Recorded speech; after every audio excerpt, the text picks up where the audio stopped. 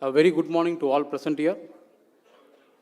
The most respected, the President IEI, the past President of IEI, the Chairman IEI TNSC, as well as all the council members and the committee members, we would like to welcome for this 100 years program of IEI Tamil Nadu State Center.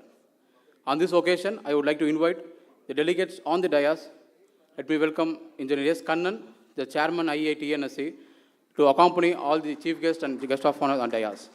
I'll welcome Dr. T.M. Gunaraja, the past President of IEI, Organizing Chairman, Dr. G. Ranganath, the Chairman CATE, Council Member IEI TNSC. I would also extend my welcome for Sri Yenarasu Karunesan, the Maritime Transport, Port and Logistics, who is the guest of honor, and also Dr. Raju Balaji from Director IMU. My extended welcome to Dr. Batma Sri Batma Bhushan T. Ramasamy, also to join in the dais along with the people. I also invite the chief guest of today, Dr. H.O. Thakare, the President IEI, to occupy the dais. Ladies and gentlemen, please raise your hand in welcoming all our chief guests and guests of honor on the dais.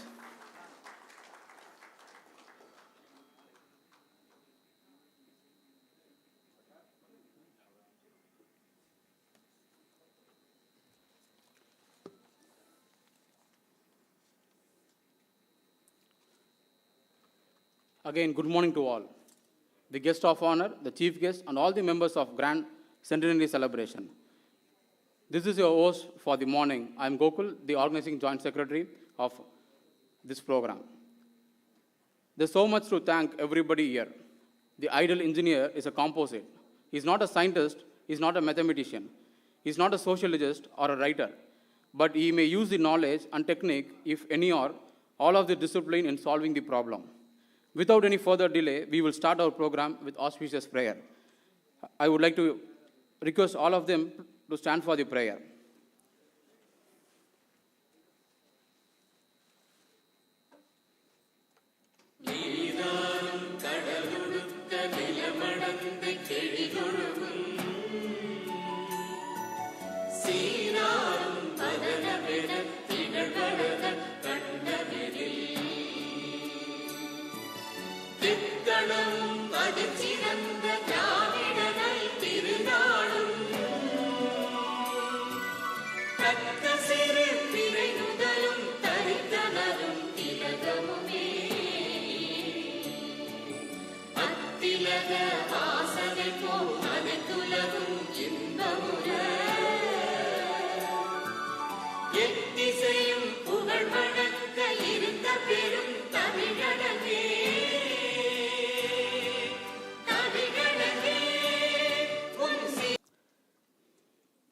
Thank you.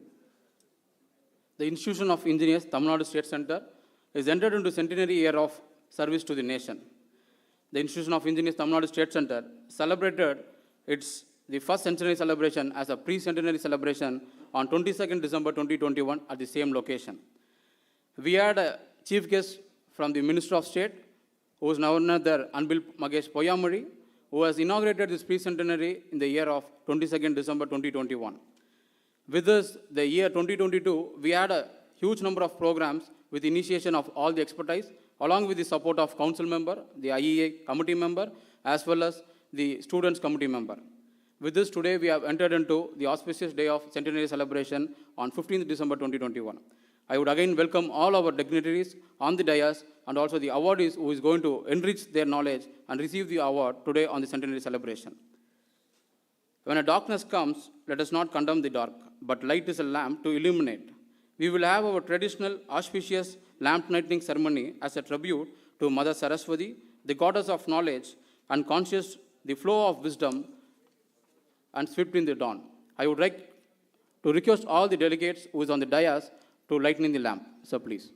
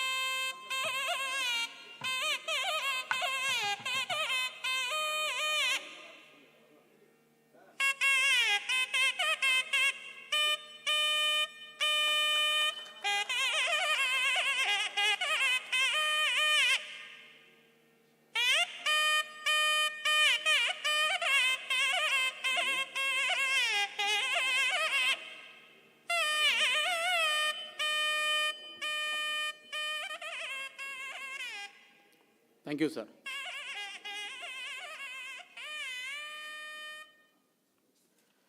A beautiful smile is the best universal welcome. I can make the day with a good day easily. I call upon our first ever marine engineer who was appointed as the chief mechanical engineer, the head of the department of the historical Chennai Port Trust. Engineer S. Kannan, the chairman FIE and the current chairman of IEI, to provide all the welcome address for the delegate. Sir, please.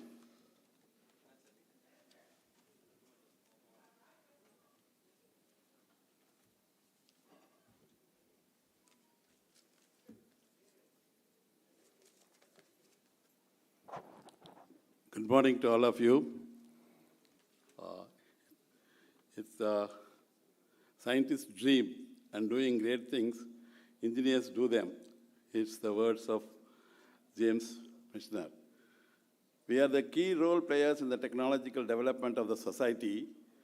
So with this preamble, I'll just extend my warm welcome to our CNSC centenary celebrations. Witnessing the centenary celebration of the Institute of Engineers, Tamil Nadu State Center, as a chairman of the Tamil Nadu State Center, it's really an honor and privilege. We had celebrated the TNSC IEA pre-centenary celebration on 22nd, exactly the date the Tamil Nadu State Center was inaugurated, that is in December 2021. As our Gokul said, our Honorable School Education Minister, Sri Anbil Mahesh Payamari, has inaugurated the session on the 2021.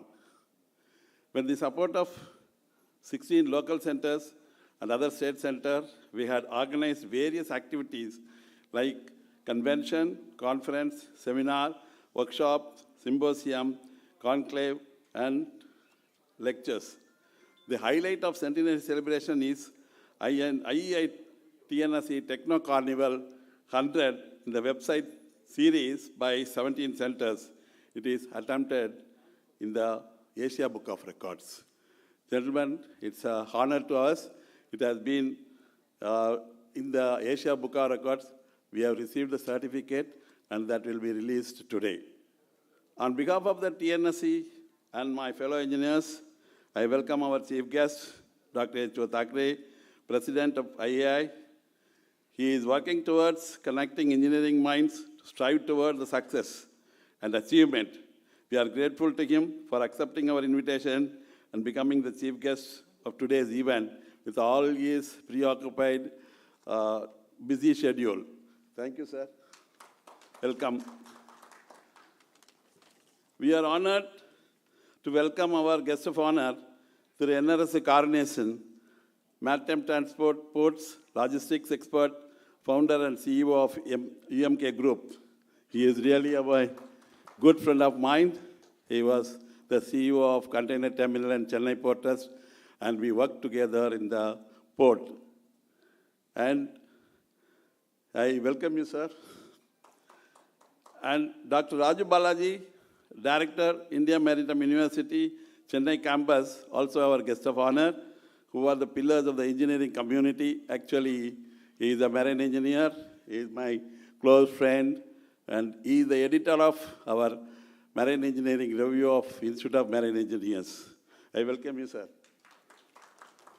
I would like to welcome T.M. Gunaraja, Organizing Chairman of Centenary Celebration, past President of IEI, Dr. G. Ranganath, Gate Council Member, our Ramasamy sir. Welcome you, sir. And Engineer Ramdas, our past chairman, all council members, committee members, local center chairman and secretaries, corporate members, and young budding engineers, ladies and gentlemen. My special welcome to all IEA council members who came across the country and all IEO HO staff members. My hearty welcome to all the past chairmen and secretaries and all the award winners today who facilitated today. I'm extremely happy to welcome one and all for the 100-year centenary validatory celebration also. Once again, I heartily welcome you all for this function, and advance happy Christmas and Happy New Year. Thank you very much.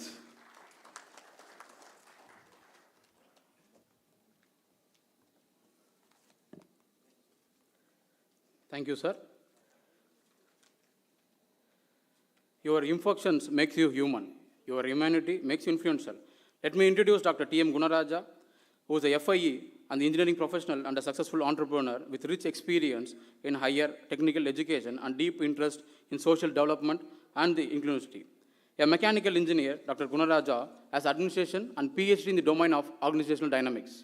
Dr. T.M. Gunaraja is a chairman of World Federations of Engineering Organization Committee for Information and Communication for the session of 2020 to 2024. And also Vice President of World Federation of Engineering Organization.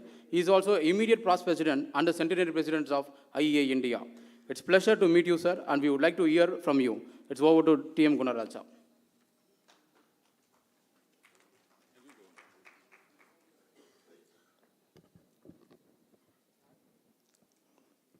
Good morning to all of you. Respected Chief Guest, H.O. Thackeray, Guest of Honor, Sri N.R. Karnation, the Maritime Transport Ports, and Dr. Raju Balaji, the Director, Indian Maritime University, Chennai Campus, our Chairman, Engineer Kannan, CATE Chairman, Dr. Ranganath, awardees, the organizing committee members, council members, good morning to all of you once again. It gives me pleasure to address the history of the Tamil Nadu State Center the past 100 years. And I have been associated with this committee and the council from 92 onwards. And I was an alumni of the IEI. So I take pleasure in presenting the history of the Tamil Nadu State Center of IEI. Before I go into history of Tamil Nadu, let us see briefly the birth of IEI in India. The report of the Indian Industrial Commission in 1916-18 in proposing that the state should abandon its laissez-faire policy and actively encourage the industrialization, highlighted the government's need for the reliable scientific and technical advice. To provide such advice, the Commission proposed not only to reorganize the government scientific services, but also to set up the professional societies that would include privately employed technical experts in addition to government officers. The founder of this Institution of Engineers India, Mr. Thomas Holland, the inspiration for forming a central organization of engineers in India, and the president of the Indian Industrial Commission in 1916-18, who was also the commerce member of the Government of India. In his report to the government, he strongly recommended that the establishment of the institution, which would serve the cause of engineering education and industry in India. Thus, the institution was registered under the Indian Companies Act in 1913 in the city of Madras. We should all feel proud that this creation was from Chennai. And on the date of September 13, 1920, with Madras as the province of registration. Later, we obtained the Royal Charter. On September 9, 1935, a long-awaited Royal Charter was granted by His Majesty and King of Emperor George V to the institution. This was an outstanding event in the history of the Indian professional bodies, as it was the first Royal Charter granted to a body which had its origin and functions in India. IEI remains the only professional body in India to be accorded this honor. We have celebrated the Silver Jubilee. The institution completed the 25 years of existence in 1945. The function was held at the institution premises in Kolkata from December 17 to 31 in 1945. In declaring the session open, His Excellency the Visionary Field Marshal Lord Wavell has inaugurated the function. Now coming to the history of Tamil Nadu State Center. The Tamil Nadu State Center was established originally at the Southern India Center at Chennai in 1922.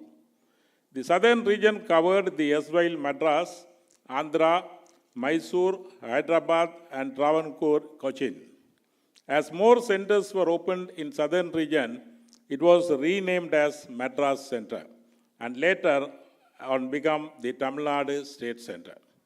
The Tamil Nadu State Center has a special significance in the formation of the institution, for the IEI was registered in 1920 in the Madras province at Chennai. The registered office was subsequently moved to Kolkata, the headquarters of IEI.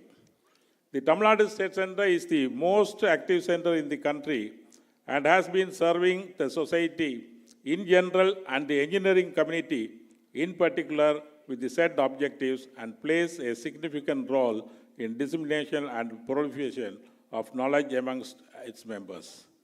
With a modest membership to start with, the center has brought into its fold a large section of the engineering fraternity with a membership strength of more than 26,704 corporate members, widening its horizon of technical activities. And the Tamil Nadu State Center is also having the maximum student chapters in all engineering colleges, particularly. The Tamil Nadu Center has established 15 local centers. Particularly, this is the largest center having the local centers in our IEI. We have at Salem, Coimbatore, Ranipet, Madurai, Tiruchirappalli, Kalpakkam, Neyveli, Tuticorin, Hosur, Kanyakumari, Tirunelveli, Tiruvallur, Kanjipuram, Tanjavur, and Erode to serve more professional groups. The first chairman of the Tamil Nadu 25 was A.V. Ramalinga Iyer. The third chairman of IIA South India Center, Sri P.V. Manika Nayakar, was a Jamindar of Palapatti near Salem. Sri Thirumalai Iyengar, an ISC, was the 22nd chairman of IIA Madras Center for 2 years. This shows the growth of IEI State Center with the eminent personalities who have headed this in 100 years. He contributed substantially to the strengthening of the institution. He helped the IEI to start the Orissa State Center, Orissa Center at that time. It was during his tenure that the IEI, that is Madras Center, constructed its own spacious building, and he was also the 33rd president of IEI during 1951-52. He was also awarded Padma Bhushan in 1956. A few of the past chairmen, particularly after 1951-52, I have the opportunity to head at the IEI during the centennial year of the IEI during 1617. The IEI particularly conducted many conventions, international conferences continuously every year. But the third IEC was held at Chennai during 1989, January 12 to 14, on the theme of planning a decade for natural hazard reduction. 28th Indian Engineering Congress was held at Chennai on December 2022 at 2013. 32nd IEC held at Chennai at Leela Palace during 21-23 December 2017 on the theme of innovation in engineering, competitive strategy perspective. During that time, our President of India, Pranab Mukherjee, was the chief guest. And many eminent engineers, the chief ministers, have participated during the program. And now, we also had the 32nd Indian Engineering Congress. That was during that time, Honorable President of India, Sri Ramnath Kovind, was the chief guest during the valedictory function. And again, now the 37th Indian Engineering Congress, which we have taken up along with our centennial celebration of Tamil Nadu State Center to go ahead from tomorrow. So these are the few history which you can say, and I wish this center to continue its services in the second century also. Thank you very much.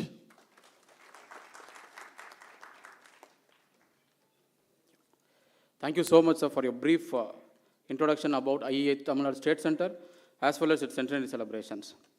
Ladies and gentlemen, once again we welcome all of you for this Institution of Engineers Tamil Nadu State Center, the centenary year 1922 to 2022, for the inauguration of the centenary celebrations of Tamil Nadu State Center at this location. We had the celebrations of centenary, it initiated from the December 22 to 20 till today. To glimpse of the entire event, we have one video presentation to you all. The video, please.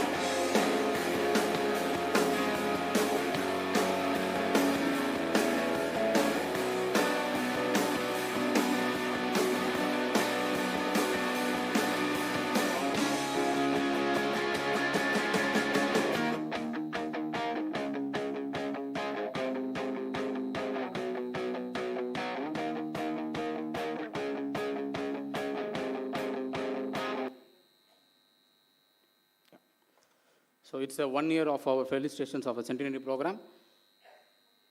As we all express our gratitude, we must never forget the heightness of the appreciation is not to the utter words, but to the lip. By them, the roots of all goodness lie in the soil of appreciation.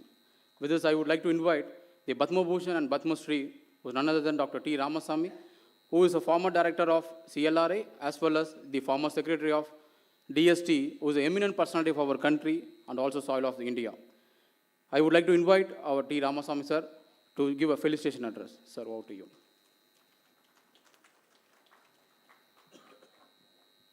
The chief guest and guest of honor, the president of the institution, the past presidents, members on the dais, family of engineers of India, and everyone assembled here.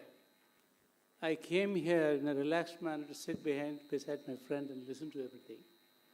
And then I have a different design, I suppose, and it's a great opportunity for me to felicitate the Institution of Engineers, particularly the State Center, which has reached its 100th year. 100 is very important for cricket, you know, the centenarians. But I think the 100 also happens to be a very important mark, the landmark for an individual. There are very few live 100. But for an institution, 100 year is the beginning of another era. And I believe there are very few institutions in this country which have actually completed 100 years and then march on to the next 100 years. There are, if you look at the, let us say for example, University of Bologna or Oxford. Oxford's 1109. Cambridge 1208. Bologna is 1090. But they have sustained excellence over centuries. Whenever we talk about Indian institutions, we see the rise and fall. One individual comes, institution does very well, the individual gets replaced, and the institution disappears. There are very few institutions in this country, in the modern India, which have shown the sustainability over the 100-year systems. I congratulate the Institution of Engineers, particularly the Indian Institute of Engineers and Tamil Nadu Center, not just accomplishing this 100 years of life, but give a sustainable change in the organizational system. It's one of the very, very, very few examples, and I'm very fortunate to be a witness to this particular occasion. It also happens that 1922 happens to be the important year for Chennai. There are 4 scientists who were born in 1922, and they reach the centenary year this year. And that happens to be B. Ramamurthy, our famous neurosurgeon, G.N. Ramachandran, who did a work of quality which is equal to C.V. Raman, my own teacher, Dr. Naidamma and Ladda. So this looks like 1922, a very special year for Chennai. And we have the Institution of Engineers as well. And let me join all of you in wishing this institution the very best in the next 25 years to happen. Thank you very much. Thank you so much, sir, for your blessing of our Institution of Engineers for the centenary celebration. Again, the felicitation goes to Dr. G. Ranganath, who is a chairman Kataya, also council member from IEITNSC. Sir, it's over to you.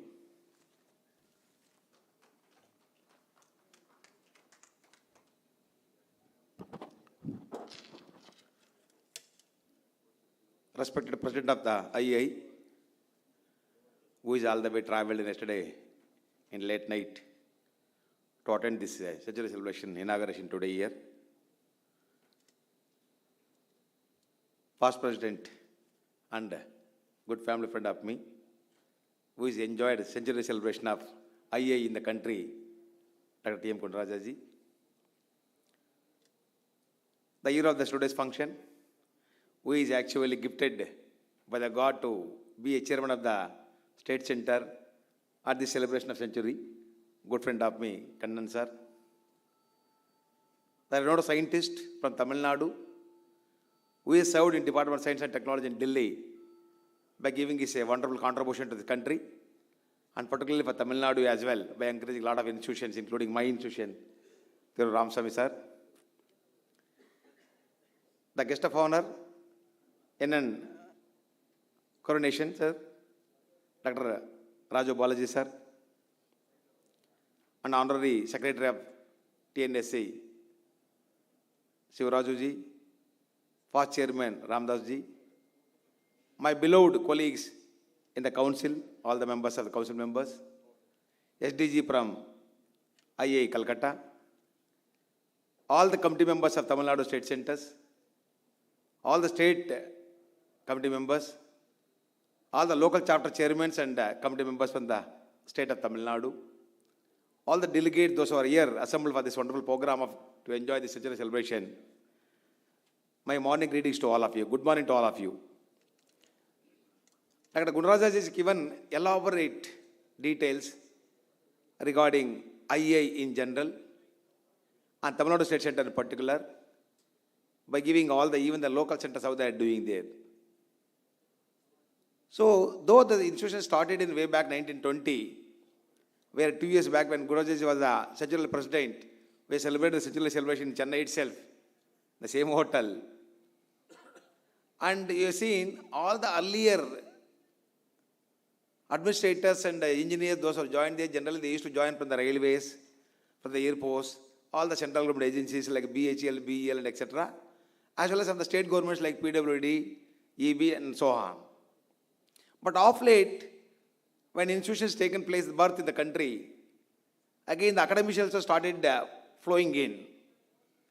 Then the matter never ended there. Again, IAS opened the doors for the student community. You have to enroll as a student member with the intention of whatever activities are happening in the IEI, it should percolate to all the budding engineers' personalities, because they are the one who is going to lead this country. They are the one who is going to take care of this institution, of century-old institution. So, IEI is conducting lot of technical programs throughout the country, through local centers, through state centers, as well institution membership institutions, by helping and extending in funds of like 10,000 to 30,000 rupees for 1 day all-India seminars or workshop, or 2 day all-India seminars or workshops respectively.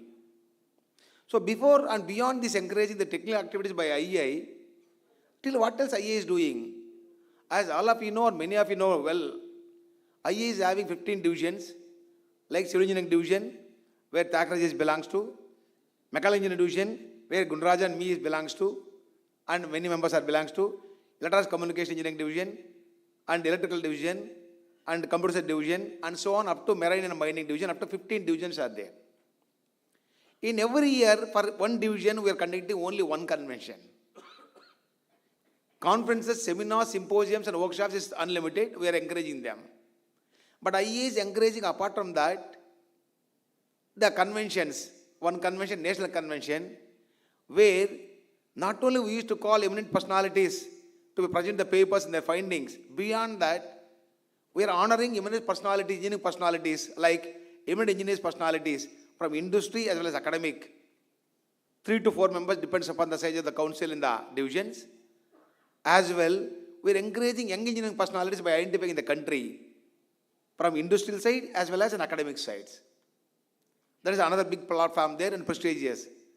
So out of this 15 conventions throughout the country per annum, the only 2 states in the country, 2 state centers in the country, one is Tamil Nadu State Center, another one is Telangana State Center, who bagged 2 conventions per annum and they conducted by Tamil Nadu State Center, production convention as well as chemical convention. I am very happy to greet my Kannanji and his team members. But another milestone in Tamil Nadu particular, we conducted one more program in Madurai local center as environmental local center. So in total out of 15, 3 conventions for Tamil Nadu. That indicates what Gundrajaji said, 26,000 corporate members in Tamil Nadu. Now you can imagine what is the contribution of these corporate members as well as committee members and local centers. They are always front runners in taking these activities in front of any other states in better way. And beyond that, one more news I want to bring to all of you. Out of about 95 council members in the country, 13 council members are from Tamil Nadu. So Tamil Nadu is representing everywhere, either conducting activities or participating in activities or contributing in activities. Whatever it comes, Tamil Nadu generation, Tamil Nadu public, those who are in the engineering domain, they are the front runners to come forward for any challenges and any contributions. When we are doing this now, one of the important center in the country, Tamil Nadu State Center, today we are celebrating centenary celebrations. As Ram Samsar said clearly, yes, it is not so easy to complete centenary year, either for individual by living or for institution to run. Certainly, we have to see a new domain, a new era from today onwards. And that era is going to be a big change when compared to previous era. In this occasion, my humble presentation, my humble appeal to the sitting president, past president, and some of the council members, those who are here, good colleagues of me, this is my humble presentation, President Ji. This center, though it started way back 1922, today we are celebrating centenary celebration. Till today, our state center is running on a building called as leased land. Leased land, we are having a building. I know IA policy as in today, they are encouraging, if they are having any own land, they are encouraging giving a helping hand and giving some funds, refundable fund or non-refundable fund, whatever the domain is permitted for building construction. But today my special reservation and special request for the president, past president, my council colleagues, in any case, in every case, always there will be some special reservation. Every case there is special reservation. So you should use your special reservation category, extend your helping hand to the Tamil Nadu State Center to have at least our own land. Please release some funds for our own land. Then we'll raise the funds. We'll bring our own building when time comes. It is special case you should consider, because any individual, either from smallest to biggest, always there will be a category called a special reservation. Please reserve a special reservation, because it is the only century-old institution. As well, the IEI started and registered in Chennai only, which is today in the headquarters of Calcutta. Let us not forget this. Otherwise, there is a policy of the governments. Though some states are having own building, some states are having a leased land buildings, but nowadays in every state, leased land they are not renewing immediately and very tough time to lease, and allotting land is very, very tough. That is very, very remote. And as far as my personal knowledge is concerned, in Tamil Nadu also, as in the policy of the governments, giving a land permanently for the state centers or local centers is very, very, very remote. No possibilities. So no other go other than we want to purchase a good land, at least a minimum land where we can build our own buildings for for the state center, a prestigious state center. This, my personal appeal and personal request to President and past President and Council members, this has to be forwarded to the Finance Committee. SDG sir, you are there. I am requesting our President, please you can remind our President before the Finance Committee of next one. If it is possible, if you are making it possible, we are all going to be helpful and thankful to President Ji and his team members.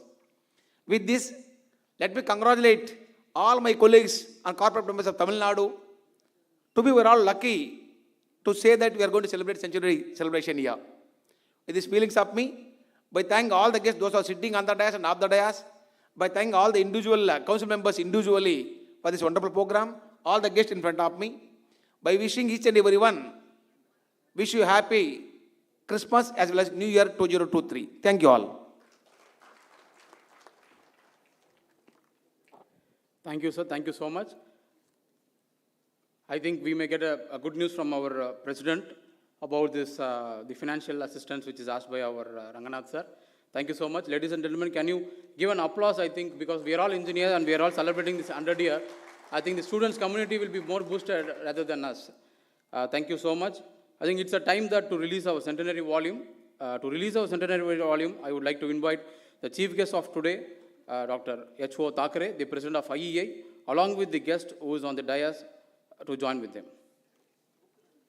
Centenary volume.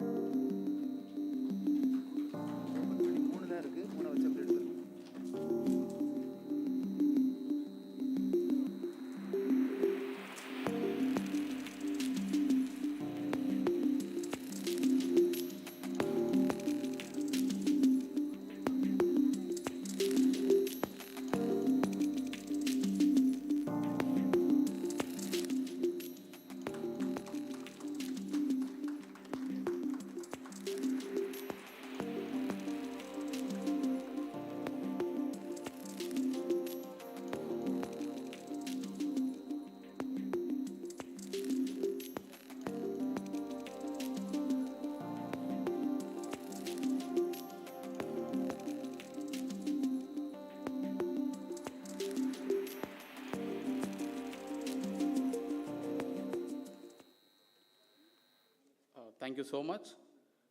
I think the centenary celebrations not only carried over with lots of event, we also had a special event of Techno Carnival. It's 100 hours of program. I think it was initiated in the month of 2022 as well as in the month of March. With the more important of about this program, I think I'm delighted to welcome Dr. L. Ramesh, the chairman of Tiruvallur Local Center, presently who is working as a dean in Dr. MGR Research Institute, to enumerate about this centenary volume as well as about the Techno Carnival of 100 years of program. So over to you.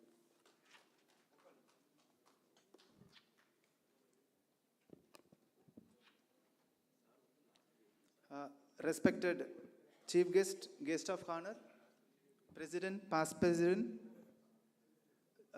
Chairman, Secretary, my fellow colleagues, fellow engineers, participants, award winners, very happy green morning. So the Institution of Engineers India, Tamil Nadu State Center, happy to celebrate 100 years with joy of activities and engineering action for society development. The centenary celebration initiated 1 year back, and we are here to witness the valedictory of celebration.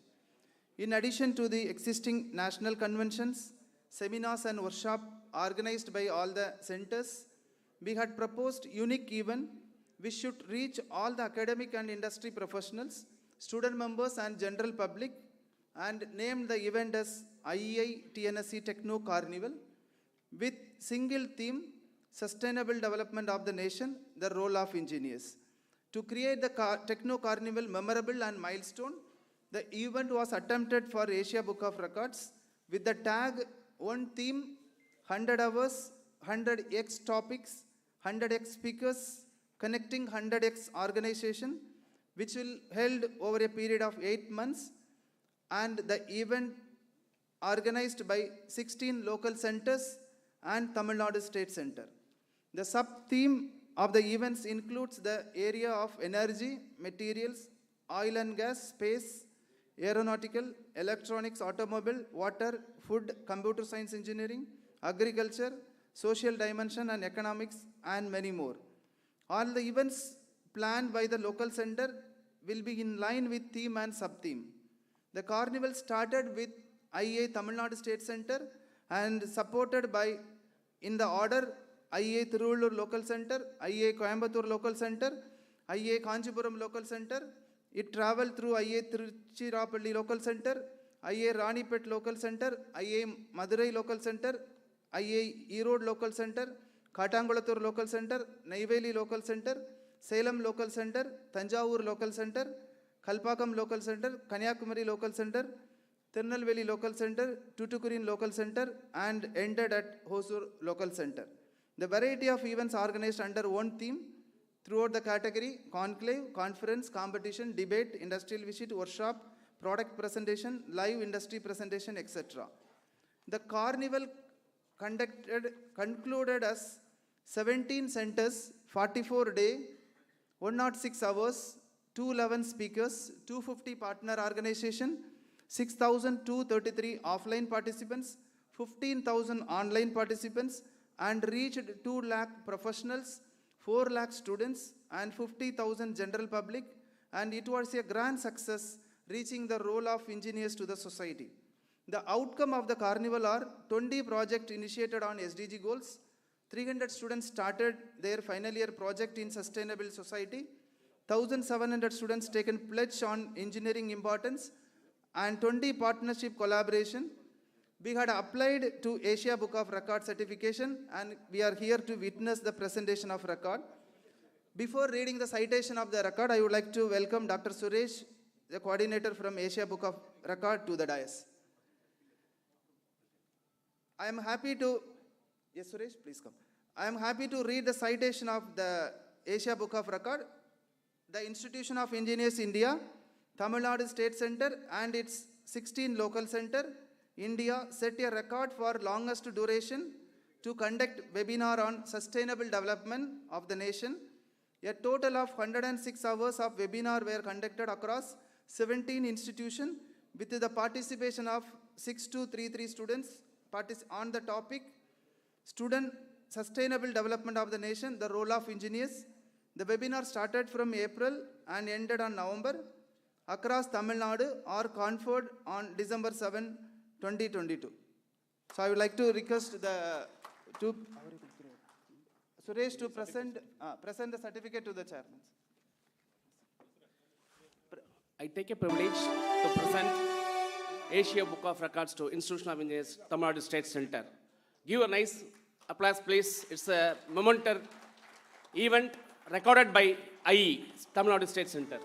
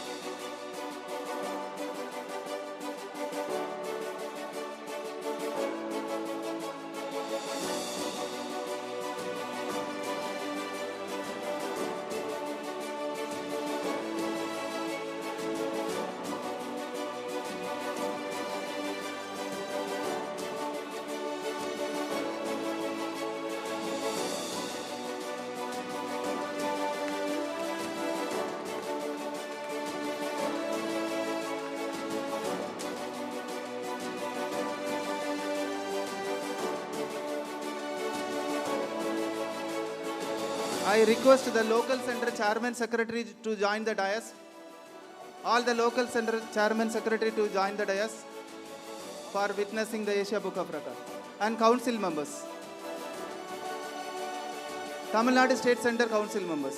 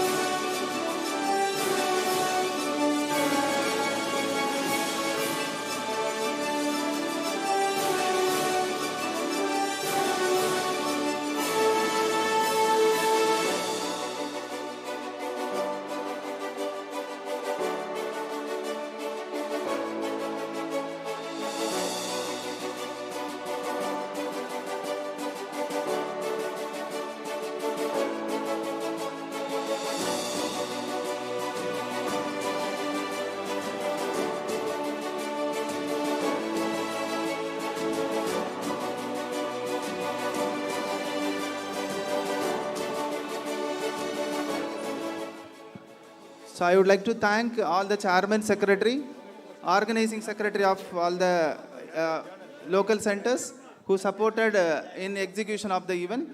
I request Gunaraja sir to present a small gift to our Asia Book of Record.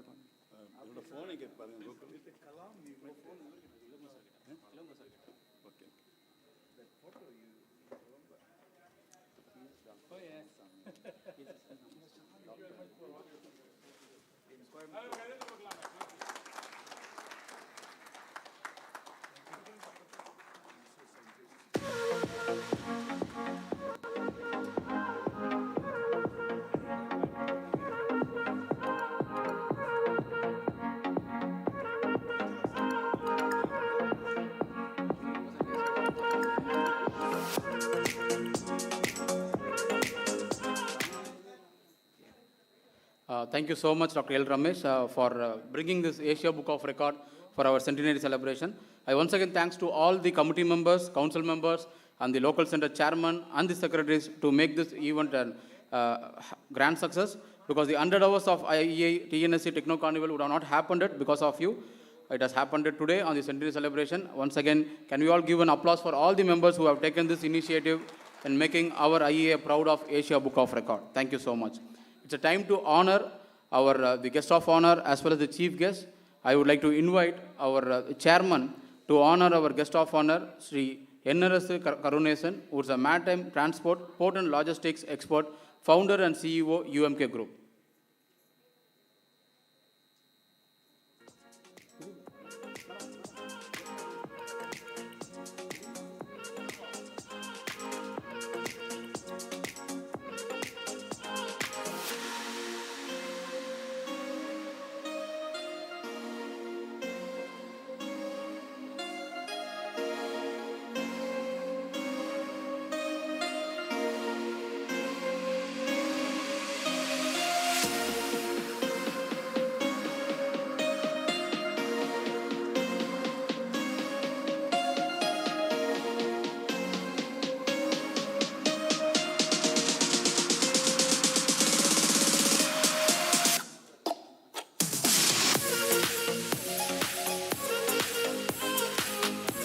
I would like to invite our chairman to honor Dr. Raju Balaji, who is the director of IMU Chennai campus, as a guest of honor.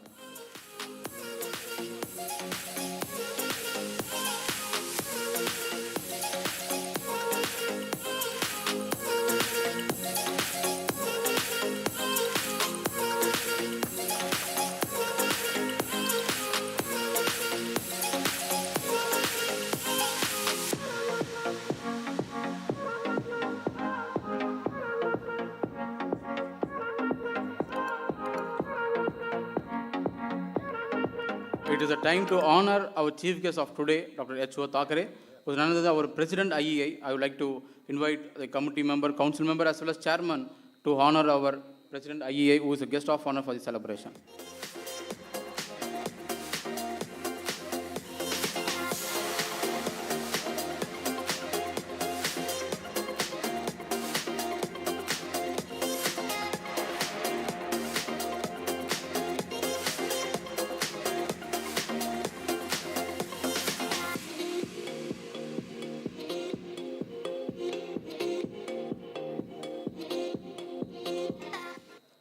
Thank you so much, Chairman, Council members, on the dignitaries on the dais, to honor our guest of honor and the chief guest.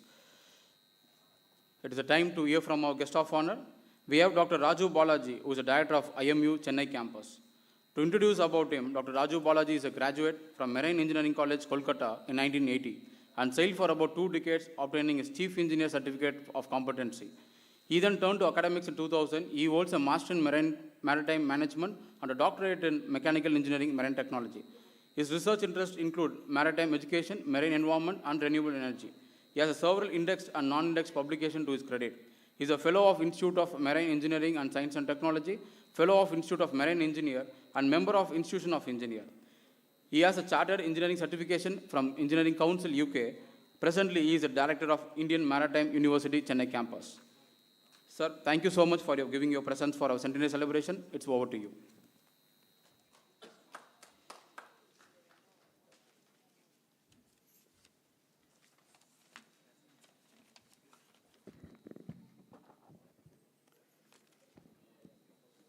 Vanakkam.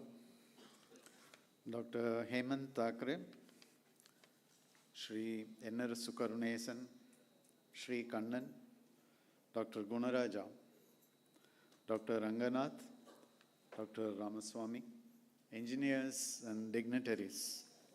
Once again, Vanakkam and good morning. It's a privilege and a honor to be amongst this gathering, and it is certainly a joy to be part of the centenary celebrations of the Tamil Nadu chapter of the Institution of Engineers, India.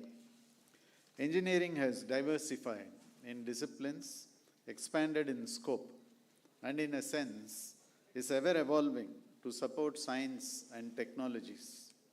From space to deep seas, the engineering designs have been maturing, especially in the last few decades. From autonomous cars, we now talk of autonomous ships. Marine engines, the largest on the earth, have already breached 100,000 brake horsepower and growing bigger. Predictive and preventive maintenance designs are touching sophistication as never seen before. Thanks to the digital revolution, artificial intelligence, and machine learning fields, we have galloped in the last 100 years and are shifting gears into the Industrial Revolution 4.0. In all these, the engineering design and engineering insights are inseparable. These advancements have also brought the perils of climate change, pollution, and of course, the pandemic. The pandemic had pressed the pause button on progress. However, the human spirit has endured the times and continues its efforts to sustain growth and development. Post-pandemic, we are now crossing few new frontiers where many traditional jobs which stemmed out from engineering are getting phased out. The World Economic Forum's Future of Jobs report observes that jobs destruction might continue to be higher than jobs creation. Even so, almost 97 million new job roles are expected to emerge, but it is going to be more conducive to the division of labor as humans, machines, and algorithms. The emerging jobs would be quite different and would require new skill sets. In the top 15 skill sets for the coming decade, the report includes technology design, programming, monitoring, and control as few of the crucial ones. The engineer of today and tomorrow will be driven by these needs and has to adapt to these changes. Even the quintessential engineer we see in the logo of the institution itself has to be understood in transformation, say, representing a man, woman, or any gender. But the quiddities of the engineering profession would remain. The fundamentals of design, the application of analytics, and the practice of skills, all these will remain. The engineer would still be there running the world. Subramanya Bharati, the nationalist poet, he said, Lagavam Payirchisai, practice the skills. The engineers will continue to practice the skills, though the skill sets and the scenarios would be different.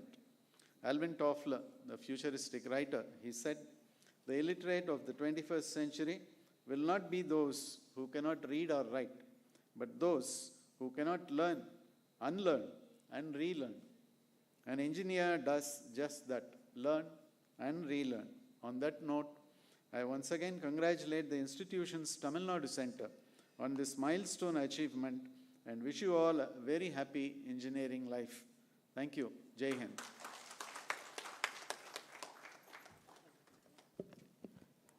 Thank you so much, sir, for your guest of honor address.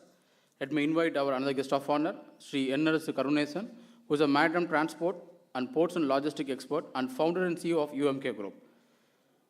He is also a mechanical engineer with more than 33 years of leadership in the maritime and port sector, having held a prominent chief executive level post at port and terminal in Asia and the Indian subcontinent, as well as Indian Port of Mumbai Port Authority, Chennai Port Authority, and owned container terminal.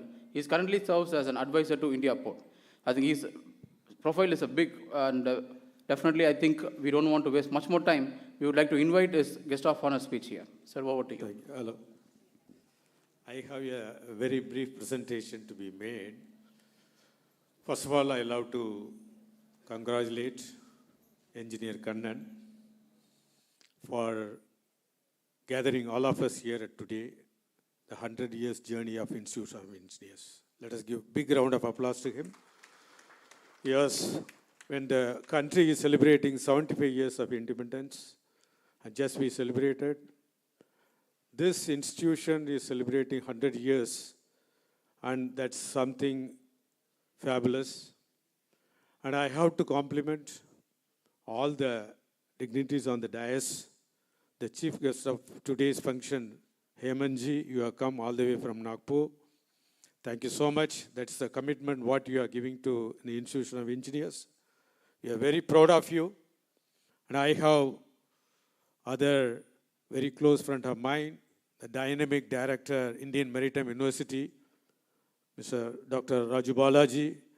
Yes, he has hailed from Malaysia, more than 2 decades of service there, and here, game changer of Indian maritime education. And after he takes over as the director, today the country is spearheading a lot of maritime education, skill upgradation. That's what he said, practicing skills. That's what need of the hour for the country.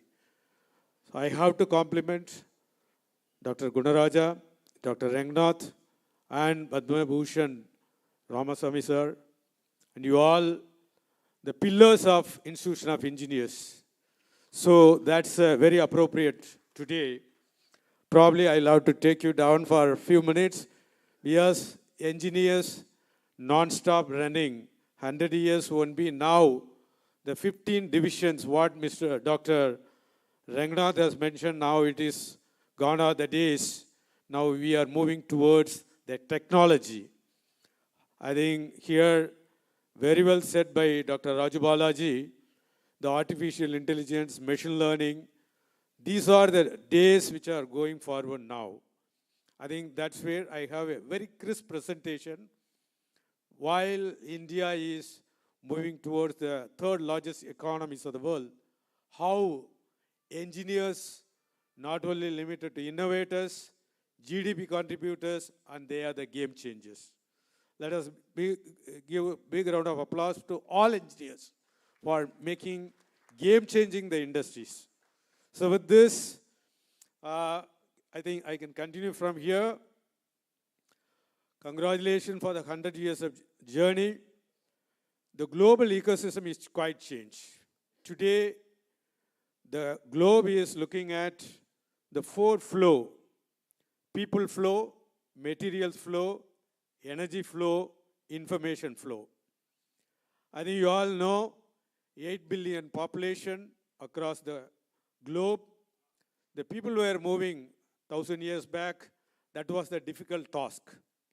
But now the materials flow are happening. When you look at globally, all the countries, more than 100 billion tons of materials is what is moving around, out of which more than 11 billion tons of cargo, containers being handled. That's where the last 200 years, we are quite focused on materials. Then move on to energy flow. The world is now looking at how the transmission is happening across, the energy flow is happening across the continents. That's where the challenging task for the engineers. Now, out of all those, the information flow has taken the forefront in the 21st century. That's where the information flow I wanted to highlight here. It's a time for engineers to move on to technology. And information flow is what we talk about. 21st century depend on all the 4 flow, but out of which the information flow is really taking shape much. You all know the globe is touching upon the $100 trillion economy. I think when we look at always our Honorable Prime Minister talks about the $5 trillion economy where India is spearheading the couple of years, the business is in transition, information technology. Now it is not limited to information technology, move on to IoT. Internet of Things is what today the engineers have to be adopted. And globe has become global village because the information has brought us, the globe, into a single village, and the business has become more and more competitive. That's where today, here our speakers, one of the speakers mentioned that digital era.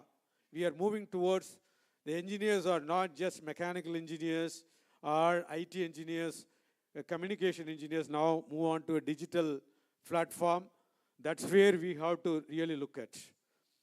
While stating that, what I really look at in terms of the global economy, the $100 trillion economy, US continue to be a $25 trillion economy, and China $20 trillion economy, Germany something like $5 trillion economy, Japan $5 trillion economy, $4.5 trillion Germany, and India is now fifth largest economy, $3.7 trillion, which you are poised to become a $5 trillion economy. This is where we have to be proud as engineers contributed much more as a GDP contributor. And global trade is in transition. The out of $100 trillion economy, look at $22.4 trillion trade. This is what you have to keep in mind. The export-import activities which is happening, and you have to keep that in mind while looking at that. What really, when I spoke on the world four, the material flow, I really touch upon the material flow. The game changer is the ship. I think that's where we hail from, the shipping fraternity. And Dr. Raju Balaji, as a captain of various, the ships, the massive ships, the 24,000, 25,000 TEUs, container ships are coming to the globe. 20 years back, it is only 2,500 TEUs container vessels. Today, 25,000 TEUs container vessels are the game changer. This is where the challenge for the engineering communities, when you have a large size ships, when it comes to the port, I think engineer Kannan was true here. He is the one launched the first container terminal in India, which is in Chennai Port 1983, and which was inaugurated by late Prime Minister Indira Gandhi. And that was just like the best container port of the country, which is under his design. Let us give a big round of applause to Mr. Engineer Kannan.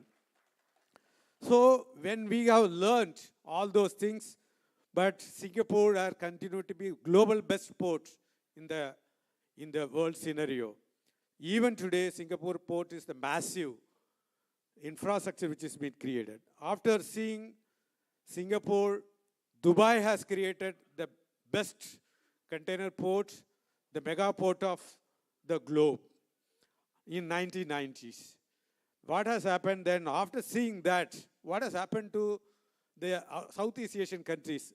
Malaysia has seen another mega infrastructure, which is what the engineers are contributed. Even I went there in 1996, developed this port. I had this port until 2004 as a chief executive, and I came down to India and look at whether such kind of massive port can be created in India. Yes, that is what we are doing. And one more port which was again developed by Malaysia in 2000. That's where the mega infrastructure the engineers are created. But today, rightfully, we are moving towards the global technology. As Dr. Balaji has already mentioned, that industrial revolution, 1940s, now today we talk about 2020 Industry 4.0, which is what the Internet of Things, the artificial intelligence, everything today. So engineers don't rest on the laurels. Time for us to equip ourselves, move towards the technology part of it. The globe is moving towards a global village, and it is becoming a technology, and that is where the Industry 4.0 is very important. It's not that 100 years. The next 10 years is going to be a massive, phenomenal change which is going to happen. Similarly, when it's the Industry 4.4, it's also affecting the rest of the country, rest of the system.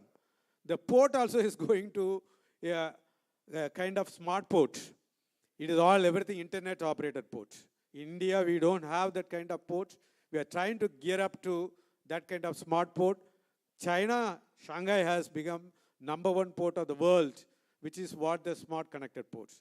Why I say here at this forum, engineers, do not forget that we have a basic education, 15 curriculums, 15 branches, but one technology is taking the score of all the 15. That's where we talk about.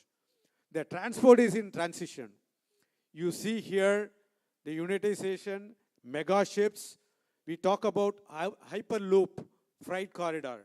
I think that's where. It's not that from Nagpur, where from Mumbai to Chennai, it will only take 30 minutes of that kind of vacuum freight corridor trains are going to be. Today, actually, I were to participate in one of the forum, 11 o'clock, organized for the Hyperloop freight corridor discussion, but I skipped that because this is more important.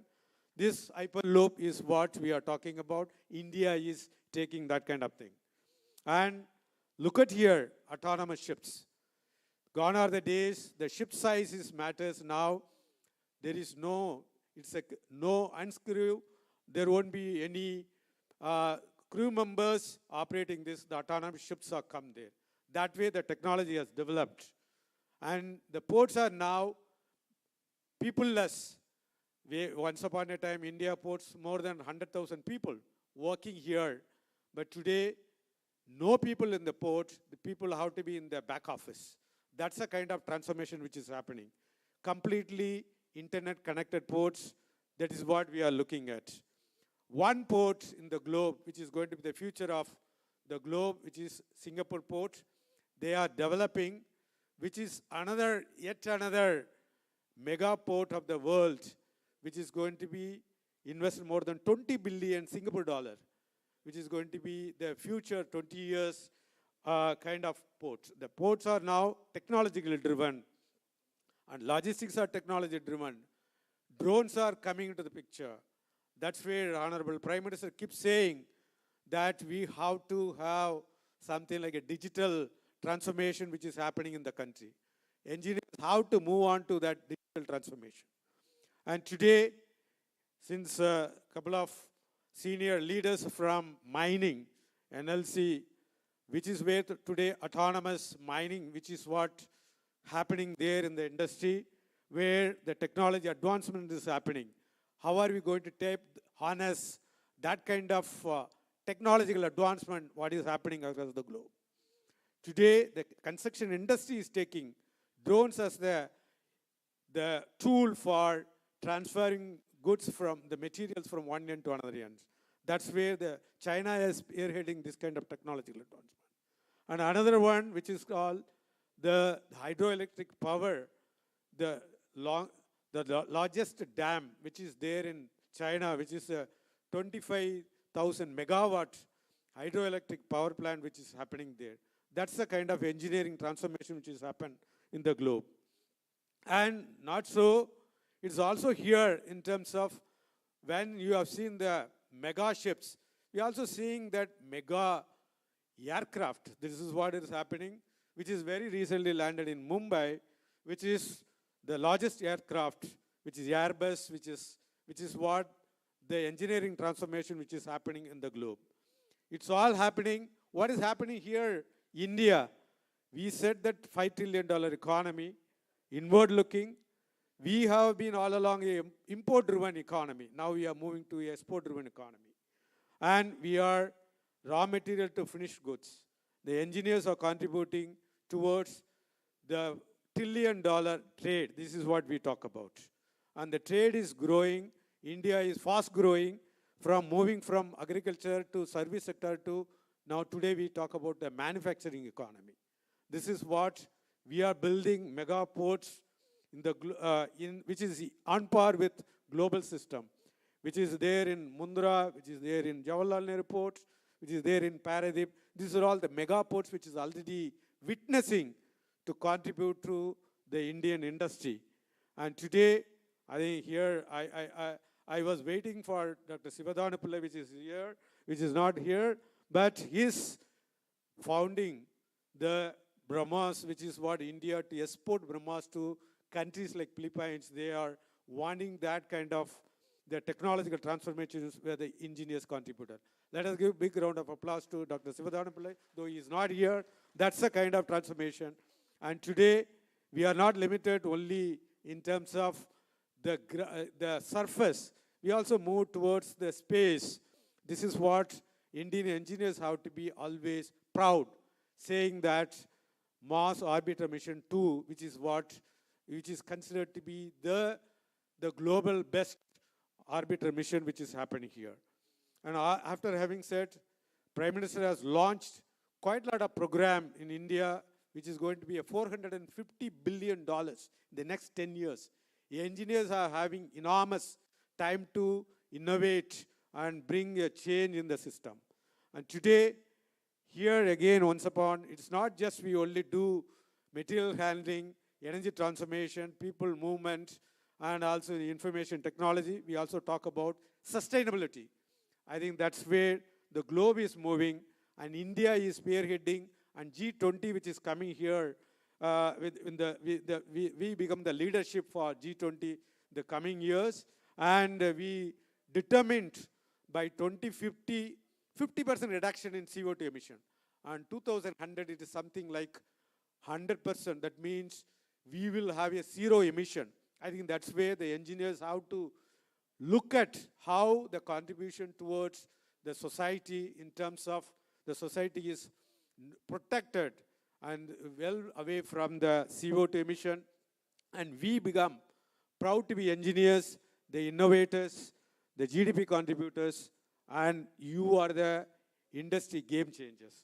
With this, I'm sure you will be ready for the 21st century, which is going to be the game changer for the Indian engineers as well as for the entire fraternity here.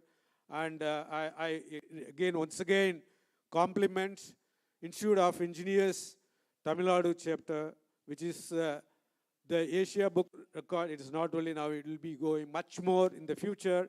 You will be the future for not only role model for India, as well as role model for the globe. With this, once again, thank you, and thank you very much for your patient hearing. Thank you. Thank you so much, sir, for the wonderful presentation. I think definitely Sri NRS Karunesan has taken not only in the land, in the sea, as well as in the air. Definitely, I think we are all ready for the 21st century. We'll make our IEA, the 100-year celebrations, much more higher, since we are also celebrating the 75th year of independence of our country. Thank you so much, sir, for your presence and presentation. Before we go with our chief guest address, I think we have to announce an important award. The centenary celebrations is happening in Chennai, as well as we had a big celebration in 2020. It would have not happened with the leadership of the centenary president, is none other than our Dr. Gunaraja, who is the centenary president, as well as he is a contributor for IEA almost for the 30 years. The IEA TNSC committee, as well as the centenary celebration committee, has decided to give him the Lifetime Achievement Award during the centenary celebration of Tamil Nadu State Center. I would like to invite the IEA president, Dr. H.O. Thakare, to give away the award for the centenary celebrations, the past president of IEA, the T.M. Gunaraja.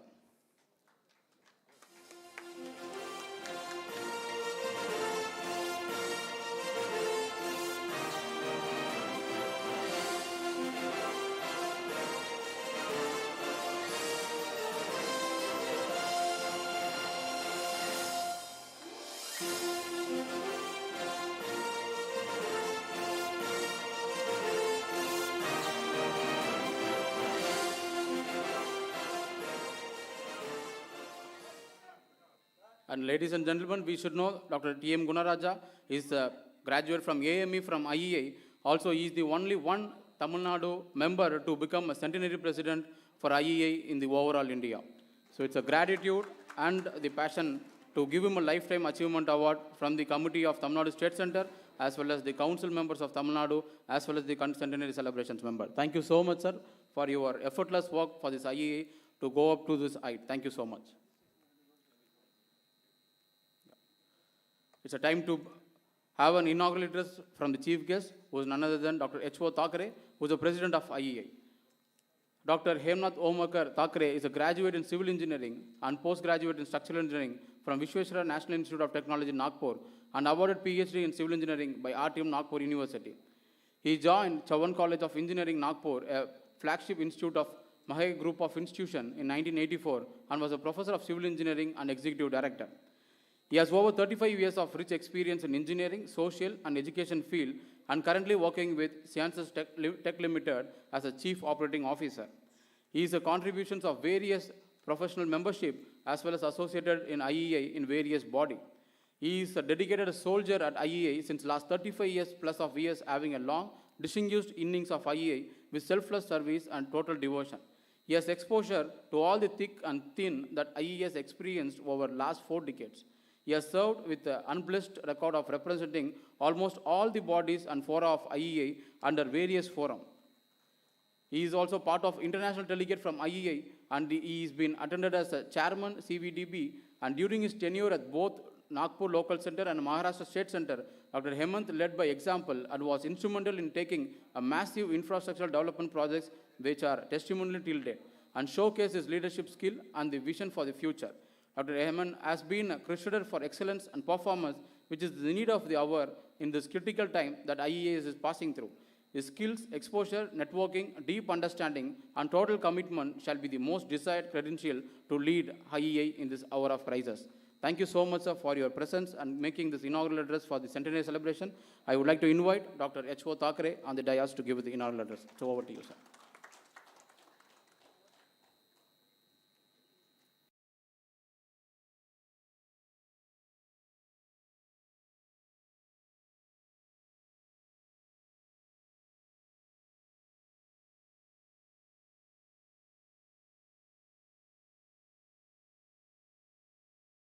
Balaji, Director, Indian Maritime University, Chennai campus. Padma Bhushan Ramasamy ji. Dr. T.M. Gunraja, past President and Organizing Chairman of 37th Indian Engineering Congress. Dr. G. Ranganathan ji, Kate Chairman. S. Kananji, Chairman, Tamil Nadu State Center. Engineer R. Ramdas, past Chairman, Tamil Nadu State Center and Organizing Secretary, 37th Indian Engineering Congress. Dr. K. N. Sivaraju, Honorary Secretary, Tamil Nadu State Center. Past and present committee members of Tamil Nadu State Center. Legendary talk speakers, council members, Secretary and Director General, members of media, distinguished guests, delegates, recipients of academic and industry professional excellence awardees. It is a great privilege and an honor for me to be here and deliver the welcome address at the centenary celebrations of Tamil Nadu State Center of the Institution of Engineers, India. It is interesting to note that the Institution of Engineers celebrated its centenary year in the year 2020, and the Tamil Nadu State Center is celebrating its centenary this year. So it is evident that the Tamil Nadu State Center is the oldest among all the state and local centers of IEI.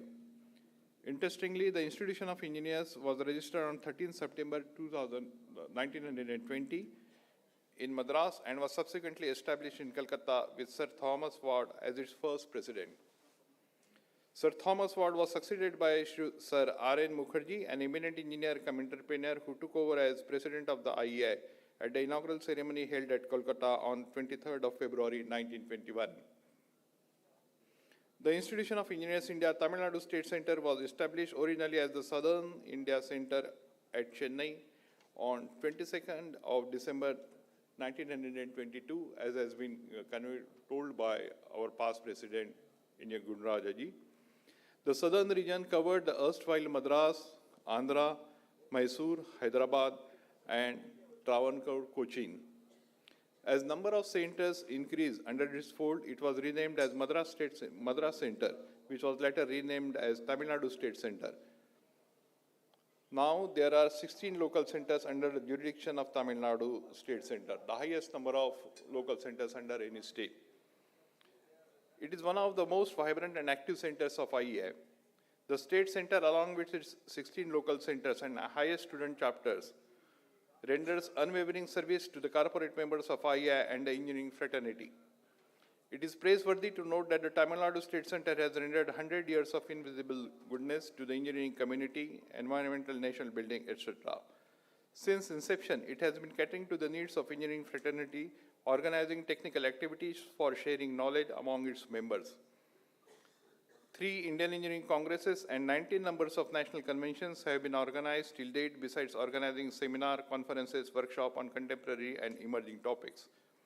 Also, the centenary celebrations of the IEI was hosted by Tamil Nadu State Center in the year 2019. The 37th Indian Engineering Congress, which will commence from tomorrow, the 16th of December, is also being organized by Tamil Nadu State Center, and this will be the 4th IEC to be organized by the center. I am happy to note that on the occasion of centenary celebrations of IEI Tamil Nadu State Center, Asia Book of Record indexed 100 hours of IEITNSC techno-curricular with the support of 16 local centers and 500-hour student pitch presentation video on topic sustainable development, the role of engineers. The Asia Book of Record and the centenary volume has been released during the centenary celebration, which speaks about the history and glory of IEI. Over these 100 years of successful journey, we have lost many stalwart, eminent engineers, past presidents of IEI and fellow council members. I express my homage in memory of all those departed souls who have shown us the path to excel. I also take this opportunity to convey my sincere gratitude to our predecessors whose contribution to the IEI has enabled us to attain the pinnacle of the world scenario. I am confident that under the able leadership of Dr. T.M. Gunrajaji, our dynamic past president, who is also from Tamil Nadu State Center, the centenary celebrations will be a grand success. The Tamil Nadu State Center will march ahead with the flag of IEI holding high through the next century and will attain further heights in the years to come. Before concluding my speech, the demand which was raised by our CATE chairman, G. Ranganathanji, about financial grant to the state center for having its own building. Most of the state and local centers of IEI are having the lands on lease only. And in this particular condition, that means during my tenure as well as during the tenure of the president who will be taking over in a couple of days, I think it will not be possible for India, for IEI to spare or to give funds to any state or local center for constructing its building or for procuring the land. Maybe when the presidency of South India will come, I hope that there will be enough funds, they will generate enough funds and will procure or purchase land for having their own building. All the best. Thank you. Thank you, one and all.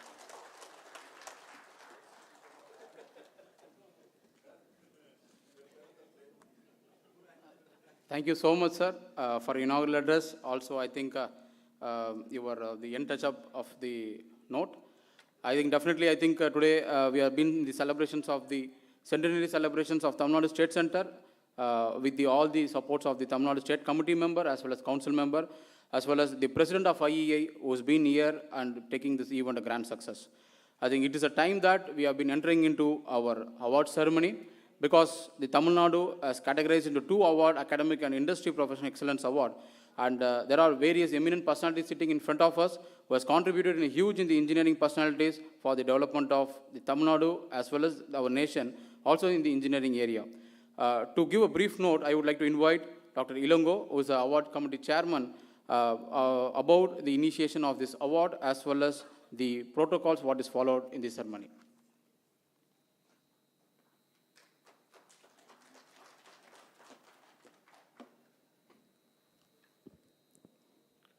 It's very good morning, one and all present here. Respected guest on dais, off the dais, and my beloved colleagues, engineers, and our council members. So, good morning, one and all present here.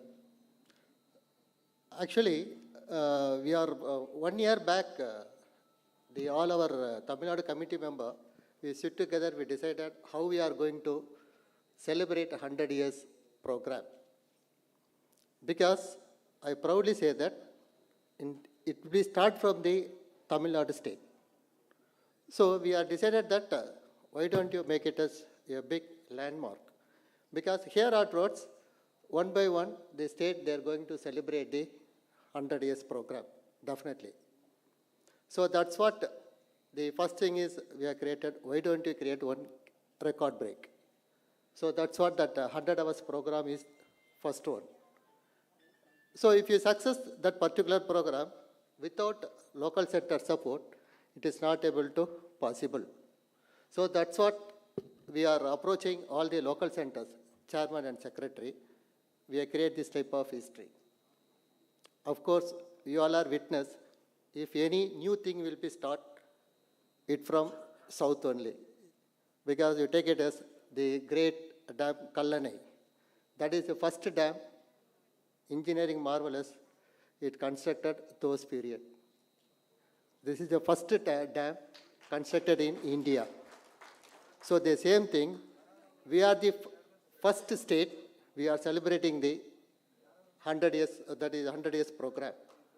So in these things, we have decided, why don't you honor in these particular occasions in all the centers. Almost more than 30,000 corporate members are there. In across our country, we have more number of corporate members. We have more number of local centers. We have more number of council members. So that is the things behind this. So we are going to honor the local centers and then the other people. So that's what we are percolate this particular event, that particular awards through all the local centers. Through the local centers, almost more than 30,000 corporate members we are approached. We are approaching, we are sending the mail. We are going to honor the academician and industries for that particular local center. So this information will be percolate all the local centers, all the corporate members. So we are set the frames, that is along with our committee members, we are setting some rules for academician, what is the contribution, for industrialists, what are the criteria. So based on that, we are circulated. It will be reached the more than 50,000 engineers, including the student fraternity. So we have said so many things, and then we are set the goal, and then we have framed things. So finally, we have selected the academician award and then industrial award through the local center. So local center only, they are selected the name based on the performance achievement. So finally, it is approved by our state chairman. In this occasion, I thank our state chairman, Engineer Kannan sir, and also our pillar, Dr. Gunaraja sir. They are giving the freedom for framing the rules and other things, and also finally they decided. So in these small things, I'm going to conclude my speech. So in this way, we are designing that particular awardees and other things. Finally, we are selected. Today, we are going to honor. So in these occasions, so finally, our chairman, that is Kannan sir, because the 100 hours program will be succeeded by the local center. Without local center support, it is not possible. So why don't you honor the local center chairman, secretary, that to immediate past chairman. So we're thinking that. So 2 weeks back only we are decided. With the support only, we are achieving 106 hours program. I think now that is the landmark. Here outwards, all the states they are going to celebrate. So definitely, all the state center will be, they are competing Tamil Nadu State Center, because we are fixing the high landmark. So in these things, I will conclude. So I will congratulate all the award winners for academicians, industries, and also in these occasions, I will thank our my friends, all local center chairmen, secretaries, for successful conduct of that 100-hour program, for fixing even I can say that the history of our IEI things. And also thank all our council members for coming along the way from across in India. So the next 3 days, they are going to conduct Engineering Congress followed by council members. So I think your stay will be happy and all enjoyable things. So thank you, Honorable President. Thank you. Thank you, Dr. Ilongo, sir, for your wonderful words about this award. Let us initiate about this academic awardee who are all been eagerly waiting for receive their awards. We have Professor Dr. M. Murugan, the principal of SRM Valliyamai Engineering College from Tamil Nadu, to receive the academic award from our chief guest of today, IEI President, who is none other than Dr. Thackeray.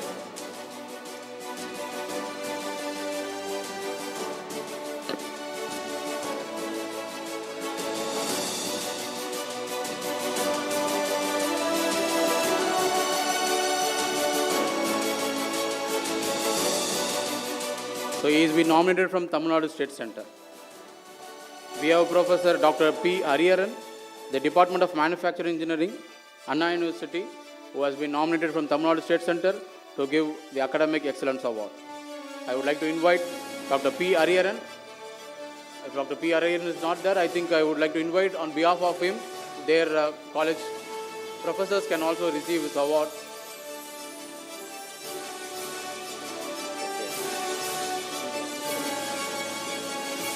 We have Professor C. Muthamil Selvan, who is the Vice Chancellor of SRM Institute of Science and Technology from Katangalathur. I would like to invite the SRM, the local center chairman or secretary to receive this award on behalf of him.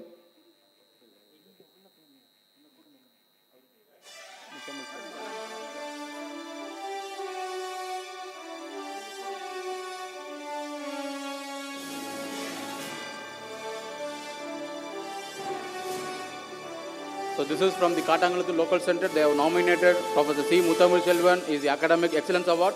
Ladies and gentlemen, please put your hands together in giving your appreciation for all these awardees. We have Dr. S. Rajashekaran, the professor from Department of Civil Engineering, PSC College of Technology from Coimbatore.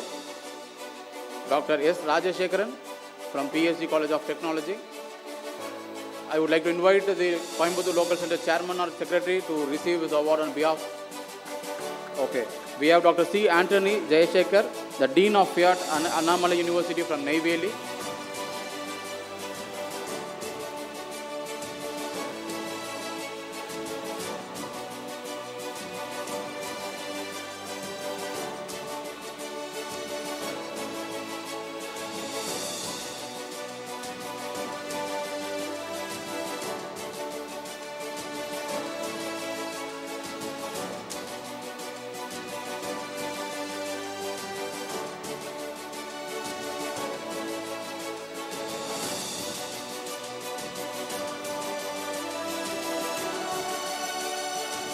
So it's a glorious moment for all the awardees. I think they are receiving their award on behalf of Dr. S. Rajashekaran, to the Natarajan from the Coimbatore Local Center Chairman.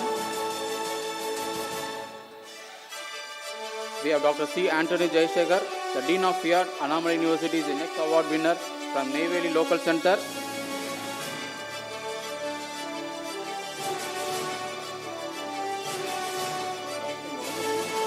The next awardee is Dr. E. Balasubramanian, the Professor, Department of Mechanical Engineering, Beltech, Rangarajan Dr. Sagundala R&D Institute, who has been nominated from Tiruvallur Local Center as an Academic Excellence Award.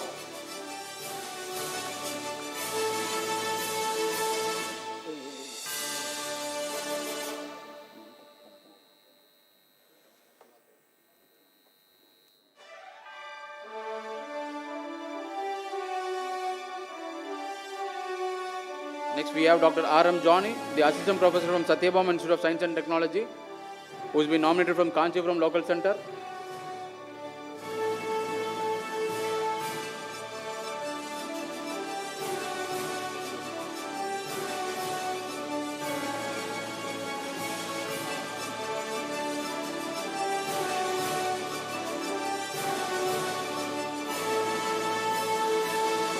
The next award winner from Kanyakumari Local Center, Dr. R. Suresh Paramil Kumar, who is a professor and principal of Stella Maris College of Engineering. Dr. R. Suresh Paramil Kumar. Yes.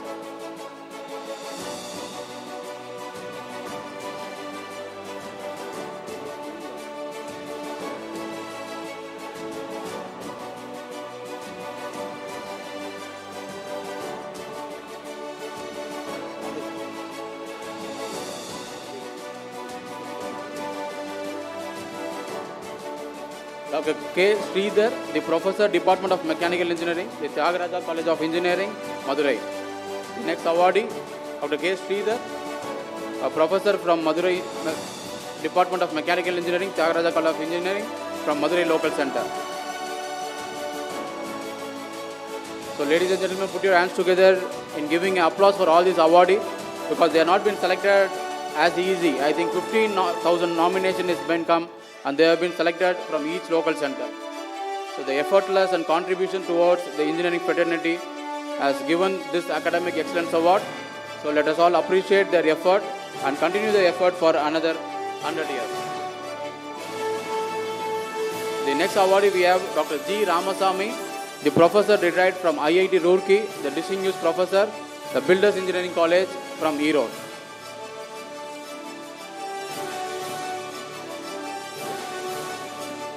Congratulations to all the awardee winners for this Academic Excellence Award.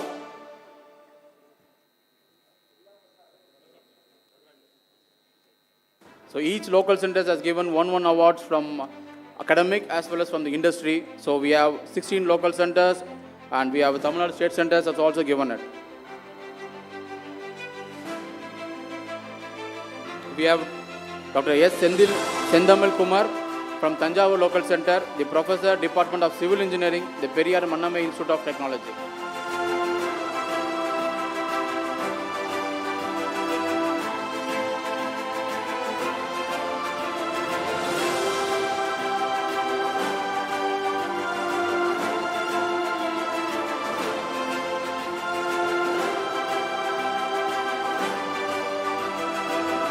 We have a next awardee from Dr. S. R. Mugam, the former Professor, College of Engineering, Gindi, from Tirunelveli.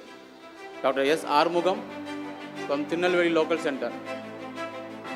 Okay, we have Kumar D., Professor, C. Abdul Hakim College of Engineering and Technology from Ranipet. Dr. Kumar D. So he has been nominated from Ranipet Local Center for his contributions in the Academic Excellence Award.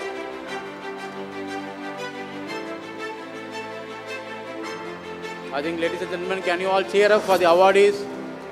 I think we should have brought your students, I think, so that they would have given a more cheer up. We have Professor Dr. Akhilandeswari, the HOD and IT Dean Academics, Sona College of Engineering from Salem Local Center.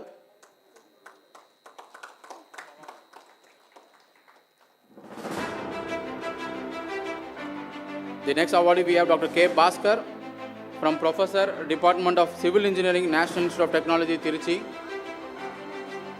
Yeah, on behalf of Akhilandeswari, Maheshwari ma'am is taking up the award from Salem Local Center.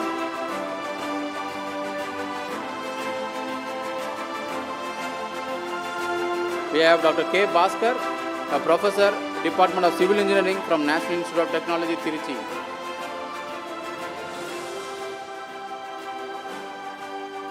We have one more awardee from Academic Excellence Award, Dr. Salia Batul, a Professor from Computer Science Department, the Madras Institute of Technology, Anna University from Tamil Nadu State Center. So congratulations to all the award winners on the Academic Excellence. Definitely, I think your contribution in making a huge number of students as engineering graduates, and also they are going to be a tomorrow pillar of our country, what Abdul Kalam says. Thank you so much for the Academic Excellence Award. We have next as an industry awardee list. So we have categorized Industry Excellence Award.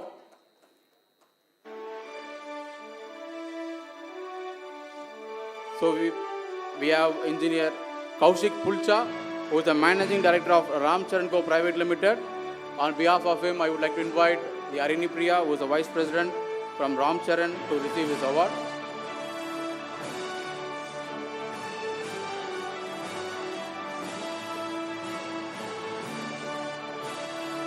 Congratulations from the Ramcharan Co. Private Limited for receiving the Excellence Award from the Tamil Nadu State Center. We have Engineer S. Lubna Yasmin, the CEO of Usha Co. Private Limited, Tamil Nadu, to receive the Industry Excellence Award.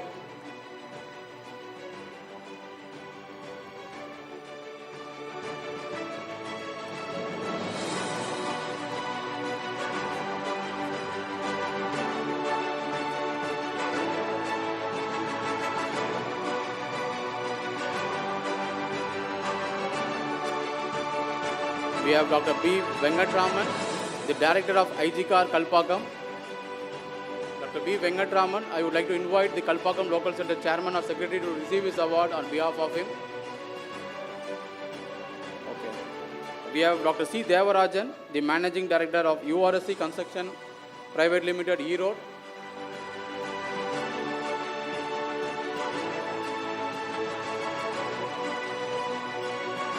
Dr. C.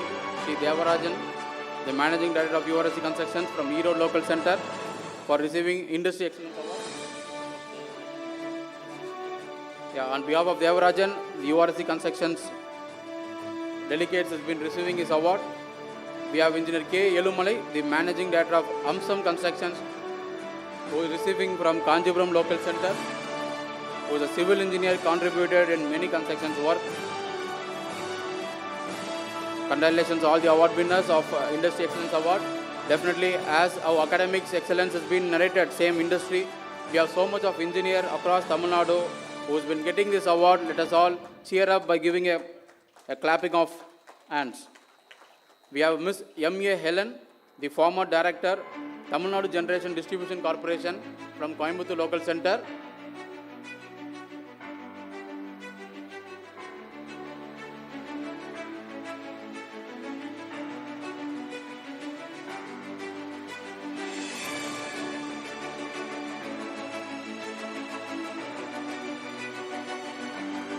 We have Engineer S. Subramanian, the Assistant Vice President, the QAQC, BGR Energy System Limited from Tiruvallur.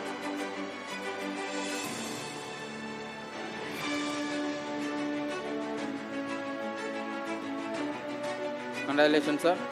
We have Dr. G.A. Patanjali, the Managing Director, IENSC Batteries Limited from Tiruchi Local Center. On behalf of him, the IENSC Battery delegates are receiving his award.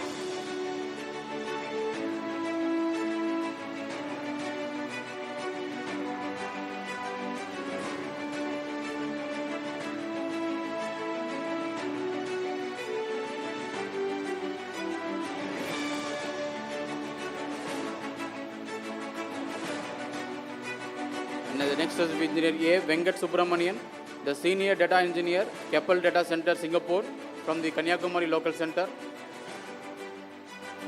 Engineer A. Vengat Subramanian.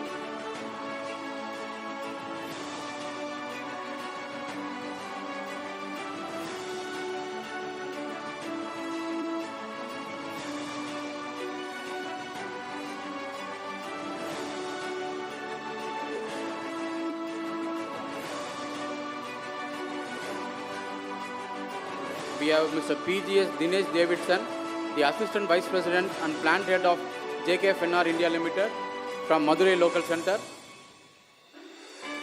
Mr. PGS Dinesh Davidson from Madurai Local Center.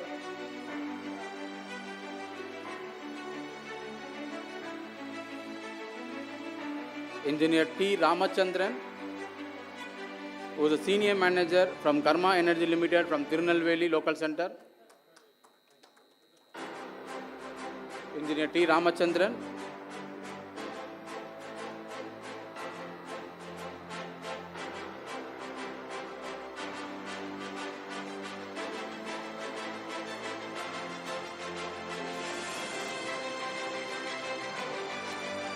We have Engineer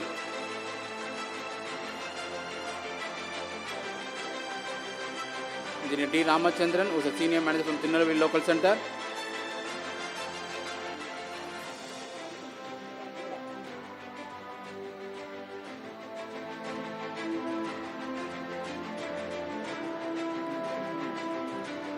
We have Engineer Ponnusamy K, the Managing Director, Indira Industries, Ranipet.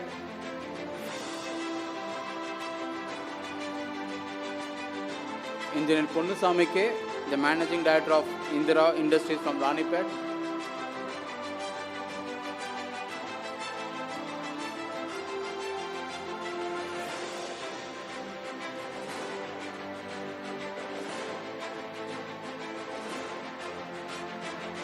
Engineer M. Shivakumar, the Director of NRIT Renewable Energy Private Limited from Salem Local Center.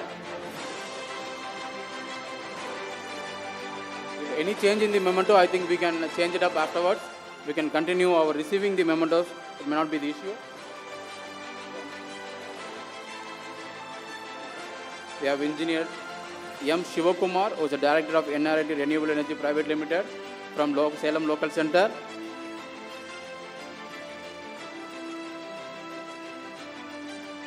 We have the Director, Engineer K. Mohan Reddy, who is the Director of Planning and Projects, Neyveli Lignite Corporation Limited.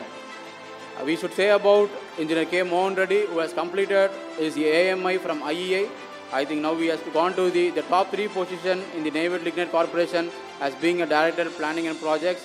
So he is receiving an Industry Excellence Award from Neyveli Local Center. I also would like to invite Mrs. Mohan Reddy also to join on the dais.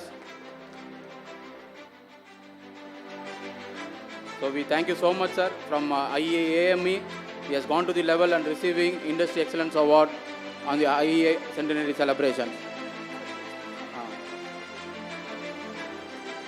I would like to, as Engineer K. Mohan Reddy has gone up from IEI and become a such high position, I would like to invite his acceptance speech for a minute.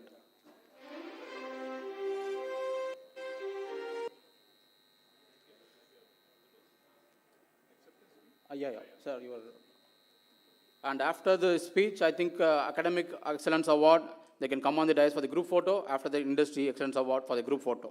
With this, we are closing up our inaugural session.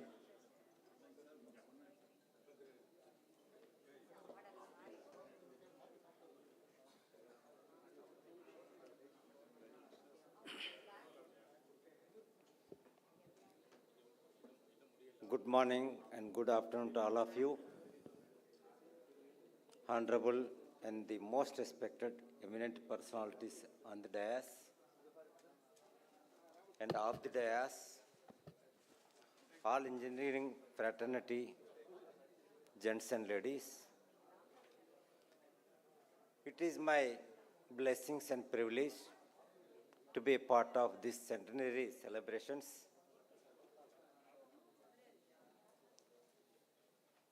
Eminent personalities have spoken about the journey of the Institution of Engineers and its contribution for the industrial era and coming and going on digital era.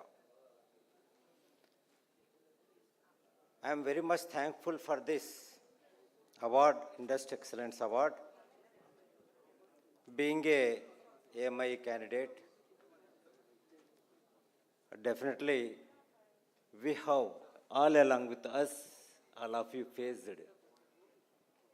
We have passed so many cycles in the life, and we are very, very happy dynamically already entered into the digital era where this Industry 4.0 tools are going to take up, and we will be the part of a $5 trillion economy of the country. We are going to be the persons having a fundamentals, and today we are equipped with the digital tools so that acceleration will take place in the economic activity, because this group got lot of understanding on the core industry, how to make the existing tools relevant to the core industry is already going on. A little bit orientation will propel the things. As we know, now we are entering into the matured curve to the learning curve, or next level of curve. Our economy is going to grow in an exponential way, and I am confident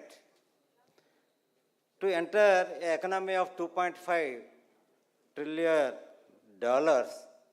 has taken around, let us say, 70 years. Today, $2.5 to $5 trillion economy is going to enter in a decade, 10 years. That is the speed we are going to have.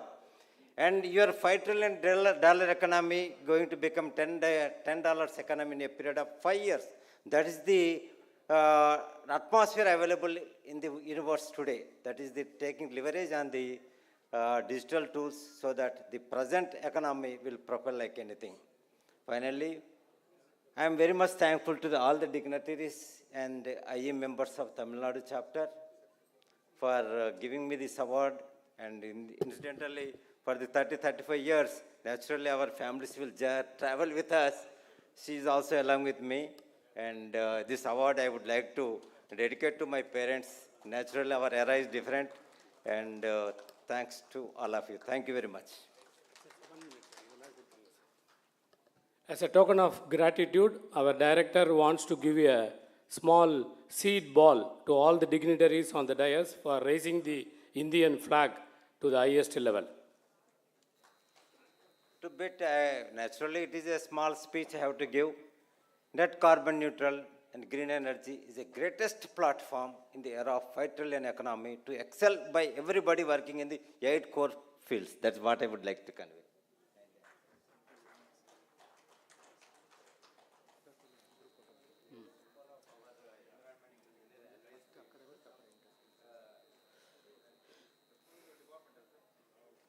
Thank you so much, sir.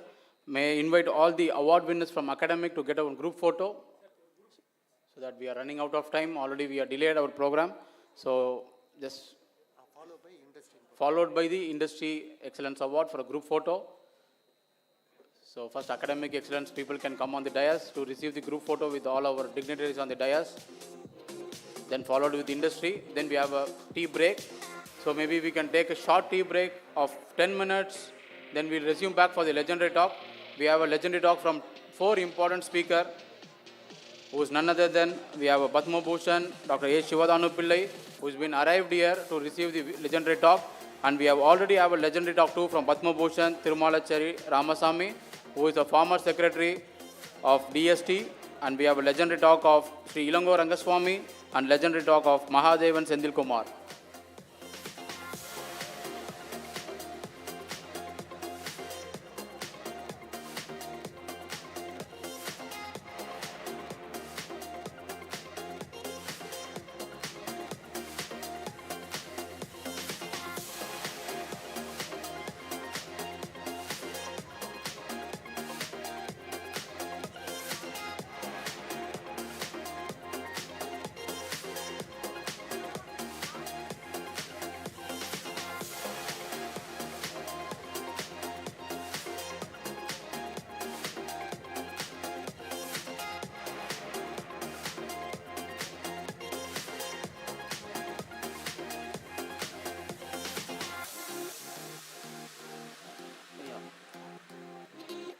Congratulations to all the Academic Excellence Award winners of the Centenary Celebration Tamil Nadu State Center. I would like to invite all the Industry Excellence Award winner on the dais to take up a short photo, a group photo with all the eminent personalities on the dais. Can we join up as early as possible? All Industry Excellence Award winner.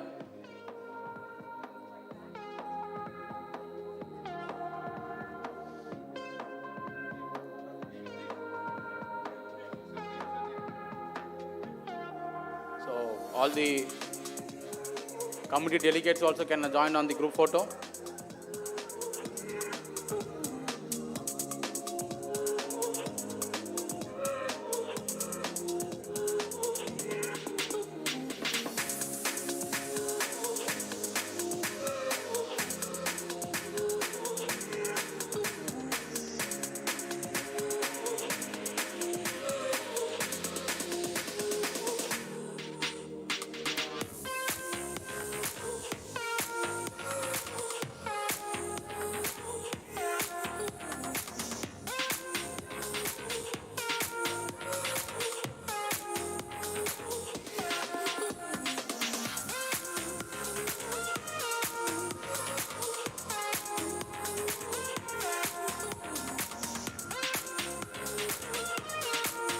Thank you so much, all the award winners. Congratulations and best wishes from Tamil Nadu State Center on behalf of Tamil Nadu State Committee, as well as council member and the IEI complete committee. We congratulate all the award winners.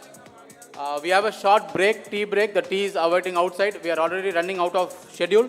I would like to invite within 5 minutes, the gather can come back. We can start with our legendary talk. We have already receiving our Dr. Shivadanu Pillai sir, who has been arrived here, and Dr. T. Ramasamy sir, who is also be here to receive the first and second legendary talk before the lunch. So just we'll take a short 5 minutes of break. We'll back for the presentations here. Thank you.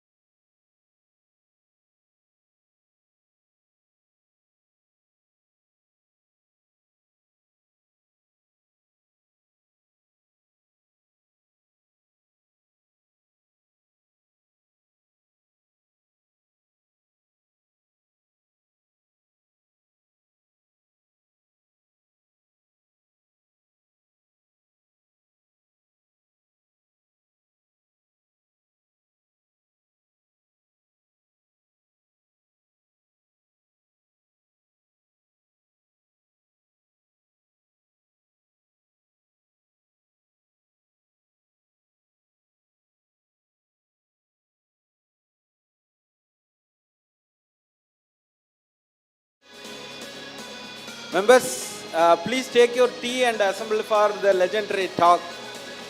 Please take your tea immediately and come back. You are requested to come back immediately as tea is going to be closed. Thank you.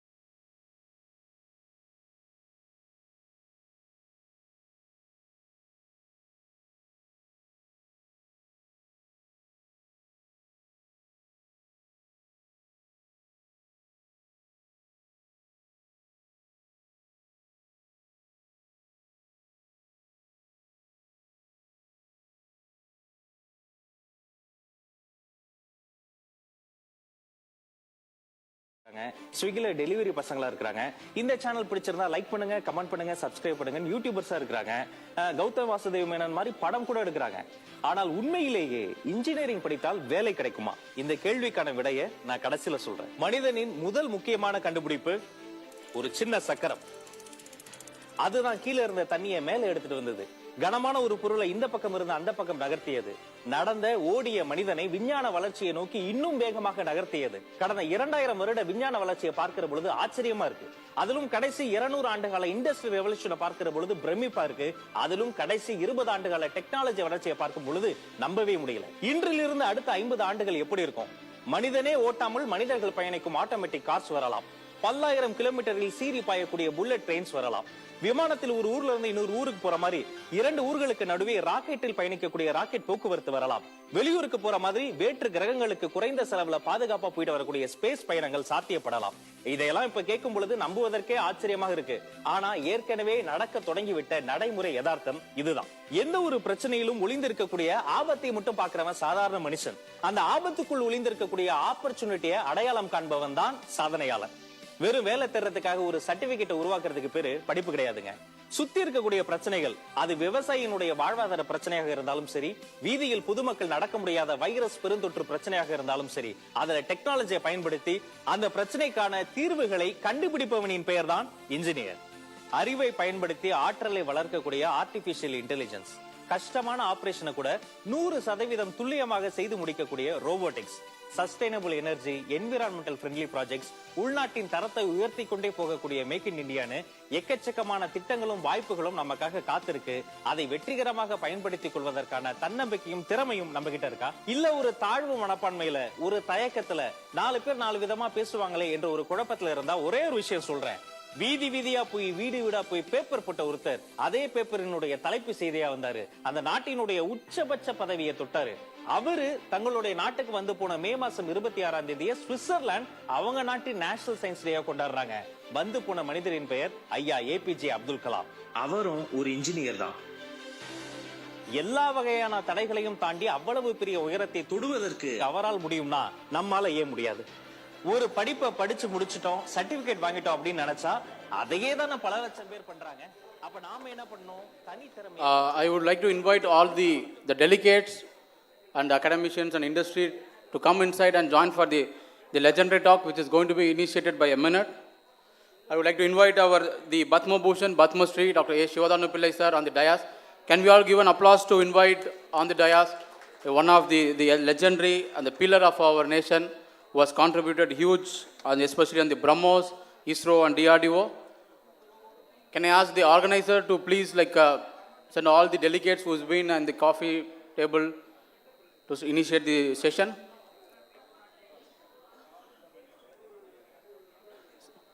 Sir, organizers can please ask all our delegates to join inside for a minute.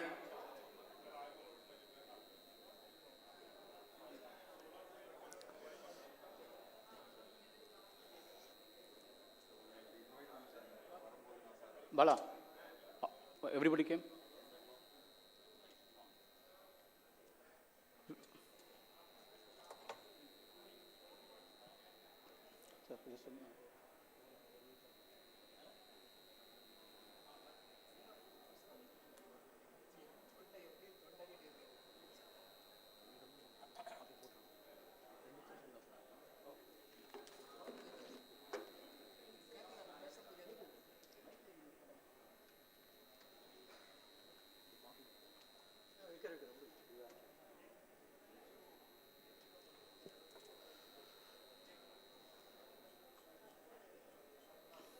Okay, I think we are running out of time, so we'll initiate the first legendary talk for this Institution of Engineers, Tamil Nadu State Center, the centenary year celebration for the Tamil Nadu State Center. So we have the first legendary talk, who is none other than the Batma Sri, Batma Bhushan, Dr. A. Shivadanu Pillai, who is the founder, CEO and managing director of BrahMos Aerospace and former chief controller R&D DRDO. We have a AV for him for his introduction, so that would introduce him. Who is Dr. Shivadanu Pillai? What is his contribution? And definitely, as an engineer, we should know Dr. Shivadanu Pillai. And with this, AV, we would like to invite his legendary talk 1 for the centenary celebration. AV, please.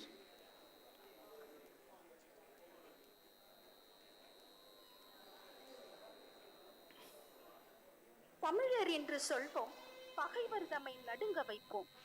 இமய வெற்பின் முடியில் கொடியை ஏற வைத்த நாங்கள். தமிழர் என்று சொல்வோம், பகைவர் தம்மை நடுங்க வைப்போம் என்றார் பாவேந்தர். ஆம், அத்தகைய சிறப்புகளை பெற்றவரே இன்று நாம் காண இருக்கும் தமிழர். 1947 ஆண்டு ஜூலை மாதம் 15ஆம் நாள் அன்று தமிழ்நாட்டின் கன்னியாகுமரி மாவட்டம் நாகர்கோவிலில் பிறந்த பெருந்தகையாளர் இவர். இவரது தந்தை ஆபத்து காத்தான் ஓர் ஆயுர்வேத மருத்துவர். இவர் டிவிடி பள்ளியில் பள்ளி படிப்பும் 1969ஆம் ஆண்டு அப்போதைய சென்னை பல்கலைக்கழகத்தில் பொறியியல் படிப்பையும் முடித்தவர். 1991ஆம் ஆண்டு ஹார்வர்ட் வணிக பள்ளியில் மேற்படிப்பும் முடித்தவர். பணியுமாம் என்றும் பெருமை என்பதற்கேற்ப பொறியியல் படிக்கும் காலத்தில் CV ராமன், விக்ரம் சாராபாய் போன்ற அறிஞர்களால் கற்றது கைமண் அளவு, கல்லாதது உலகளவு எனும் அடக்கத்தோடு இருக்கும் இவர் அணு இயற்பியல், விண்வெளி பொறியியல், மின் பொறியியல் ஆகிய புலங்களில் கரை தேர்ந்தவர். உள்ளுவதெல்லாம் உயர்வுள்ளல், இது வள்ளுவனின் வாக்கு. குறிக்கோள், விடாமுயற்சி, மனம் தளராமை ஆகிய மூன்றையும் அடிப்படையாக கொண்டு வாழ்வில் பல சாதனைகளை நிகழ்த்த தனக்கான பாதையை தானே உருவாக்கியவர் இவர். முயற்சிதன் மெய்வருத்த கூலி தரும். ஆம், தனது கடுமையான உழைப்பினால் பல பதவிகளின் சிகரம் தொட்டவர். இந்தியாவின் பாதுகாப்பு ஆராய்ச்சி மற்றும் வளர்ச்சி அமைப்பில் பணிபுரியும் இவர் ரஷ்ய இந்திய கூட்டு நிறுவனமான பிரமோஸ் ஏரோஸ்பேஸ் நிறுவனத்தின் தலைவராகவும் தலைமைச் செயல் அதிகாரியாகவும் இருப்பவர். இவர் இந்தியாவின் முதல் செயற்கைக்கோளான SLV-3 விண்ணில் வெற்றிகரமாக ஏற மூல காரணமாக இருந்தது.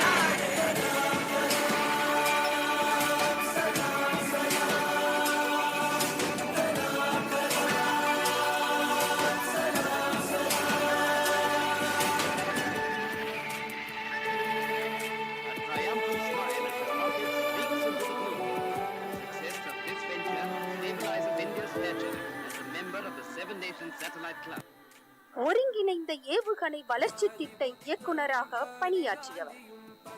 இவர் குருஷேத்திரத்தில் உள்ள தேசிய தொழில்நுட்ப நிறுவனத்தின் ஆளுநர் குழுவின் தலைவராகவும் இருப்பவர். கல்வியை கசடர கற்றபின் அதற்கு தகுந்தாற்போல் நீக்கும் இவர் இஸ்ரோ மற்றும் DRDO ஆகியவற்றில் 4 தசாப்த கால அனுபவம் கொண்டவர். விக்ரம் சாராபாய், சதீஷ் தவான் மற்றும் APJ அப்துல் கலாம் ஆகியோருடன் பணியாற்றியவர். சமூகத்திற்கு தேவையான பல நூல்களை இயற்றிய ஆசிரியர், ஆராய்ச்சி கட்டுரைகளை வடித்த ஆய்வாளர், பத்திரிகை எழுத்தாளர் மற்றும் இணையாசிரியர் என பன்முக ஆளுமையாக திகழ்பவர் இவர். மானிடம் என்றொரு வாளும் அதை வசத்தில் அடைந்திட்ட உன்னிரு தோளும் வானும் வசப்பட வைக்கும் பல விருதுகளுக்கு சொந்தக்காரர் இவர். 1988ஆம் ஆண்டிற்கான DRDO விஞ்ஞானிக்கான விருது, 2001இல் டாக்டர் டேவிட்சன் பிரேம் விருது, 2002இல் பத்மஸ்ரீ விருது, 2003இல் அர்ப்பணிப்பு சேவை, ஒத்துழைப்பு, வளர்ச்சி மற்றும் அமைதிக்கான விருது, 2006இல் ராஜாராம் மோகன் புரஸ்கர் விருது, 2006, 2007, 2008ற்கான சிறப்பு டாக்டர் பட்டம், 2009இல் சர்வதேச திட்ட இயக்குனர் பதவிக்கான சான்றிதழ், அதே ஆண்டில் DRDO தொழில்நுட்ப தலைமை விருது, 2013இல் பத்மபூஷன் விருது, 2014இல் நட்பு ஒழுங்கு விருது, பொது நிர்வாகம், கல்வி, மேலாண்மை ஆகியவற்றில் சிறப்பாக பணியாற்றியமைக்கான 2014ஆம் ஆண்டுக்கான லால் பகதூர் சாஸ்திரி தேசிய விருது,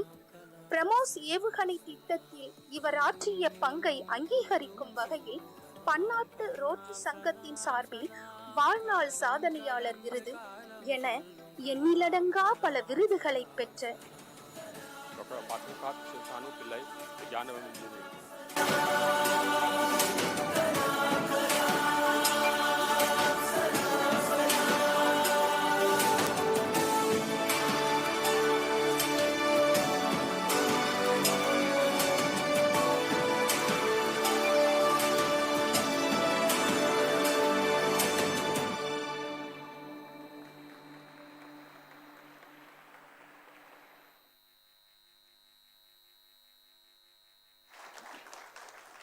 So thank you so much, sir, for joining the centenary celebration. To felicitate him, I would like to invite the President IEI as well as Chairman TNSC to felicitate our legendary talk, Padma Bhushan, Dr. A. Shivadanu Pillai.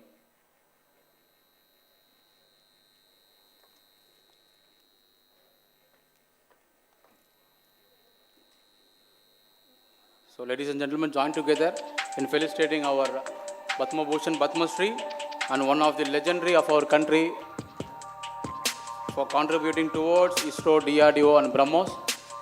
Since sir is yesterday is in Hyderabad, just arrived in Chennai and came back to our event. So the commitment with Dr. A. Shivadanu Pillai and the engineering contribution to our nation, so IEITNSC proud to initiate the legendary talk 1 from Dr. Padma Bhushan A. Shivadanu Pillai, sir. Sir, it's over to you.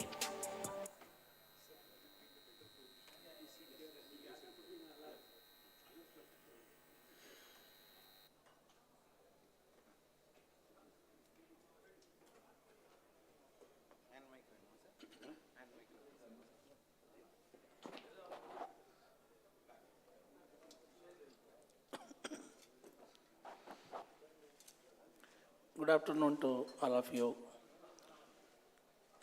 Respected President of IEI, Chairman, Tamil Nadu IEI Chapter,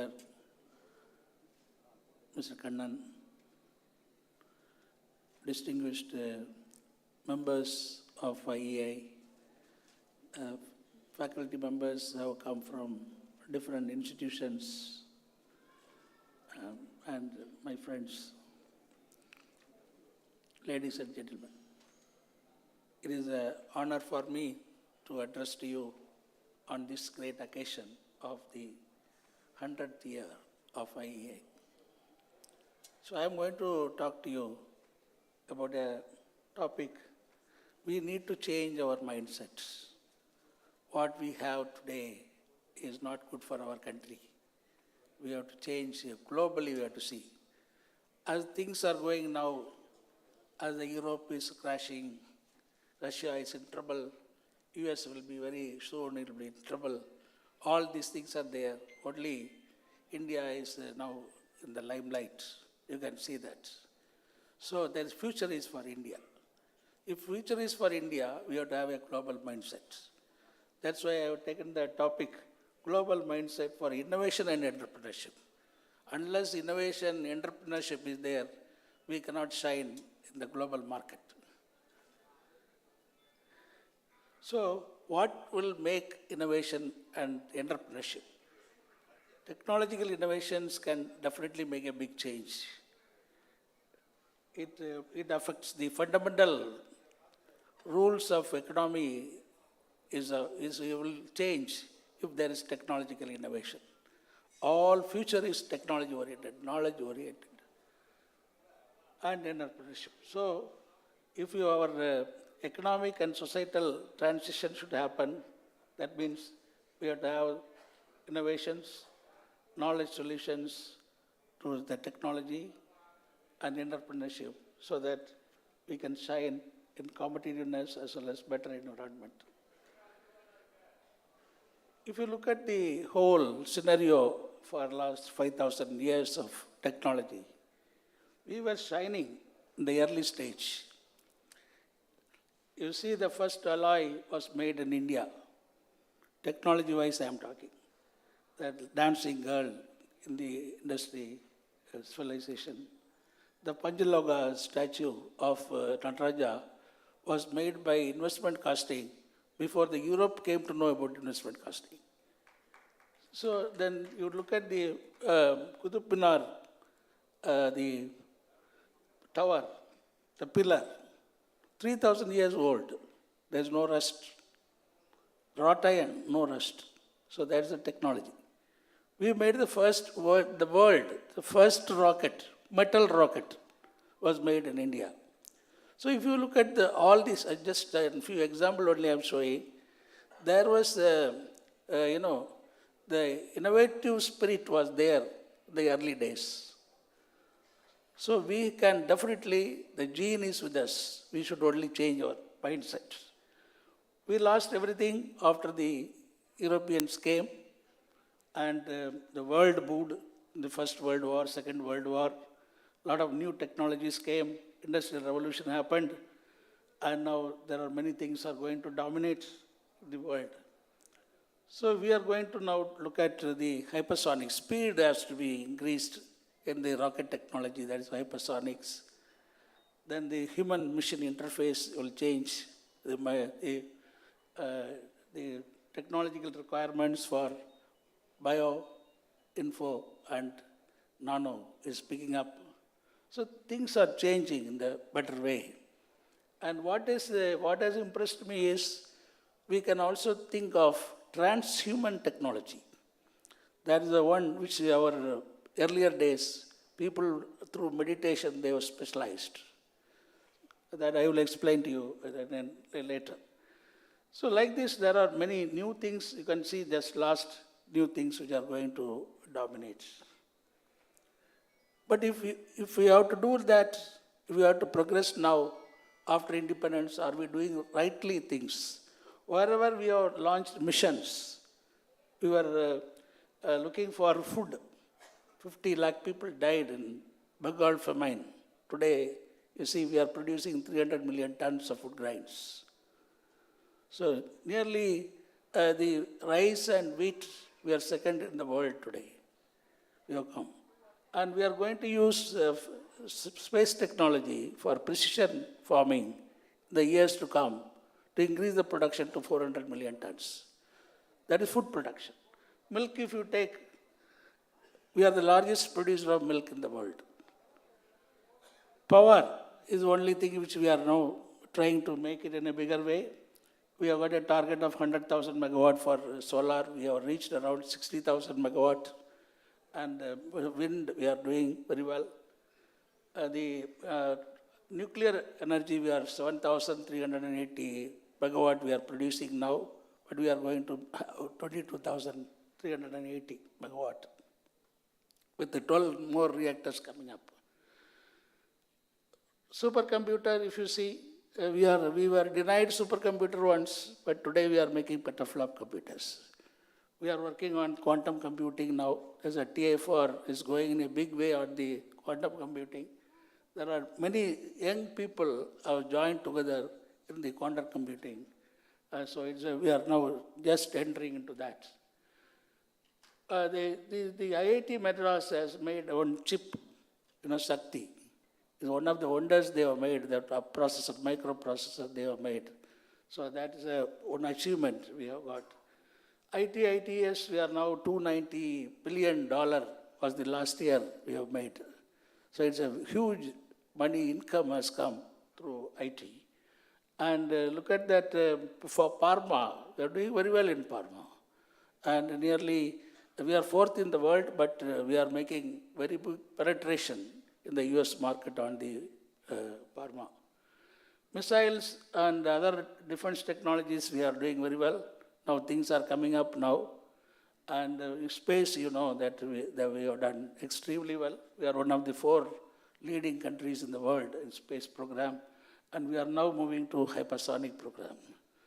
So it looks that when you have got missions and good leaders are there, definitely we can achieve bigger results. So that's the way the trend shows that India is not a small country. So all started in a big way, started with Baba, who thought that India should be strong in nuclear technology. why that thought came to him. After the Second World War, only 5 countries were recognized as members of the Security Council because they had nuclear as well as the carrier to the intercontinental missiles. So nuclear technology came in a big way. We did that test to show that world that we are a nuclear weapon state with a policy that no first use. Now we are working on, thorium. 25% of thorium in the world is available in India. So that is going to be a big reserve for us. So we have to work on the thorium. Our atomic energy department is working on that. They have made that the first prototype they have made. So in another 10 years' time, we will see that thorium-based, power generation will come.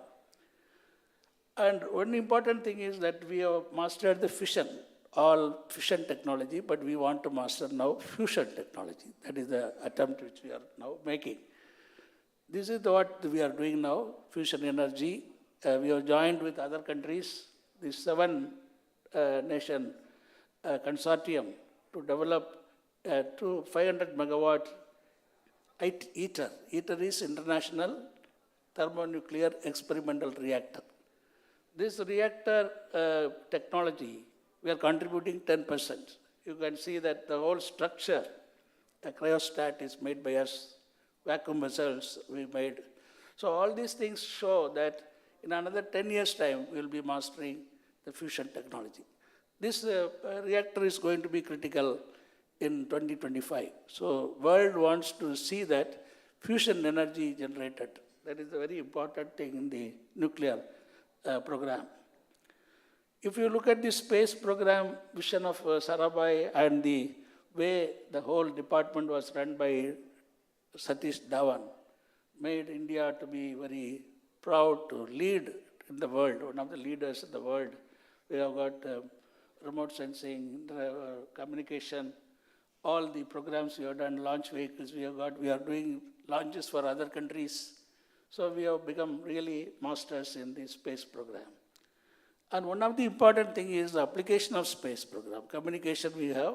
Similarly, the remote sensing, there is a big application for the space program. And now the agriculture, our agriculture, we want to see that we go for precision agriculture. The precision agriculture has been practiced by Israel very well.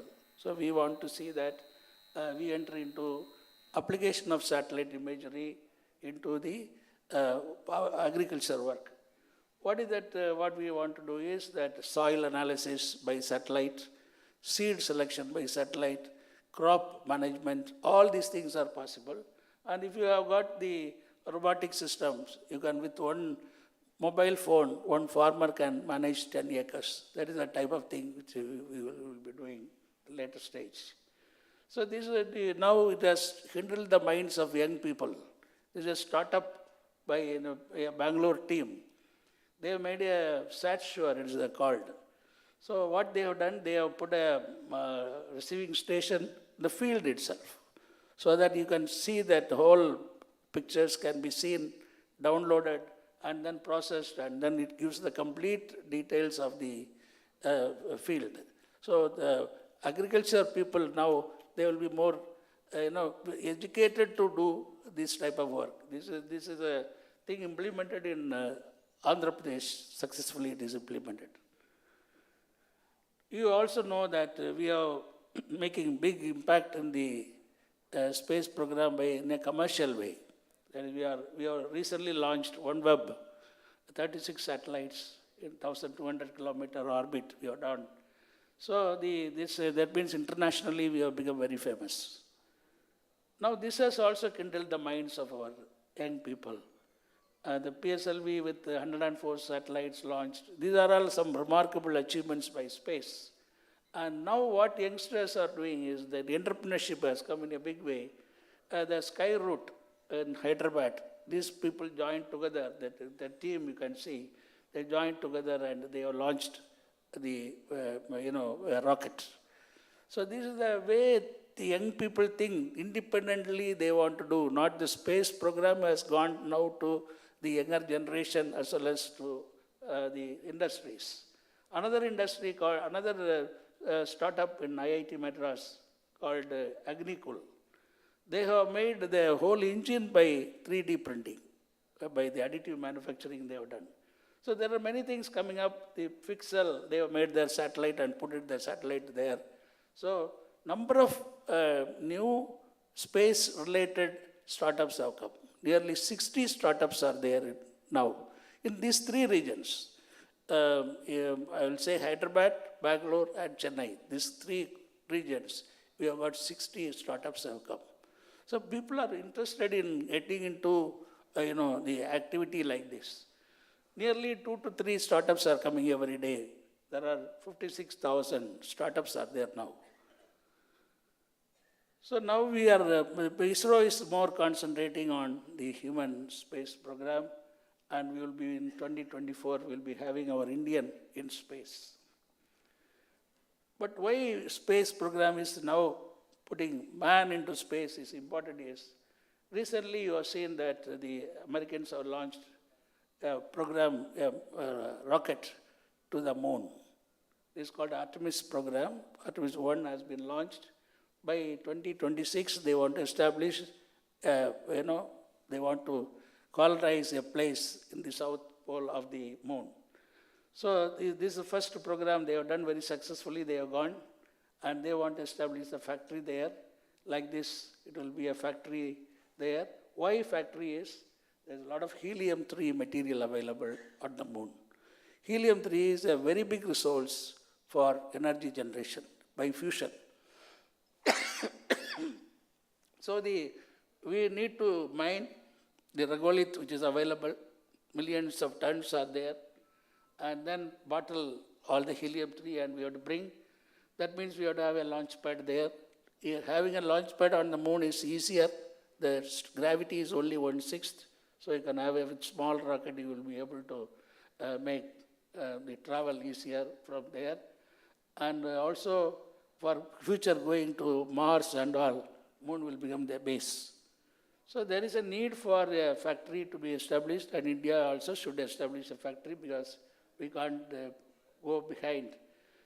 We have to have the Americans 2026 to 2030, they will have the complete operations there. And the Russians and Chinese, they have joined together. They have made a big plan to establish the base there. And India will have to catch up. So this is going to be one of the very important things. Helium-3 is a beautiful material amenable for fusion energy. If you look at the missile program, another area where we have done, the Dr. Abdul Kalam conceived 5 different types of missiles. And he wanted all the missiles to be with the latest technology. And in the background of MTCR, Missile Technology Control Regime. No country will give any technology to us, not even materials and components, but we have to do that. But we are behind others. But he says, no, we have to be contemporary. That means we have to think of some new, innovative way to do things. So the future technology, which is not conceived by the developed countries, we have to use. We have to have the concepts also we have to have, and we have to bring in the whole India to work, particularly academic institutions and industries. That's how he started doing that. One example I want to tell you, what you see, the curve, is called maneuverable trajectory. Normally, all missiles go in a parabolic trajectory from launch point to target point. That means when it is going in a parabolic trajectory, it is possible for the enemy satellite to identify where it is going to hit. But when it is a maneuverable trajectory, where it is going in a different way, in azimuth as well as in pitch, it was not possible for them to know where it is going to hit. This was introduced first time by India. So the innovation you see that, is all young minds work like that, young minds, young people, they have thought that we should do it like that. So we think differently. Agni, is a strength, respect strength. This is a slogan of Dr. Abdul Kalam. Strength, respect strength. Unless you are strong, you will not be, you are not there, the world. So now with the nuclear program started by Baba and the long-range missile started by Abdul Kalam, we have met the requirement of long-range attack on this one, for which the 5 countries were famous. Now we have got a missile which can go 5,000 kilometers. You can see the big circle, you can see it is covering the Beijing, no? Big circle. So we have made the systems such that we don't have the enemies for us. But here also again, technology is important, innovation is important. What you see is a shape of the re-entry heat shield. This re-entry heat shield shape is to be, perfectly made so that it can go and hit the correct point. If the shape is not good, the ablation will be different and finally it will not hit that target. So to do that, you have got hundreds of shapes, but we don't have a facility to test that. What is going to happen in the, in high altitude? This missile goes 800 kilometers up and then it comes back for the 5,000 kilometer range. When it comes back, it has to re-enter. You know about Kalpana Chawla, what happened. Re-entry is a very critical thing. So Americans have failed, we have not failed. So this critical technology to be developed. So if you have to develop, you have to have the good material as well as the shape. So, but we don't have the facilities. So we have to use only the software skill. And we did that by computational fluid dynamics and with the grid points. Each grid point analyze iteration if you want to do, you have to use a computer. With the ordinary computer, what we have, it takes 9 days to make one iteration.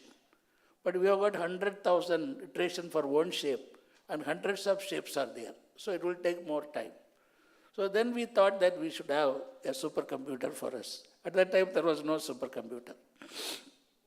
So Dr. Arunachalam was the boss and Dr. Abdul Kalam, both of them went to USA to talk to the Defense Secretary to arrange for one Cray XMB computer. William Parry, who was the Defense Secretary at that time, he gave them good lunch and told, I can give you good dinner also today, but not supercomputer. So they came back without the supercomputer. Then the 14 young fellows joined together. They said, we will do it. So in 2 years' time, the parallel processor, what you see that computer called Pace Plus was made, which was 20 times faster than the Cray XMB. And each iteration from 9 days has become 5 minutes. That's how the supercomputer technology came. Parab is different. We have got, this is for the, specifically for the missile application. So now we are looking at why to attack one point. You can have multiple points you can attack from one missile. This is called multiple injection warheads. So that is a technology which is to be specialized. And also we have to defend this. Suppose the enemy comes with a nuclear, because the enemy has got nuclear technology now. He has got nuclear payload. So when he comes, we should defend it.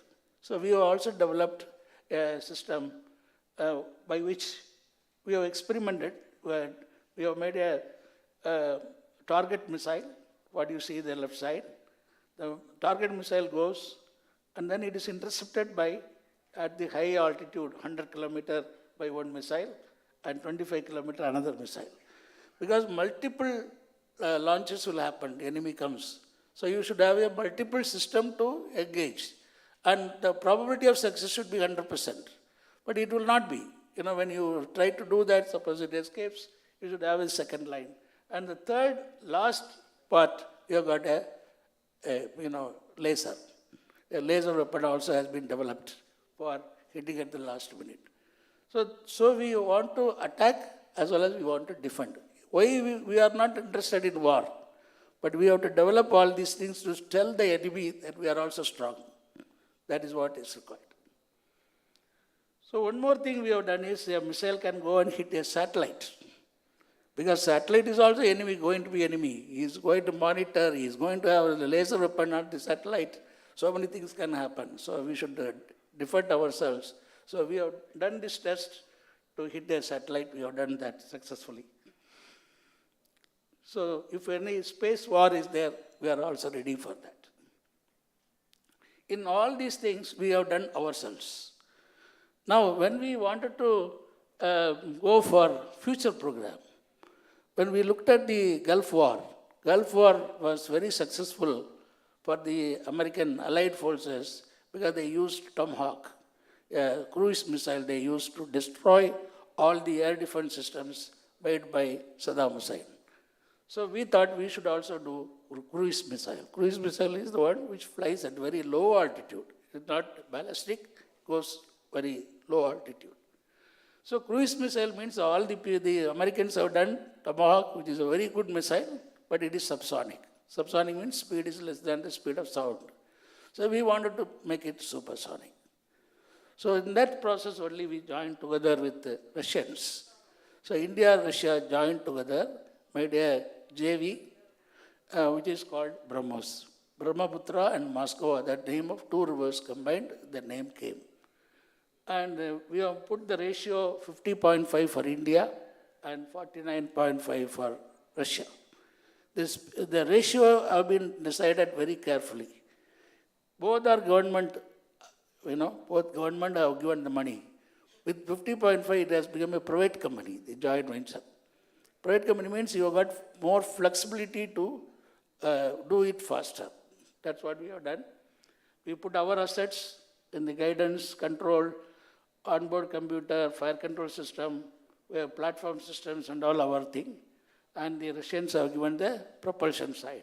So with that, we did the missile for different applications, land, ship, silos, underwater, and also air. All platforms, any type of range you can do, any type of altitude you can do, any type of hit we can do in supersonic speed, and it flies at speed Mach 3, 3 times faster. And any type of target you can hit on the sea or land, and any place you can launch, whether it's a cold, in Himalayas or any place. So is the only operational supersonic cruise missile in the world, sea, land, air, the whole world. So this is the naval version. I think this video not playing.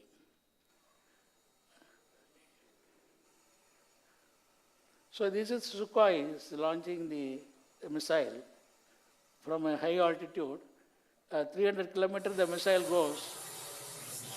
This is from Andaman to Nicobar Island. That is a target. You see that two red points. In between, this is a target. This is the camera stations. So this is without warhead. You can see that. So very accurate, highly precise. So if you want to compare with America, we are 3 times faster. We are 1/3 time we reach the targets. And we are universal. Same missile can be used by 3 different services. Salvo, every 3 seconds a missile can go to a target. That means in a ship, if there are 16 missiles, 16 targets can be attacked at the same time. And very effective and non-interceptable because it's a high speed, supersonic speed, and it has got all the stealth characters. So we are standing number 1 in the world. This one. So we have to have always the concept, can we leapfrog? And initially when we design and develop, we should have a plan for production also. So mind to market we should have, and we should establish the brand. That was the concept. And we had the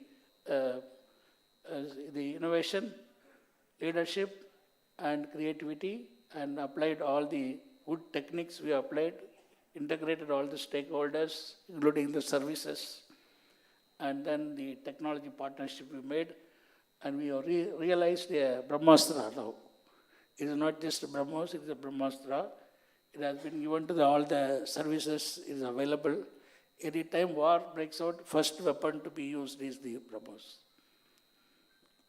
Now we are working on the hypersonic. From speed 3 Mach number, 3 times the speed of sound, we are going to 7 times the speed of sound. That is the technology which we are now developing. So what we are seeing is there is a big innovation going on. First innovation to now, 5 innovations are over. Now we are moving to the 6th innovation we are going. So that is making things new, computing, all products should come in new, all these things are happening. And we need very big algorithms, we need software, we are giants, so we have to have the intelligent software to be made. And if you look at the industry, 4.0 people are talking, now we have reached 5.0 we are thinking. That is apart from all the 9 elements of the industry 4.0 for efficiency and productivity, we should also think of the how human factor can be integrated into the system. That is what we are trying to do in the 5.0.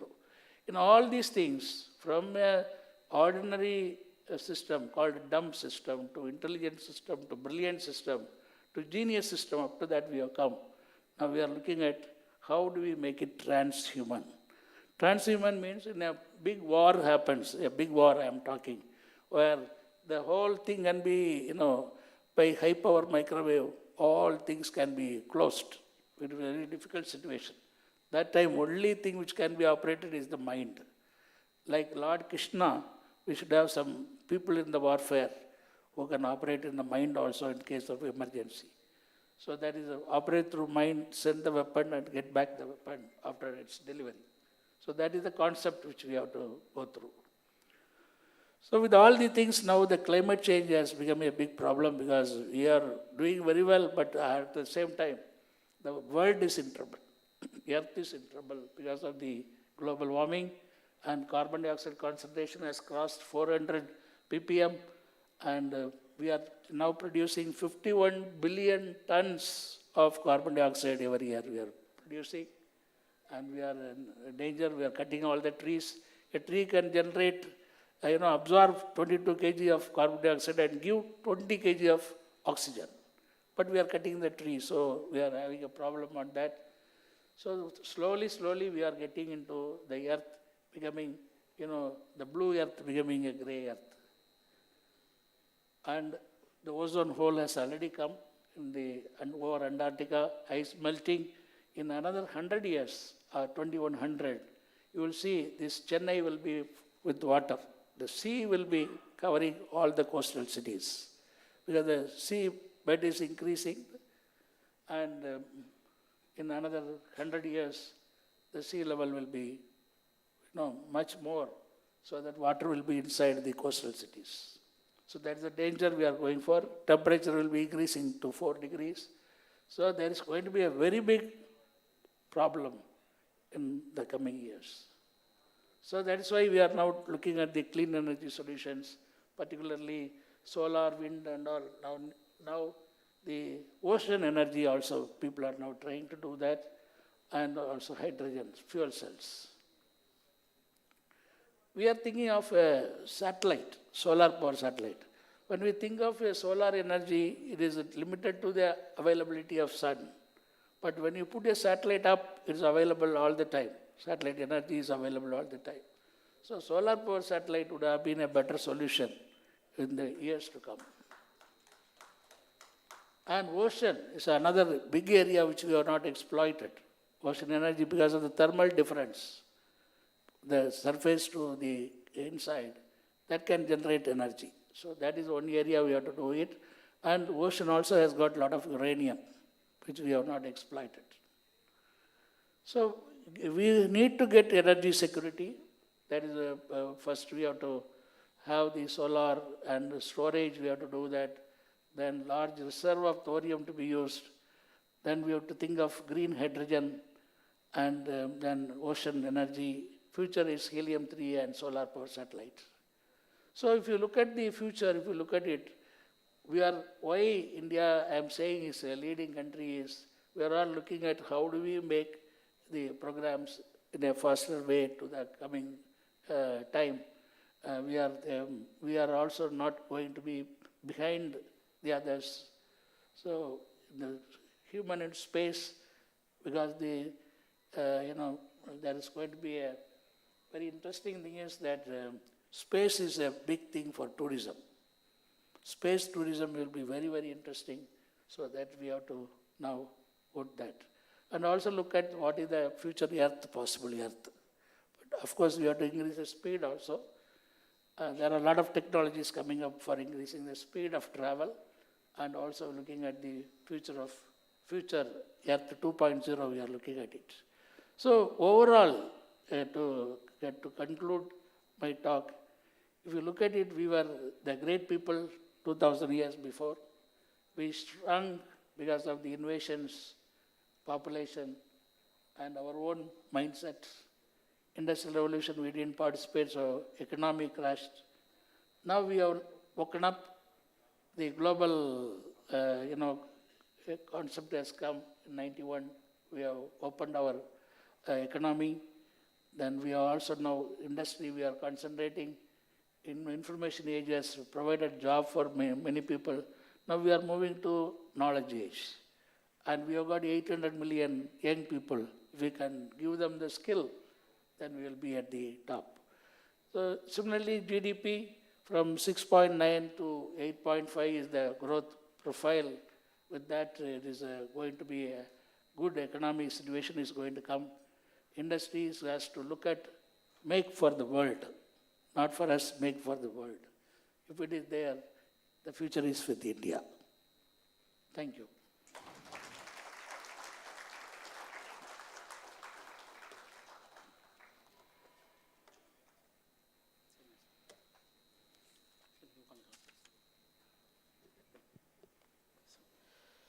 Thank you so much, sir, for your the first legendary talk.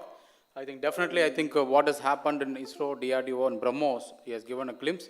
Definitely the centenary celebration, we have one of the legendary who has given the legendary talk. And through our IEITNSC as well as with the committee member, we thank Dr. Padma Bhushan, Dr. Shivadanu Pillai, sir, who have been here with us and making this centenary celebration much more colorful. And the thoughts of engineering has penetrated inside our body because he is from Tamil Nadu and created this penetration across the globe, because he said the BrahMos is one of the important weapon where the complete global is thinking about to get it imported by our country, and that is going to be a biggest turn point for our 5 trillion economy also.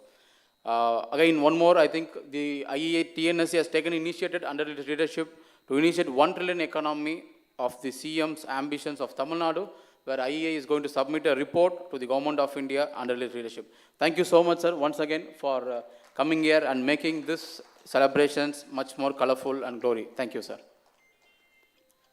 We have the next legendary talk. We are running out of time.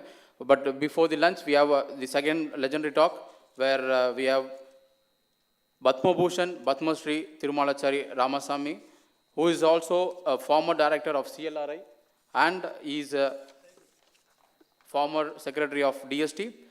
Dr. T. Ramasamy served Government of India as a Secretary, Department of Science and Technology during May 2006 to 14. He is currently Distinguished Professor of Eminence at the Anna University, Chennai.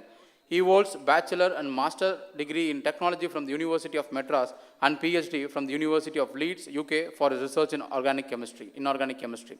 He joined the CLRI Chennai in 1984 as a senior scientist and served as a director during 1996 to May 2006. Do Ecology solution provided by CLRI under the leadership saved more than 250,000 jobs and $1.5 billion turnover when the Supreme Court of India ordered the closure of 400 tanneries in Tamil Nadu in 1996. He has been included in 2009 among the 10 most important people who made worldwide impact in global leather industry in 100 years. He also received IUCLTS Merit Award for the year 2021 for his contribution to the leather science in the world. He served as Secretary to the Government of India during 2006 to 2014. During his tenure as a Secretary, the public investment into research development scaled many folds. Some of the programs initiated by DST like Inspire, Pursue, Curie, and many others proved as a game changer in the Indian science landscape. He was instrumental in the formulation of Science and Technology Innovation Policy 2013 by the Government of India. He has contributed to more than 237 scientific publications and 8 chapters in book, 41 patent, and development of 12 process knows are now. About 12 patents and all process know-how been commercialized. He is a winner of more than 65 awards, which include Shanti Swarab Bhatnagar Prize for Chemical Sciences in 1993 and Civilian Award Honor Padma Shri in 2001 and Padma Bhushan in 2014. He is an elected fellow of Indian National Science Academy, Indian Academy of Science, National Academy of Science of India, Indian National Academy of Engineers, and the World Academy of Science, the trustees of, as well as 6 other academics. He is also FIE of IEI. He is a qualified leather technologist, a recognized inorganic chemist, and chemical technologist, and is also grouped among Indian civil servants. His more recent international and national contribution are as policy professional in assisting governance process. With this introduction, we are so honored to invite our next Padma Shri and Padma Bhushan, T. Ramasamy sir, on this forum. So thank you so much for bringing your presence and making this centenary celebration much more colorful. Thank you, sir. Thank you, Google, for this wonderful introduction. Oh. Yeah. To honor our the legendary talk to the speaker of the day, T. Ramasamy sir. So we want to felicitate with our President IEI, along with the Chairman IEI TNSC, also our Padma Bhushan Shivadanu Pillai sir. Ladies and gentlemen, put your hands together in giving an appreciation, because they are all legendary of our country as well as Tamil Nadu, and the contribution towards this global and the nation is huge, and definitely we are so proud that they have joined in our community and addressing this legendary talk on the day of centenary celebration IEI TNSC.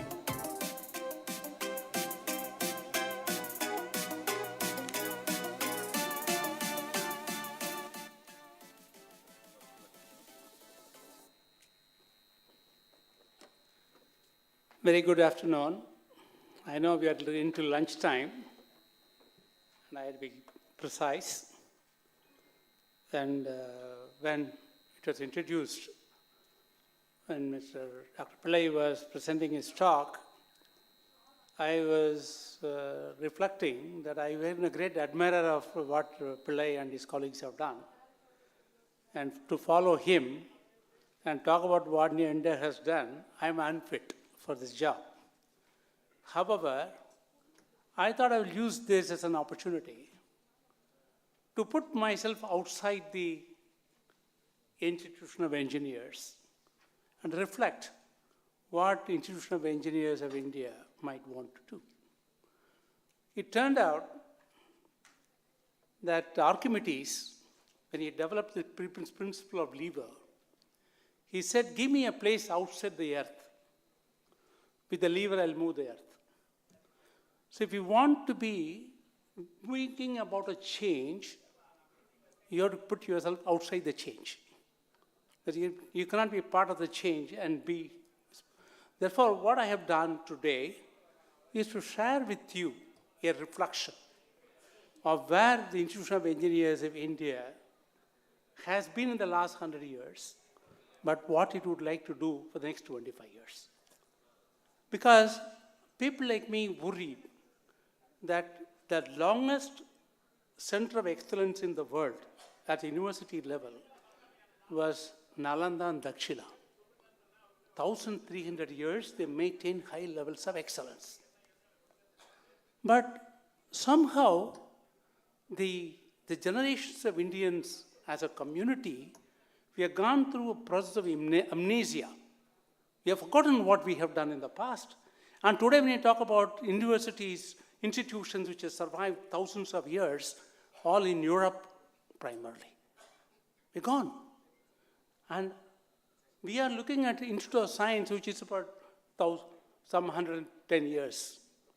We need to ask the question, what sustains an institution excellence over long periods of time? It cannot be individuals. Because individuals come and go. If Cambridge is considered one of the best institutions in this world, started in 1208. How come 1208 started at that time, still maintains that excellence? Therefore, as we celebrate this centenary year of Institution of Engineers of India, we need to ask the question, what is it that other institutions have done to sustain excellence for long periods of time? Beyond 100 years, beyond 1,000 years. Therefore, today I'm going to share with you a reflection in the new millennium of the Institution of Engineers. I'd like to present myself outside this to be able to bring about some changes and thought processes. And of course, when Dr. Pillai talked about, he talked about truly the thinking as important.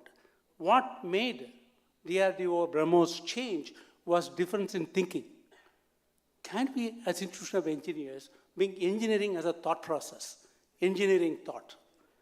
That's the basic question that we need to do at a cultural level, not at the institutional level. And that's what I'm going to try and talk to you about. Today, when you look at engineering thoughts, they are required for transformation. Talking about change is different from transformation. Transformation process is altogether a paradigm issues. When you're looking at this engineering as a formal, when you look at engineering as a discipline, it's all should say it's an application of scientific concepts. That's what engineering is all about. It's an application of ideas and concepts which prevail in science, I mean mathematics, physics, chemistry, and so on. And truly, this thought process happened before formal education engineering started. Looking at the 6 simple machines, all happened before all these great industrial revolutions and science happened. We talked about wheel, lever. We talk about pulleys. Now all these 6 machines have entered the houses. Every house will have something or the other. And that's an engineering thought process that happened. And I would like to try and make a case that how do we make engineering thought percolate into a cultural entity as a country, as a system. Not as engineers we create in the institutions, but every one of us, every one of these 1.3 billion people, look at them as an engineering thought process. And that's what I like to present as my thought process. Remember, it turns out, we talk about $5 trillion economy, India becoming important in economic process. All of us have forgotten, in 1750, before the British came here, 28% of the world economic product was India. 20% was in China. 48% of the world economy was India and China. How did it change? Of course, we are colonized. The total amount of money taken out, wealth taken out of this country was $320 trillion by our colonized agency. But they made a difference. That country which colonized us also seeded the Industrial Revolution. And we missed this completely. First Industrial Revolution completely. The first steam engine was essentially atmospheric engine. The James Watt, which is supposed to have seeded this Industrial Revolution, realized that the steam engine that he talked about, Newcomb, was using 2 times more coal than necessary. Therefore, he moved from this atmospheric pressure to pressure system. And that was an engineering thought. How do we bring more output for materials used? And that's the thought process that is essential, and that's it in the Industrial Revolution. India missed it. We missed it on several counts, but we missed it. So Britain, then the rulers of India, okay, they were colonizing truly, but they treated India differently. They treated other parts of the colonies very differently from India. India was not part of their classification of a colony. There was India desk in Britain. They're separate because they knew India had a huge legacy. It's a huge knowledge-based intellectual space system. Therefore, it is the idea of institution of engineers actually came from British people. We must remember that. We cannot keep them as if they were really treated us. They were the first president must be an Englishman. Okay? Now, looking at this, they thought that if India needs to be taken care, there must be institution of engineers in this country. Institution of engineers was considered necessary for bringing engineering thought into our development process itself. At the time of the Institution of Engineers formation, do you know how many engineering colleges were there in India? 14 of them. Total number of engineering colleges in this country was 14. And the first was Thompson College, which is now we call it NIT. IIT Roorkee. Thomson College was the first of these colleges. It turns out our Guindy engineering used to be a survey of engineering, it's much earlier, but it became an engineering college, that's the fourth highest. We're looking at these 14 engineering colleges were set up, and how many people, how many formal engineers can be trained in 14 colleges. Therefore, there was this brand value of creating an institution of engineers for non-formal mode to bring an engineering thought process in the cultural activity itself as a part of the learning activity. And that was it's all about Institution of Engineers being formation 100 years ago. It turned out, at the time of independence, 1947, these 14 had moved to 32. Today, we have 6,100 engineering colleges in a formal model. That's a total number. When we talk about the changes in engineering education in this country in the last 100 years, you must remember 100 years ago, formal education in engineering was very little, and it was, therefore, there was an institution which was established. 50 years ago, it had changed. The total number of engineers was still in thousands. When I joined engineering college, NSC College of Technology, there was only 7 engineering colleges in the entire state of Tamil Nadu. The total number of engineering seats was 740. And the total number of first-class holders in University of Madras was 741. That was the situation.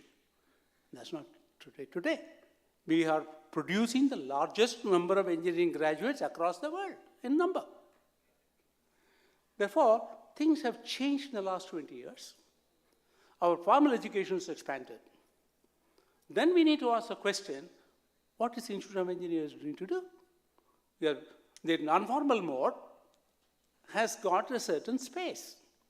And what has this, when the formal education has molded, we need to ask the question, how do we do things differently? And that's a thought process which you need to see today, and I'd like to try and do Institute of Engineers, which you had to look at some other aspect of how to make this country. See, nation building is a collective exercise. It cannot be done by any individual, no matter how great a person is, how great a leader is. It's a collective enterprise. In that enterprise, every individual citizen has to participate. And that process has to be inculcated. And that has to be inculcated as an engineering thought process in our social system. And that's what I believe Institute of Engineers of India need to look at in the next few years of go. 100 years ago journey, you can say that this was, the institution was born. We had become, of course, a very important activity, and I'm very happy that today we gave recognition to someone who went through AMIE and won this Excellence Award. Thank you, sir. That's a recognition of not just you, but the whole process. It's a validation of what IAE has done. That's crucial. Now, the current India is faced with a different challenge. There was a time we produced 1.4 million engineers, graduate engineers in this country. Then they talked about employability. Then talked about quality. All these concessions happen. Although I started as an engineer, I became a chemist. And my strength is thermodynamics. Thermodynamics tells you that if you expand in quick space, dilution will happen. Instead of looking at it as a demerit, look at it as a value proposition. And how do we redesign our processes is what I like to share with you today. So the demanding engineering as a discipline and the roles of Institute of Engineers is what I like to talk about. It's a culture. Today, it demands a culture of applying the principles of learning. It turns out our society traditionally, culturally, is minds-on. We developed this concept of zero. We developed the concept of infinity. The Chinese fellows built the paper. They invented the dynamite. They were application guys. And we were spiritual guys. The first person who said energy is converted to matter, matter is converted to energy was Siddhartha, Gautama Buddha. Then Einstein invented A is equal to mc square. So conceptually, it is a minds-on society. It turns out To convert a minds-on society to a hands-on society, you require engineering input. Engineers has to be built into our thought process itself. The strength of roles, of practices is crucial. And you can see what Einstein has said, okay? Scientists try to investigate what is known, and engineers try to build what is unknown. That's the role that you are presenting to do. The role, this was Einstein's own statements. So the institution of engineers led to the adding a scientific knowledge to the applications and practical use. You cannot create, I remember when H.V.R. Iyengar, when I was in BTech second year or something, came to AC College, and he said, I want engineers with clean minds and dirty hands. And it turns out, he said, we have people with clean hands and dirty minds. This is something that we have to differentiate. We want engineers by character has clean minds and dirty hands. The hands are important. It is not just cerebral all the time. This question of engineering, so engineers in the era of industrial revolution, what they did, that's a question. Industrial revolutions, first revolution, second and third revolution, all made.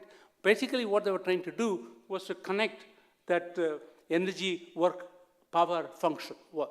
Essentially, power, energy, work.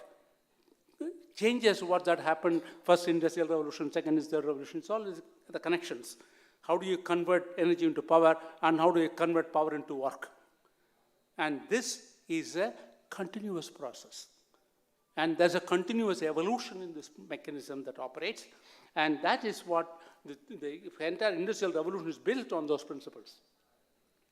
So you can see in the first four industrial, I think all of us know the history, and I will not mention this. The fourth industrial revolution that we're talking about today is differentiating from the other three revolutions on one principle. It turns out the first three revolutions, industrial revolutions, tried to really create infrastructure, and it led to urbanization.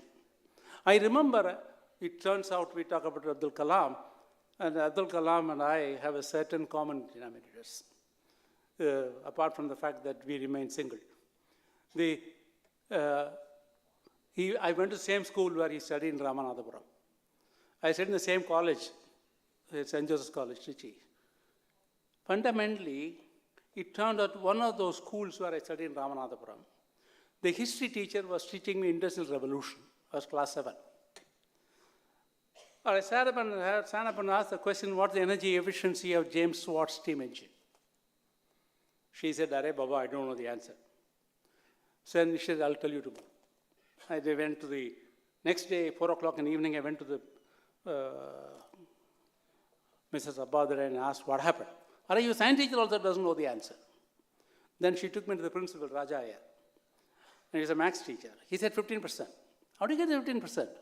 30 degrees room temperature, you take it to 100 degrees, put 70 calories energy in the process, then to the latent heat for conversion to steam. How do you get then you convert to the mechanical steam? He said, Aray Baba, I also don't know the answer. Fundamentally, the green revolution, the so-called climate change, the climate change of today is a result of the industrial revolution that happened 200 years ago. It was a big, that when we did the revolutionary changes, we do not attach enough importance to the material economy and atom economy. And that was a mistake committed in the developed world on the planet Earth. They're asking India to control, but they used 200 years ago everything else. There was this question of the other thing that happened in the Industrial Revolution was people were moved towards the development. The access, rural-urban divide is a direct consequence of the revolutionary changes that you brought about today. And large societies like ours in China cannot afford to move the people towards the development and move the development to the people. That is Gandhi's thought process. Therefore, this question of the fourth industrial revolution provides that opportunity uniquely to move the development to people. It's because of the cyberspace mechanisms. The fourth industrial revolution provides it differs in texture from the other three because it is an opportunity to bring the the digitalization and so many concepts that are involved in it, move the development to the people rather than move the people to the development. So the ancient world, I talked about, they relied on primarily agricultural systems. It turns out that during Gupta's period, the grain yield of hectare of land was 6.2 times larger than the Green Revolution of India, Green Revolution product. Please understand, this Indian cultural system, we seem to think that models are Western world. We can go back and see what we had done right in the past. Developments social concept systems had to be country specific. You cannot borrow from something else and bring it here. Therefore, you can look at in the process and the new world order is changing, and the world order that changes is huge. And let me skip this, you're close to the lunch, and I'll be very precise. So the general after the first industrial revolution is essentially a cyberspace, physical space, cyberspace issues. And the kinds of skills that are required are not probably learned for people of my generation, people of the next generations. And therefore, we may have produced so many engineers, but many of those engineers may not have acquired the kind of skills that are necessary in this fourth industrial revolution space. We may have produced 1.1 million graduate engineers a year. Out of them, in my opinion, you see, please understand, I'm an old-fashioned Indian. Because India defined education, ancient Indians defined education as a means of revealing internal perfection to a human being. The role of education is just tell every human being is born perfect. And the perfection is not known. And the role of education is to reveal the internal perfection. This was the concept of Indian education. The law of theory of anomy, the Western world said, man is born lawless. If man is lawless, education make him law-abiding. They had to help the government to make the citizens follow.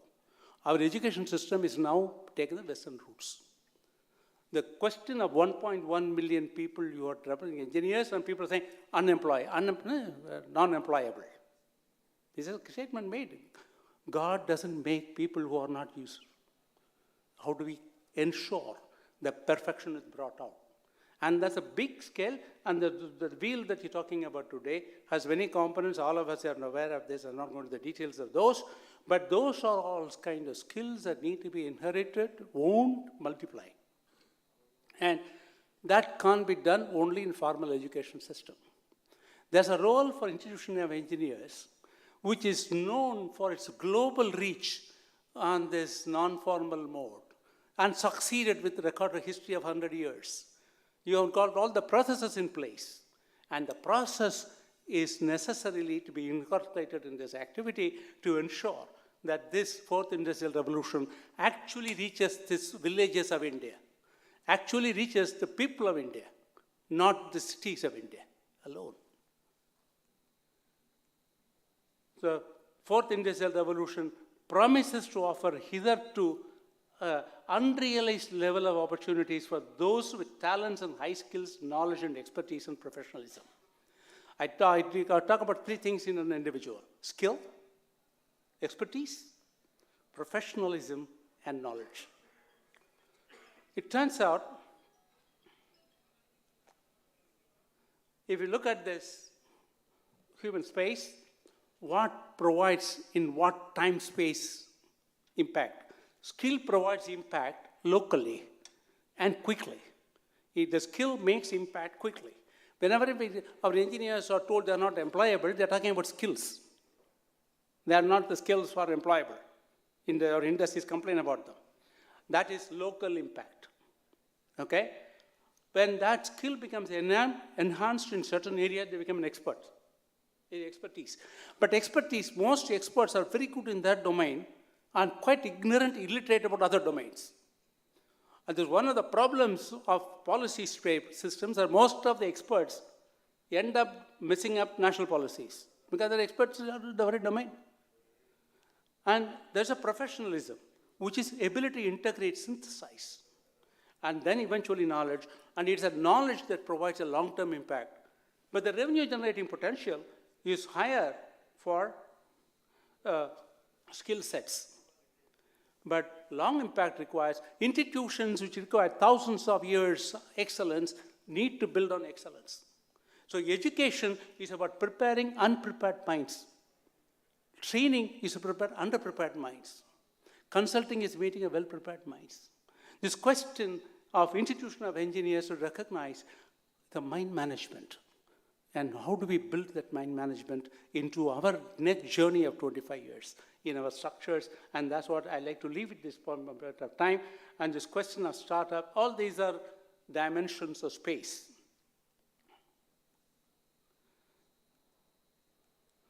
Skill, expertise, knowledge, and professionalism. And what we have done in the last 100 years, Institution of Engineers, last 100 years, we have become the largest base of, through non-formal mode engineering collection process. In the next 25 years, what we need to do? We can look at this, the gaps which are built. Many people trained in the earlier times are not. Today, if you want to go through a computer, you ask a 5-year-old, that person will do much better than the grandfather or a grandmother. Okay? Now the granddaughter has to teach the grandmother. The grandfather has to learn from the grandson. That is reality. Okay? You see, I'll share this with you. This moment is a special moment. I came back to India in 1984 to rejoin these countries. I was in the US for many years. I went to a public function in Dindigul, and one of the former students of CLRI said, 20 years ago, CLRI was well ahead of the industry. Today, they are behind us, and we have nothing to learn from. I was on the dais. So the minister, Mr. Nedunjayan, asked me whether I have an answer to give. I said, yes, I was 15 years old. My father asked me to do something. I followed what he did. Because according to me, my father was the very brightest man in the world. At 20, he asked me to do, Daddy. At 34, he asked me to do, no, the old method, this is not working. So I teach my father. This 34-year-old Ramasamy teaching the father, to whom should the credit go, father or son? So everybody said, clap, clap, clap. When I came down, somebody asked me, you answered beautifully. There's one problem there. There's a fallacy in the argument. My argument. What's the fallacy? My father has no way of stopping aging. But institution cannot age. CLRI cannot age. Today, Institution of Engineers cannot age. It's 100 years to celebrate, but it had to resist aging. That aging process has been done in a certain manner, and that's what I like to present as a kind of an opportunity. So essentially, current demands are different. And we cannot use the world, we cannot change the future with yesterday's technology. And how do you approach this process? To me, the last century for the world, 20th century, was era of change. The next 25 years, era of transformation. And transformation happens in quick times. Somebody said about India, 56 years it took India to build the first $1 trillion. 12 years it took for the second $1 trillion. 5 years it took for $3 trillion. Please understand, no economy develops overnight. The base was set in the first 56 years. Okay?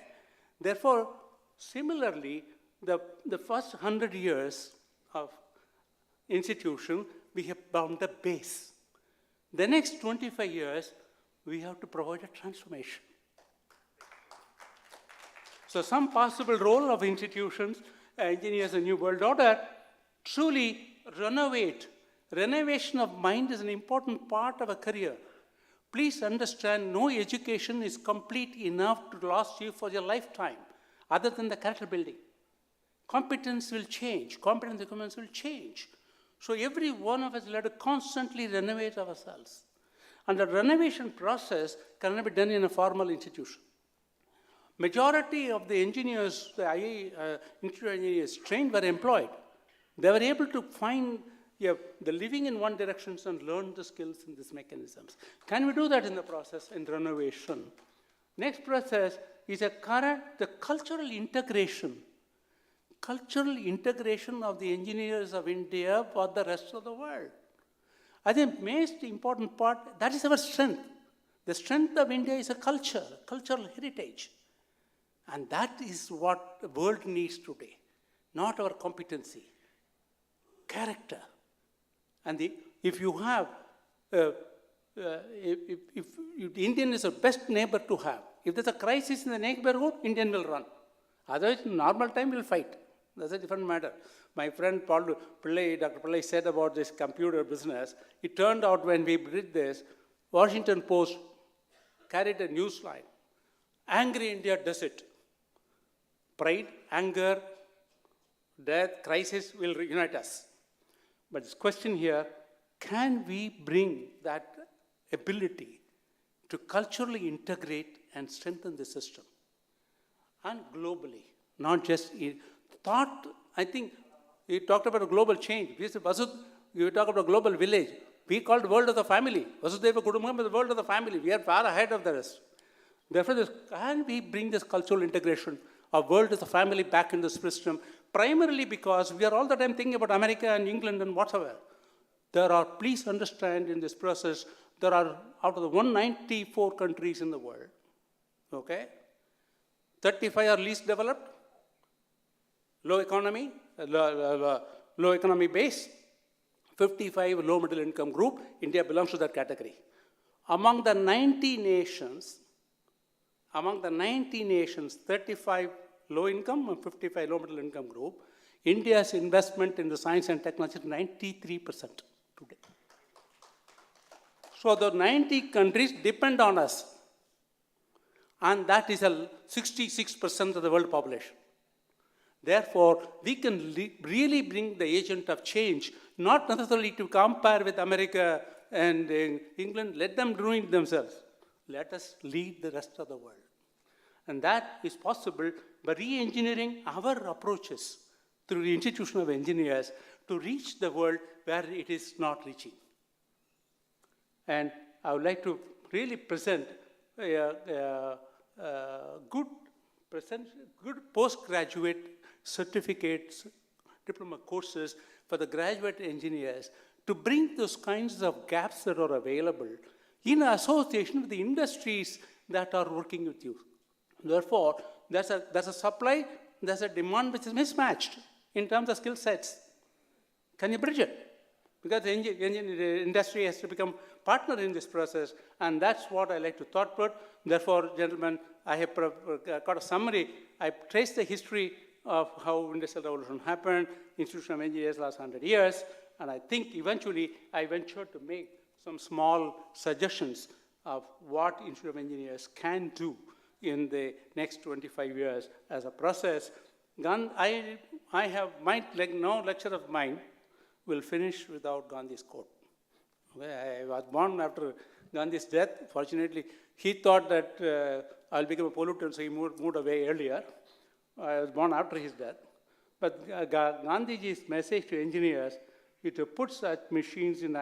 He said this. I think I can't read from here, but you can read. My missionary must be the most elementary type which I can put in the hands of millions. He said, my missionary is such an elementary type that I can put it in the hands of millions. Pulley is, wheel is. Okay? Therefore, nations might require large structures, but people, ordinary people, need to afford certain facility. And this question here, to put such machines in the hands of millions, I think engineers, Institute of Engineers, can bring about a complete change in thought process itself. Make every citizen of the country an engineer by thought. And I'd like to leave that with thank you very much.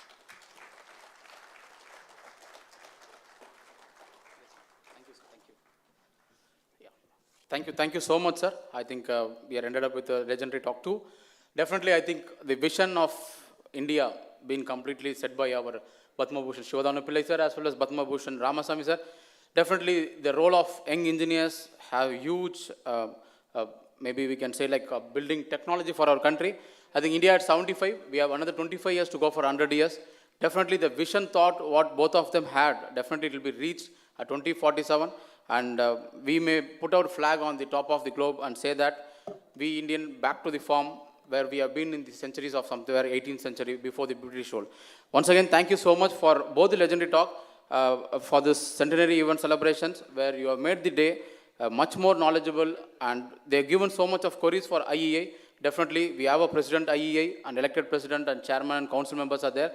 Definitely this path we will take it up because 100 years celebrations is happening today, and next another 10 years or 20 years, IEA is going to connect the people through academics as well as industry.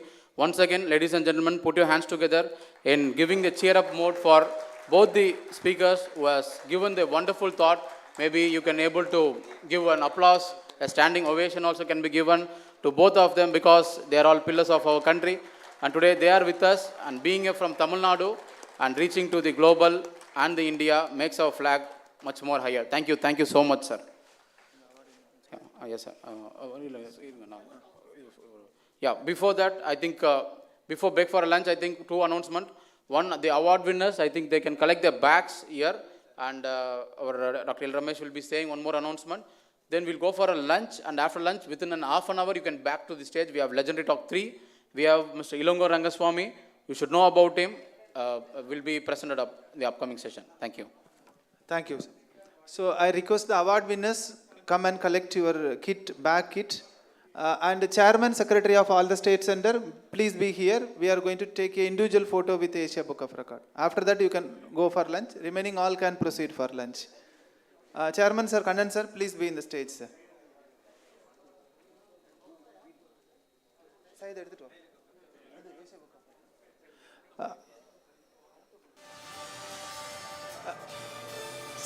Music venda. Backdrop Asia Book of Record. அதான் இங்கே Asia book of record போட்டுருங்க.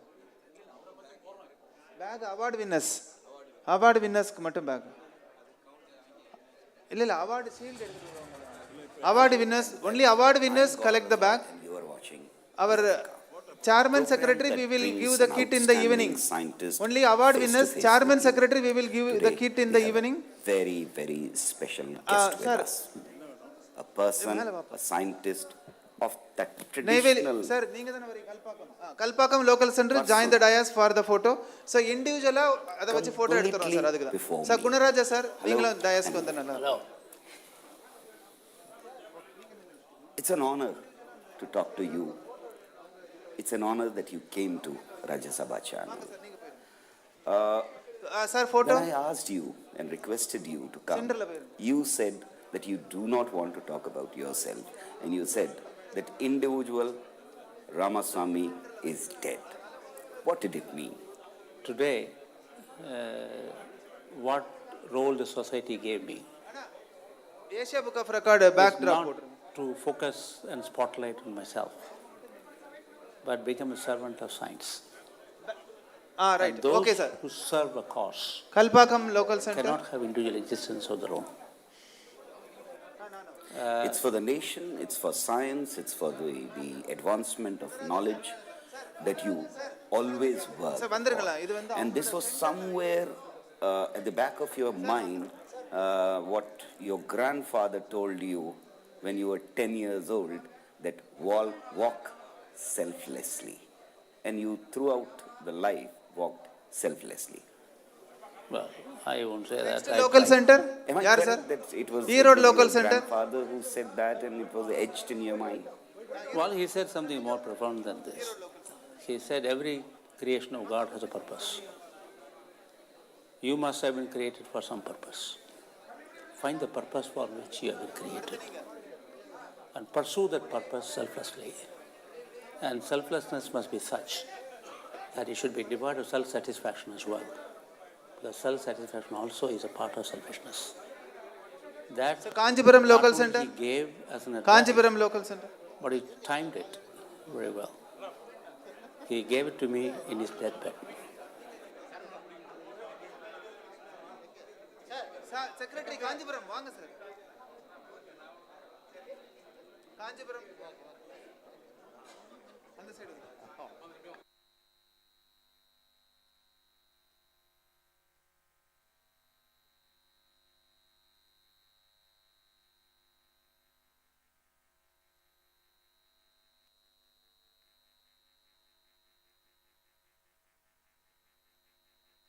Kanjipuram, Katangalathur.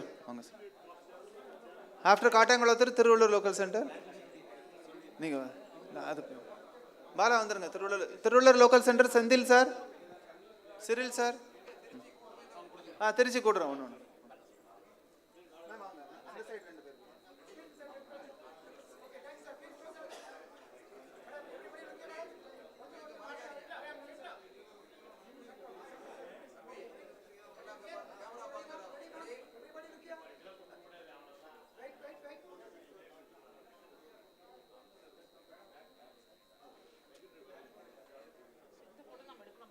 Sir vaanga Tiruvallur Local Center. Sendil sir irkingla? Vinod Anthony join.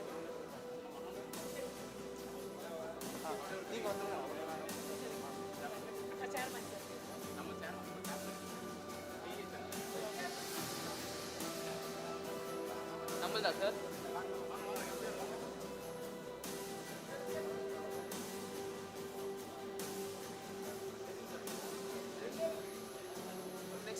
Coimbatore Local Center next. சொல்லிருங்க அடுத்தது யாரு?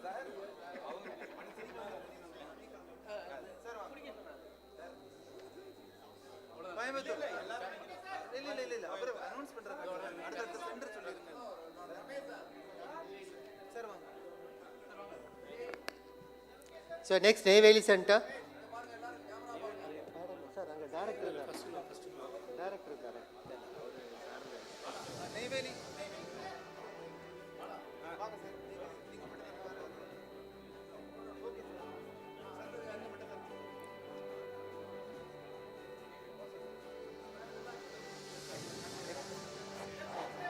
So next Salem Center.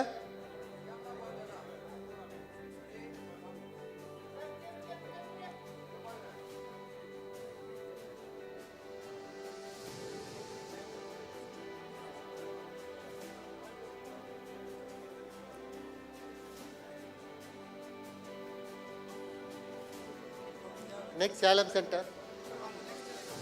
I request all the Neyveli chapter members to assemble the dais.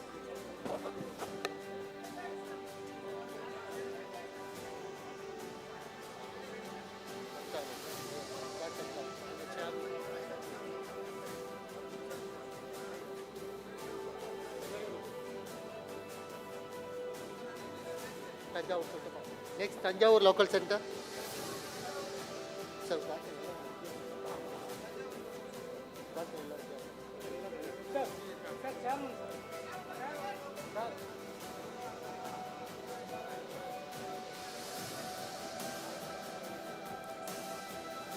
next Neyveli Center. Neyveli Center, they're going to take it.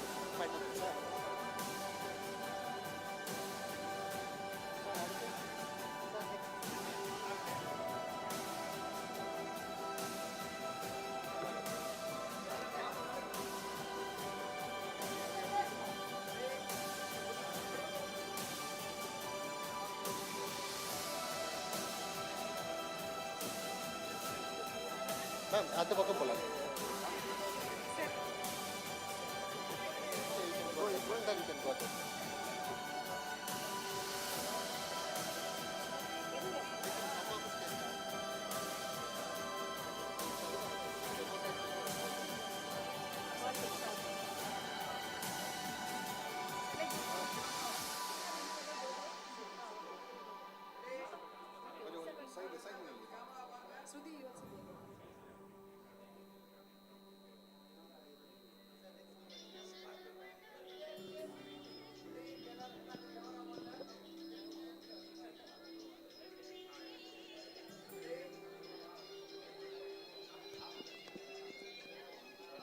Next, Madurai Local Center. Sir, I request Madurai Local Center.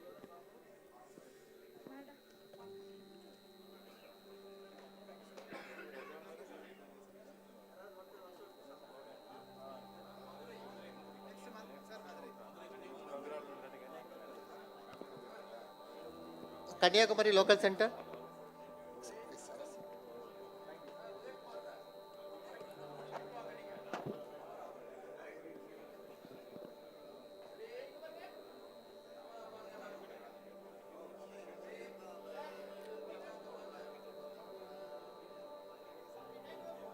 Sir, next, Kanyakumari Local Center.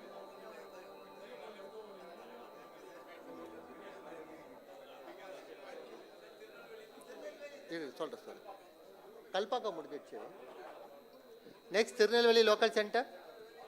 So, anybody from Tirunelveli Local Center?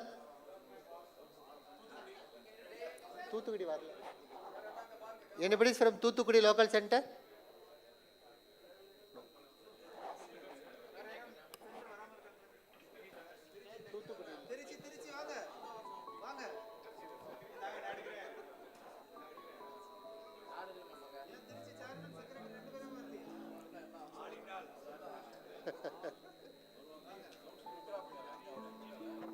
Anybody from Hosur Local Center? Hosur Local Center.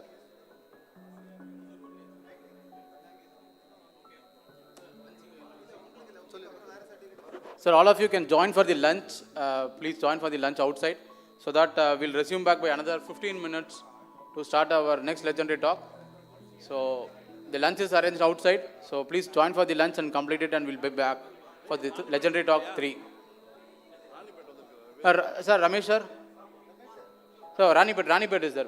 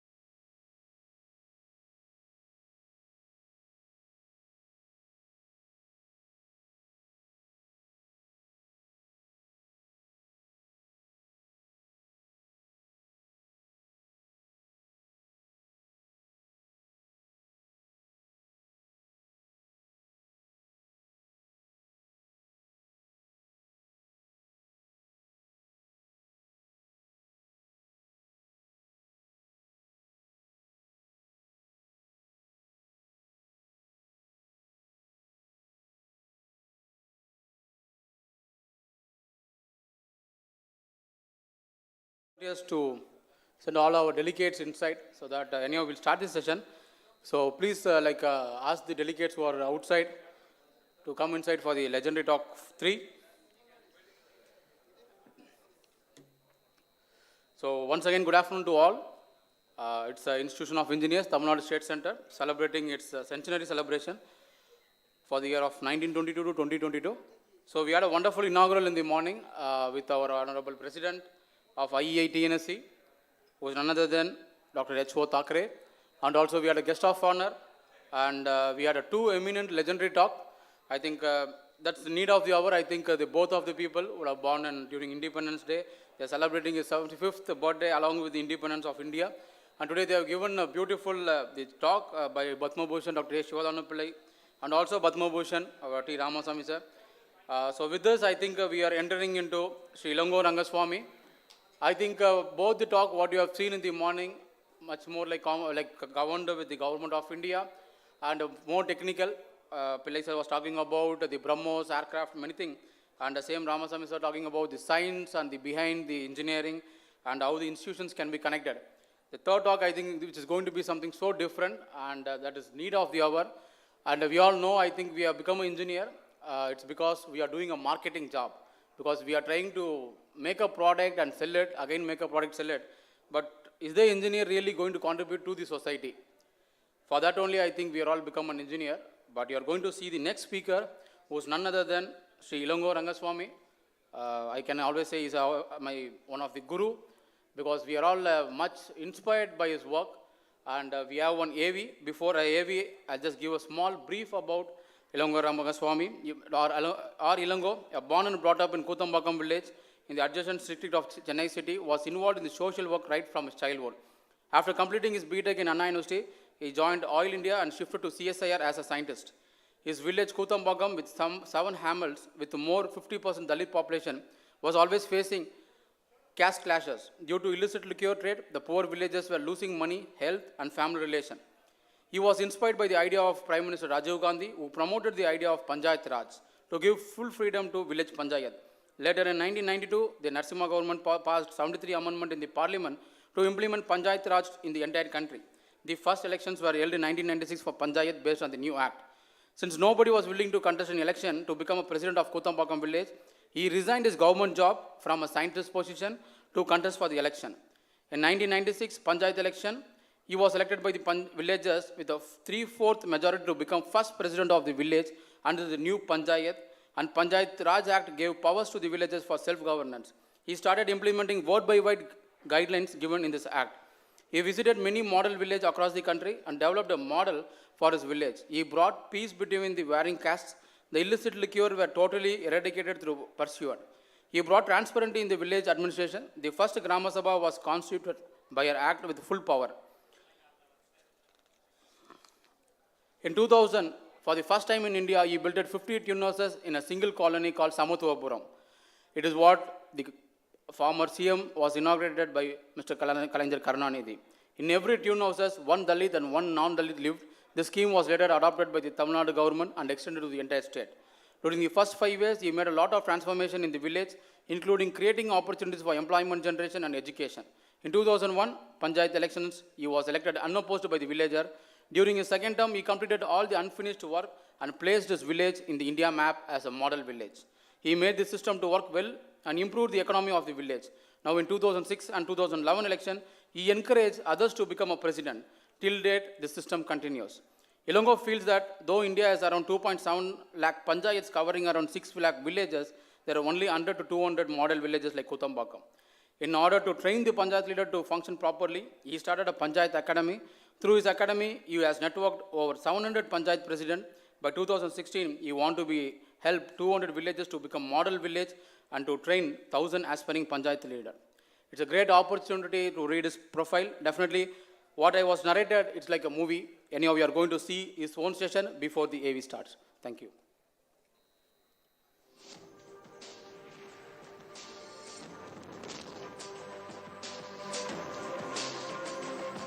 I am very impressed by the work of this man, Ramasamy Ilango. He was a scientist. But he knew if real progress needed to be made in the villages of Tamil Nadu, the power has to be in the hands of the people. This effort has made entire villages self-reliant. It's a lesson learned early. Fight caste discrimination with education. At this village school in Kutambakam, a predominantly Dalit village, young boys and girls are getting a chance at their future.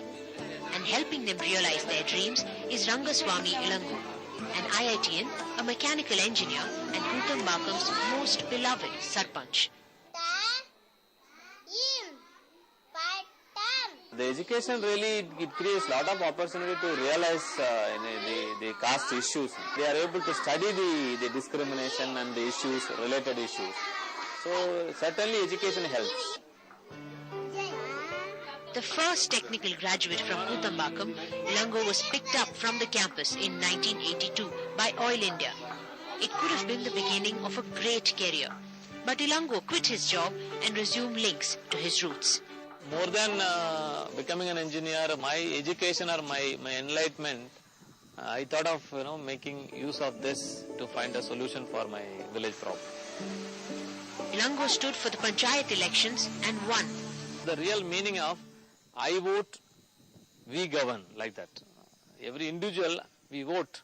We are governing because we are sitting in the Gram Sabha, and that's why the Panchayat is the right tool for making a real development. Ilango develops small-scale industries that make kerosene stoves, energy-conserving lamps, first aid kits, all in Kutambakam. This way, the village meets its own demands and generates so much employment that migration is a thing of the past. Resolving livelihood issues led him to people's homes. In the year 2000, the Panchayat constructed this Samatuvapuram, or Township of Equality. In a village with strong caste divisions stand 50 twin houses with one Dalit and one non-Dalit family each. When we moved here, initially it was tough for me to manage, but now for 7 years we've become good friends. It's this unity that has been Ilango's biggest success. At this Gram Sabha, every question is answered, every complaint redressed, and every success shared. Under the shade of this tree, Ilango has found the perfect formula. When strong self-reliant villages will consist of strong India. So I would like to invite Engineer Ilango Rangaswamy on the stage to have the legendary talk 3 for the centenary celebrations of IEA Tamil Nadu State Center. So it's over to you.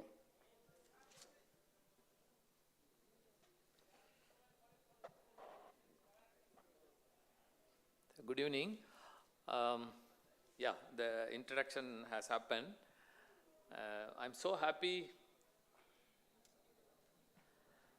I'm the institution of engineers. In fact, I feel like long back when we started, then it's like a temple. The guys who did not get chance to go to universities, but he has got intention to become an engineer or spirit to become an engineer, the institution of engineers, institution of chemical engineers, like that, all these institutions really gave opportunity for people to get the engineering equivalency. And it's a great honor, I feel, because in my case, I'm an engineer, I've got some kind of research background and all, but still my life, my connections are with the villages.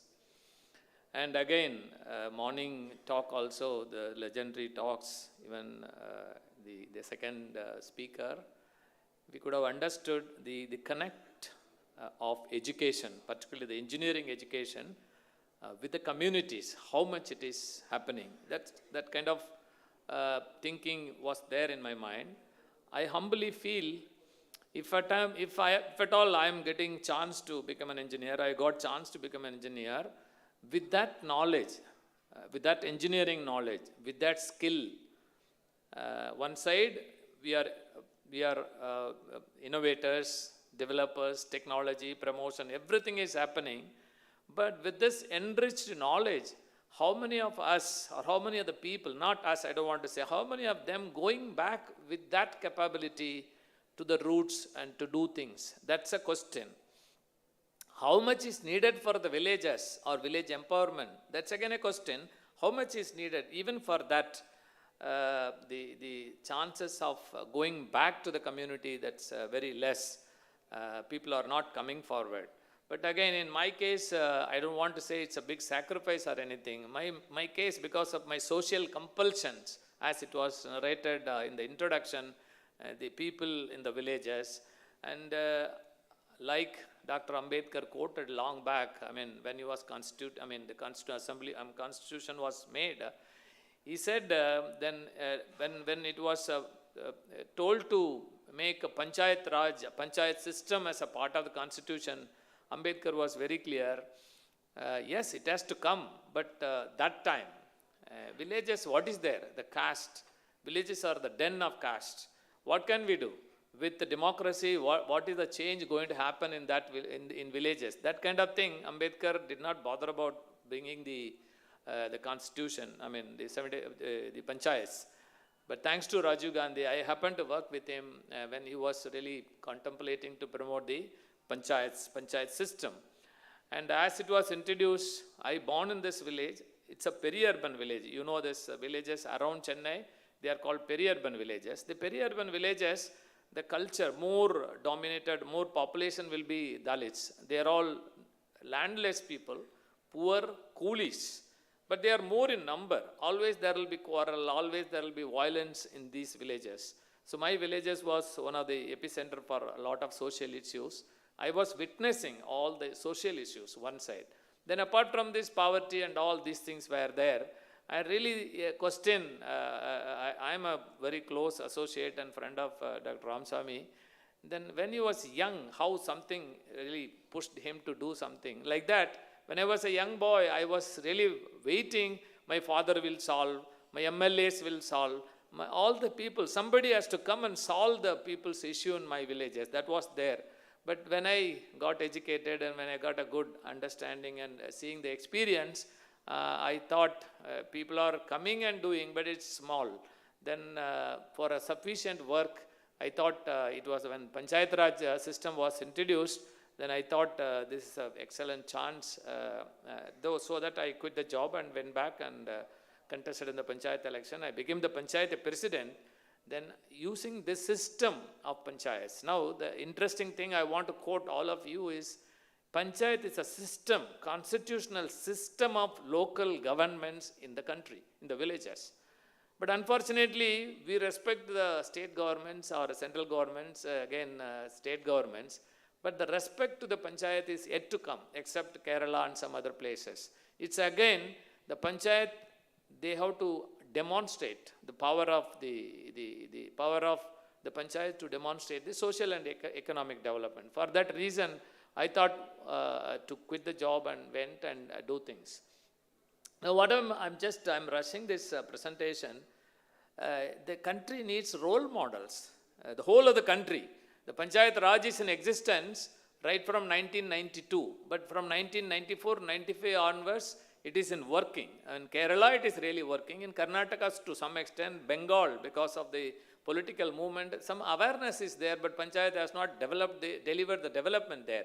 So that's why in whole of the India, 2,65,000 panchayats are there, or 6 lakh villages are there.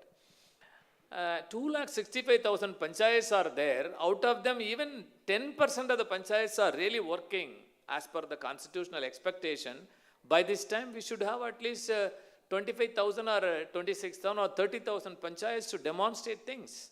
It's a constitutional mandate. Every year, every 5 years, the elections are happening. The commissions are there. The finance commissions are there. The election commissions are there. There are a lot of money spent for empowering panchayats. But it's not happening. So that's why I thought we have to create role models. As it was mentioned, the whole of the country, now you count, it may be 200, 300 panchayats here and there. 4 in one state, 5 in one state, except Kerala, again I'm talking. So the need of the hour is building role model panchayats. As for rural development, even towns also, the local governments have come. Now the city governments are there, town panchayats are there. The Nagarachigal, the town what is that, the corporations are there. All are local governments. In the corporations itself, there are wards there. So people can participate in the ward level, and there is a ward sabha, make a plan for the ward development. They combine all the wards, then it becomes a plan for the city. So like that, villages, you sit in the villages, in the wards, then the Gram Sabha, you organize a plan, then do it, then this will happen. So this kind of model has to happen. For that reason, I went there. That's why I say that engineers, you have done a lot. Yes, it's the whole countries, we can, innumerable developments have happened. Whatever happened all along, it's happening, and it's also going to happen. But there are a lot of opportunity for engineers to work in villages. That's what I want to say that. Lakhs and lakhs of engineers are coming, young people are coming, and then lakhs and lakhs of companies are not coming. Lakhs and lakhs of big corporates will not come. But one here, 10 here, or hundreds and startups and all this will come, but which will not give accommodation for all the engineers who are coming up. But there is enormous scope in the villages. So before just going there, the whole 2 years, the corona time, the whole country was locked down. Companies were locked down. Malls were locked down. Education institutions were locked down. Train was locked down. Everything was locked down. The government was crying, making a noise that please don't come out. Stay in your homes. We will give you, you have some money, but the government was offering a nice vegetables, nice greens, nice all food items. All these things were coming from villages. So that is why the corona, the COVID has given opportunity for the country, Indians, to realize the power of the villages, the potential of the villages. So that's why still there is enormous scope. In fact, I am not exaggerating. All the people who have done research for the future of this country, particularly future of this country, or maybe a rocket, or maybe other development, defense, atomic energy, that's all will be there.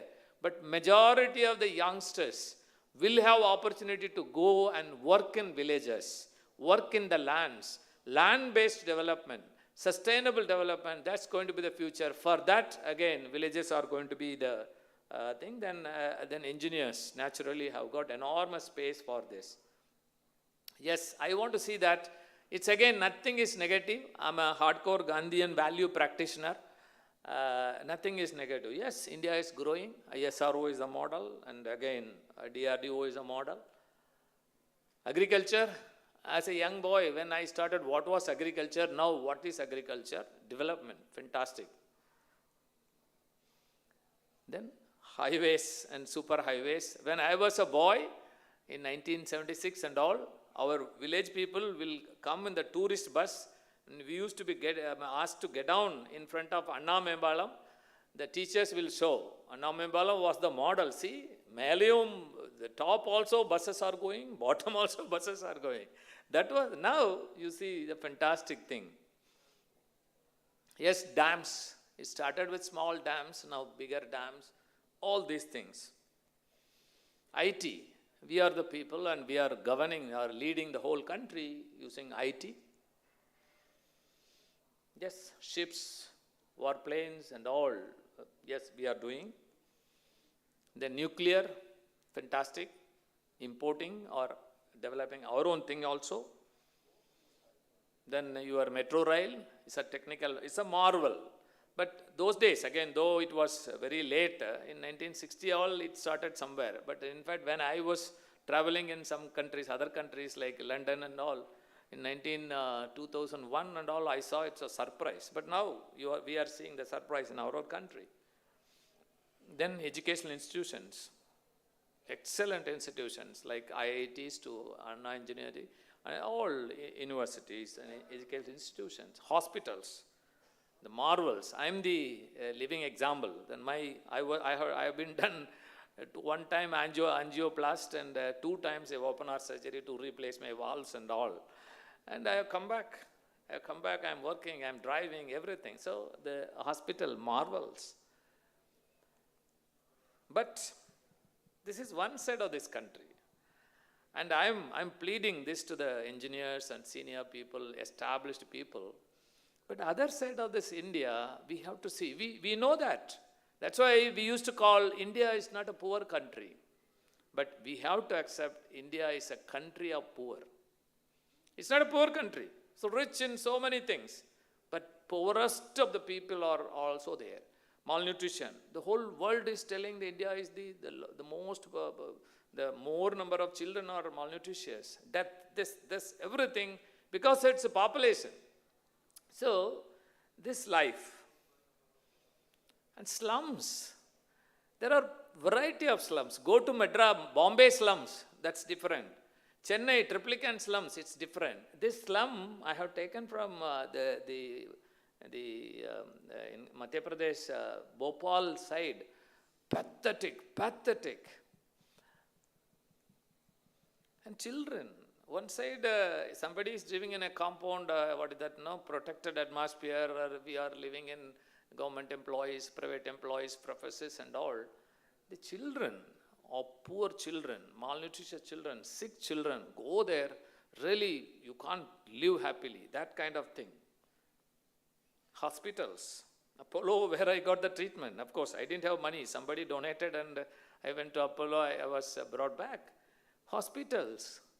In Tiruvallur District Headquarters Hospital, far better. Madurai, Rajaji, far better. Navar Rajiv Gandhi Institute, far better.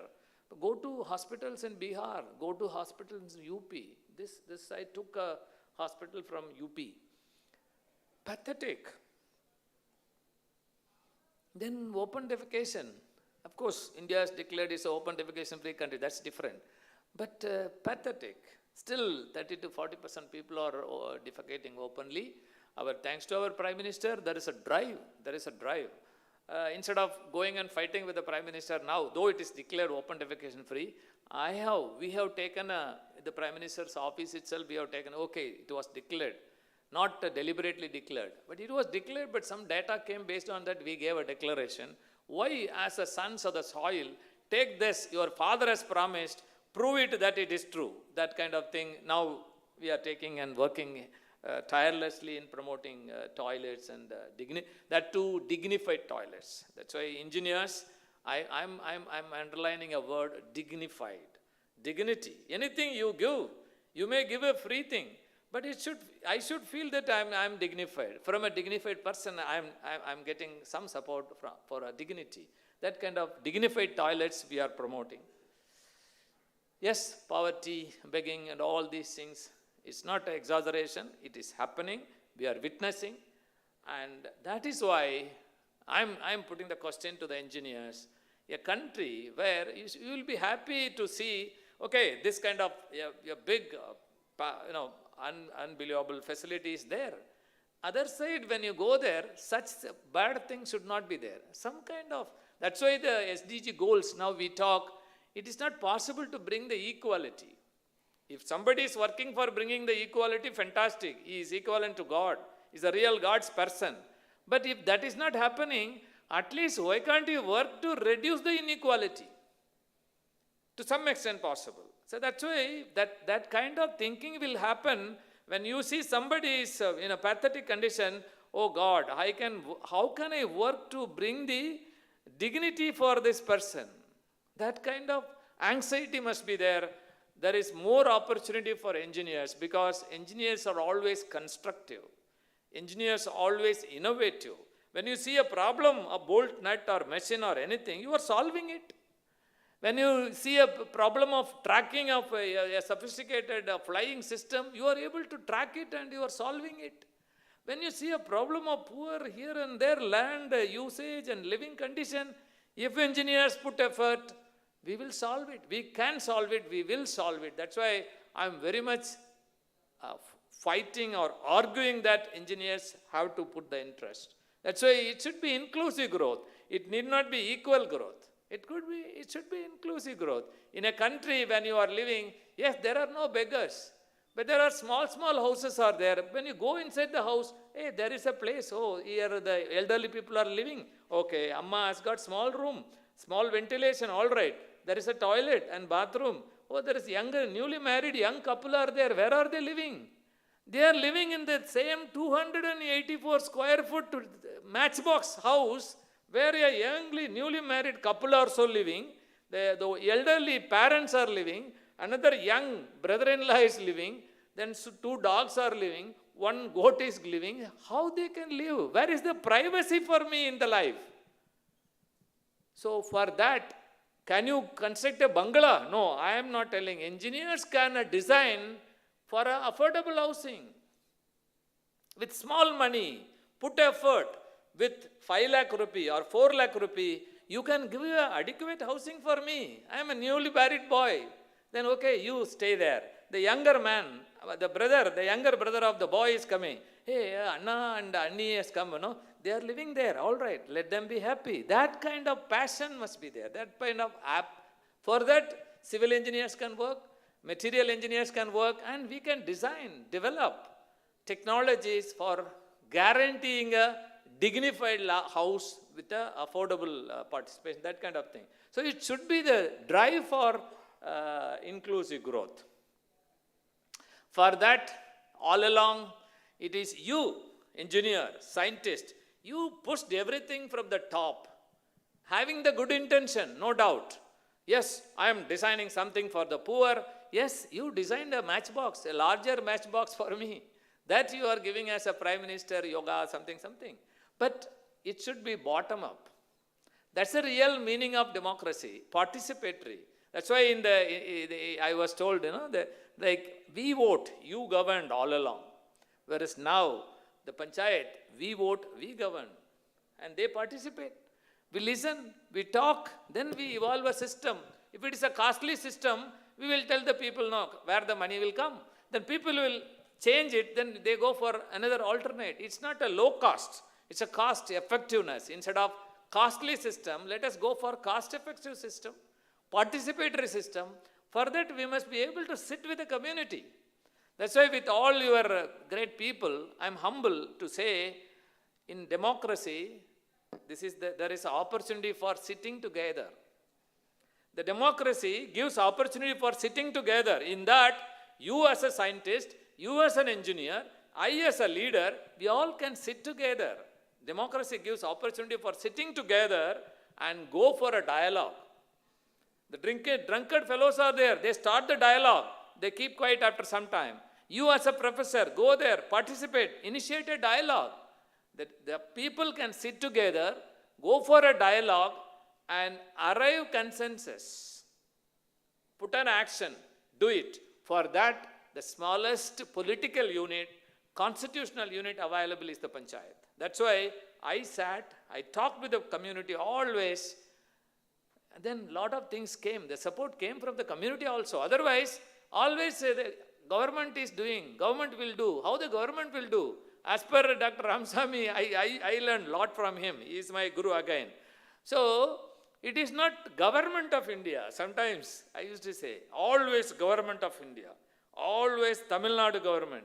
It should be the people of India. In democracy, people of India is the superb. So that's why people sat together and we designed the process and we have done it. That's why now again, I am telling you, the economy, what we talk special economic zone. Always special economic zone is, yes, it's needed for industrial growth. But it eats away a very good land. One side, okay, land is needed. As per the High Court has passed an order on me, the Chennai cannot be extended on Bay of Bengal. The petitioner should understand, Chennai has to grow for the growth. So it should be on a good land. So for a good city, good water is needed, good land is needed, good cultivable things must be needed. So it should be even the 3 times cultivable land of Kutambakam will be eaten away. But for that, the court was not harsh. It advised me, Ilango should find alternates for their people. Instead of fighting always, the land cannot be given like that. So like that, the special economic zone, industry zone, all the things are coming. My dear engineers, you are borrowing money. Sometimes you are sustaining, you are winning. But the country is borrowing money, is sinking. Day by day. Yes, some entrepreneurs have come up, no doubt. Tatas, Birlas, everything. You have come up. The private people have come up. The land, the country is somehow sinking. That's why for that, Gandhi, again, he was not that much technical, but the philosophy of Gandhi was, when a producer and a consumer, again, I don't know how much this is applicable to this arena.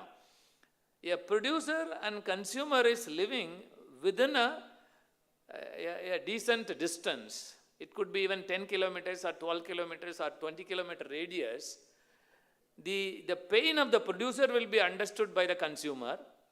The need of the consumer also well understood by the producer. Produce such things, transport and supply, then the system, the land system is designed in such a way, always 30 to 40% surplus will be there. That surplus has to go to nearest town. And whatever cannot be produced in the network should be imported from the cities. That's the real meaning of import and export. Somehow we are far away, but anyhow, in the villages still it is possible. That's why we have on Gandhian lines, we have formed a program called Network Growth Economy. Networking panchayats. Some panchayat is good in paddy, some panchayat good in groundnut, some panchayat good in grazing and the milk, some panchayat good in weaving, some panchayat good in blacksmith and all, some panchayats good in education nearest to the railway station or nearest to the road. Putting all together, a beautiful economic system will be evolving. And this is called a network growth economy. And we used to call, instead of special economic zone, this is a sustainable economic zone. All the things will be there. And for that variety of activities we have designed. And it is interesting, more than 450 packages are there based on the networks. And we are doing that. Yes, it's going on. For that, we are trying to create models. If that is happening, there is enormous scope to work in that kind of villages. Ultimately, self-sufficiency, or to some extent, I don't want to say self-sufficiency, instead of self-reliancy as much possible. Then the Swaraj. Swaraj not for the villages. Swaraj for every family in the city also. In your family, a city family, they should feel independency as much possible. More and more you are depending on somebody. Say, you have got an excellent operating system in your home, fridge, everything. When the power goes, you are finished. Then see that how much your power you can generate and modify your consumption in such a way with small power you can comfortably live. That's called the sustainability again.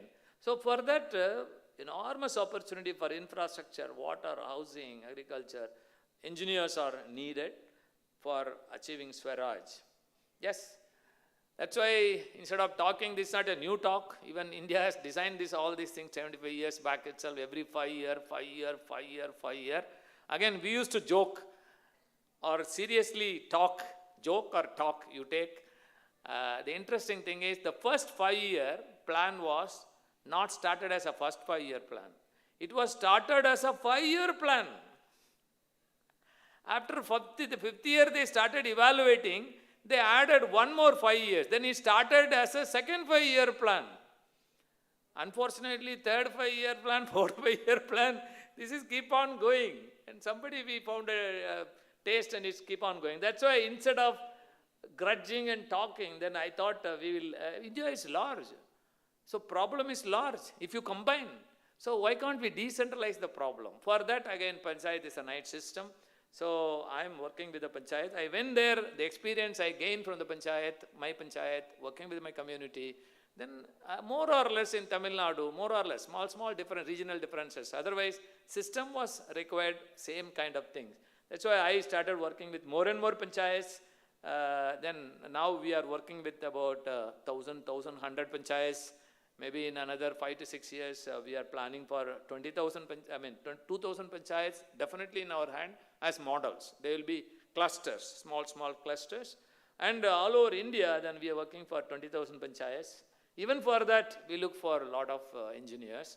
And again, engineers like us, again 60, 50, 45, then we may not be able to do because we are committed. We have got commitment. Whereas the younger engineers, new generation engineers are coming. Catch hold of them. For that, now the engineers needed for supporting them and training them. So now, the end is, you need not get confused. doing lot of things. Just see the goals. 17 goals. Goal number 1, 2, 3. 1, no poverty. It's a complex thing. It's not easy. But it's possible in 2 years' time. It's possible in 5 years' time. It's possible in 10 years' time, provided if you are going and sitting and working with the families. Otherwise, some philosophy, something is coming, some teaching is coming, some policy is coming, it won't work. Go and work with the community. It is possible in 7 years, 10 years. The goal number 1, complicated one. Goal number 2, hunger-free, food security. It is possible. Already it is almost we have done. It is possible. Goal number 3, health for all. All these things possible. These 17 goals, if we are achieving in a society, in a community, in a community, it's a sorghum, what can I say? It's not equal goals. It's a variation will be there, but all the things are available in all the families, relatively. But then a lot of things can be, then that is possible. That's why now we are anchoring the SDG goals with the panchayats, panchayat clusters. The morning also I was with 10 panchayats with the excellent Sai Ram Engineering College. It has adopted 10 panchayats around them, and we are gearing up the SDGs with the panchayat. And the target is in 3 to 4 years, see that in 10 panchayats, 10,000 families or 7,800 families. These 7,800 families, we will see that all the goals are achieved in all these 10 villages.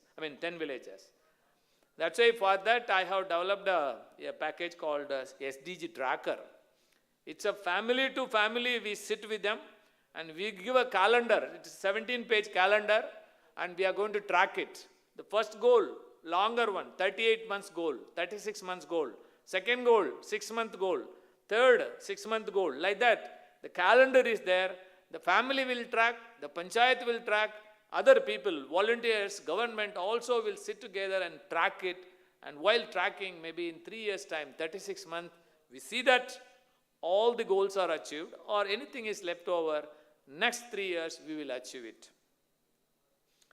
That's why, yes, to lead that, engineers are needed. Experienced engineers, younger engineers, all are in need. It's again, as I was seeing Dr. Ramaswamy's thing, then Gandhi, then again I want to end with Gandhi. Unfortunately, then yesterday when I was talking with him or a few days back, I told, if Gandhi is missing, I'm not Gandhian wearing khadi or anything.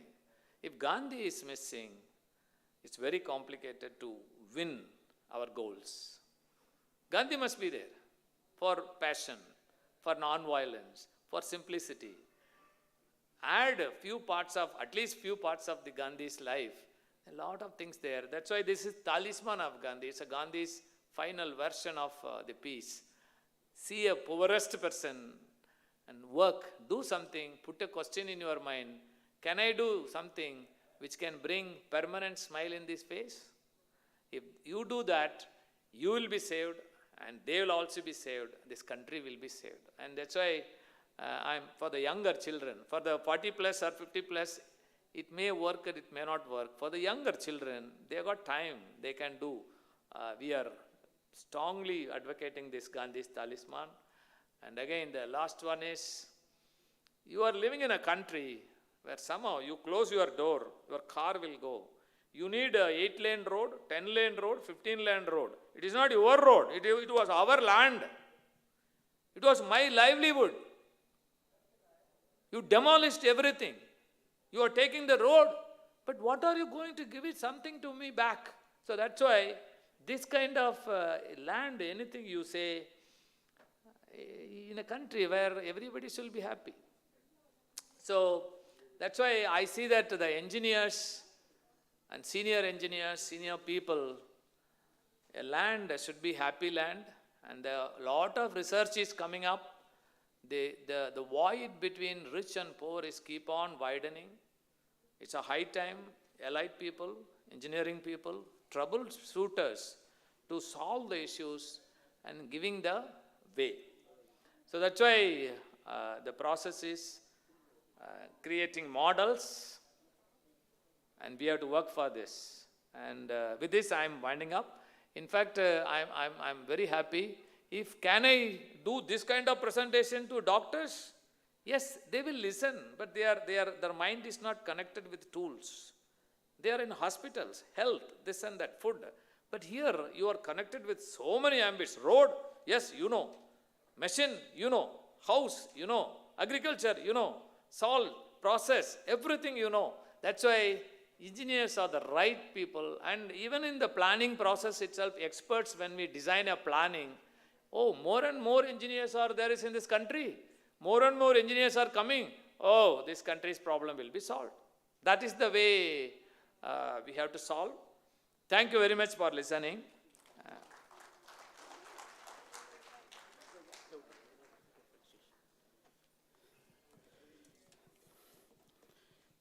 Thank you so much, sir. I think we know what is the value of engineering. I said the engineering value should not go with marketing, it should go with society.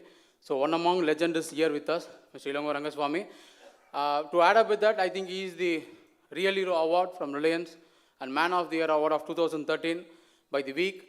And globally, I think he has received so many awards where the Honorable Prime Minister, along with almost some 400, like 45 country Prime Minister was there. And he has been identified one of the Panchayat leader for developing a village. So that's the credibility of an engineer can become even a much more empire to build a village and make our country a proud. So thank you, sir, once again for accepting this legendary talk and given a valuable note for our IEA community for being a celebration of 100 year. With this, I would like to invite our Kannan sir, who is the chairman of IEITNSC, to felicitate our speaker of the day for the legendary talk 3 for centenary celebration of IEITNSC.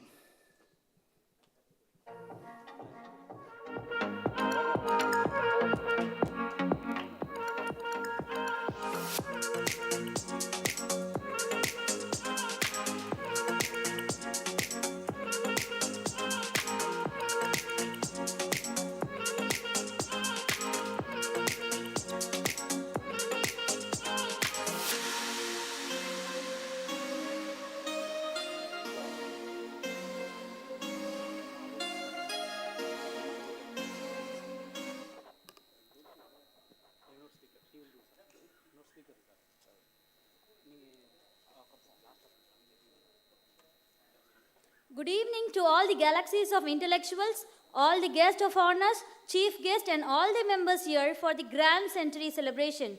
This is your host for the evening, Jyotika S. While some of have been with us from since the beginning and some joined later in the journey, everybody over here knows what we do, why we do and how we do. There is so much to thank everybody here for. Without you people, there is no organization, and without your contribution, there is no institution for engineers. And now, this centenary celebration. So, we thank you very much for being with us in our entire thick and thin like a family and helping the institution of engineers is what it is today. Thank you so much.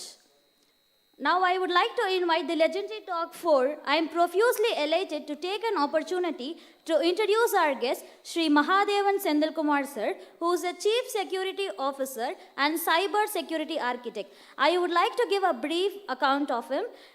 Mahadevan Sendalkumar sir has overall 30 plus years experience in multiple domains of informational technology and cyber security management. He held various positions in IT and InfoSec, including DGMIT Group CISO, Enterprise Information Technology Architect, who is a cyber risk management expert. He is presently responsible for designing cyber security architecture framework for various IT transformation projects covering cyber security evaluation and risk management for ADAS and driverless AD. I would like to welcome you, sir. He is also the winner of 2nd IDC International Data Corporation for the projects in IT and cyber security, winner of the CSO 100, recognizing him as one of the top 100 cyber security officers in India. He is also a gold medal member of ISACA. He authored 3 volumes of book titles, namely MSK Super Tips and Tidbits, authoring on security architect, and IOIT security in industry. We would like to hear from you, sir. Over to you. Welcome,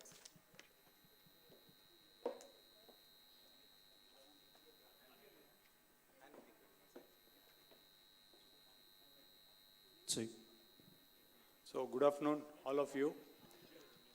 Today, this session is going to be totally different from what we have seen so far. And as I was hearing Shri Ilanko, he is saying that inclusive growth.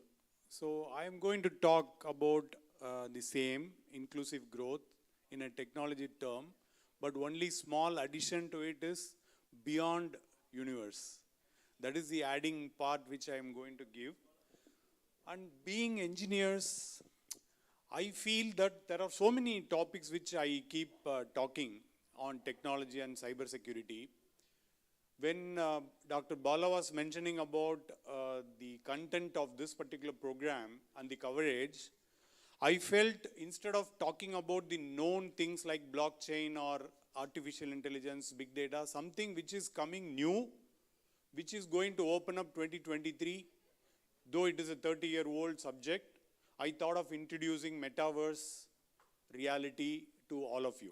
Maybe most of you would be already knowing it, but whatever I learned in 30 years, starting from 91, I thought of putting them together, and I understood in a particular fashion about metaverse, which I'm going to talk about, and engineers are creating it. It is not that IT people are creating, only engineers are creating metaverse.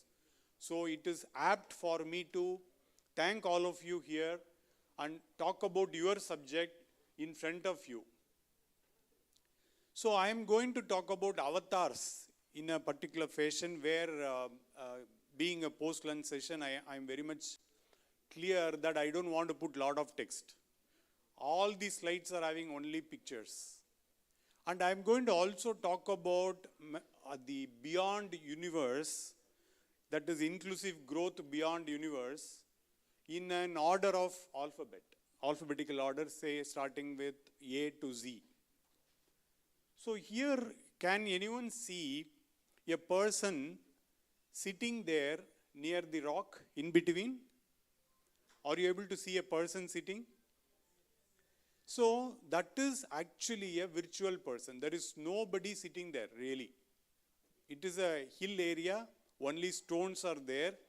But this technology has made in such a way that it creates a person who is sitting in his own house. He is a real person, but he is not actually sitting in that place. That is metaverse.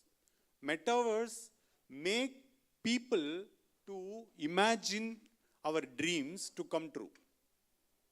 I can elaborate it much further. Neil Stephenson, in I think Snow Crash, a novel called Snow Crash, he created this metaverse. Meta is nothing but beyond. Verse is a short form of universe.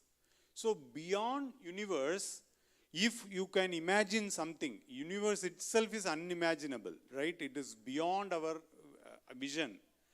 But beyond universe, if somebody is able to visualize something technically, that is metaverse. So I'm going to talk about all the components of metaverse in an alphabetical order. And again, I'm repeating, only pictures are there. So you have to watch each and every, so there is no scope for sleep here.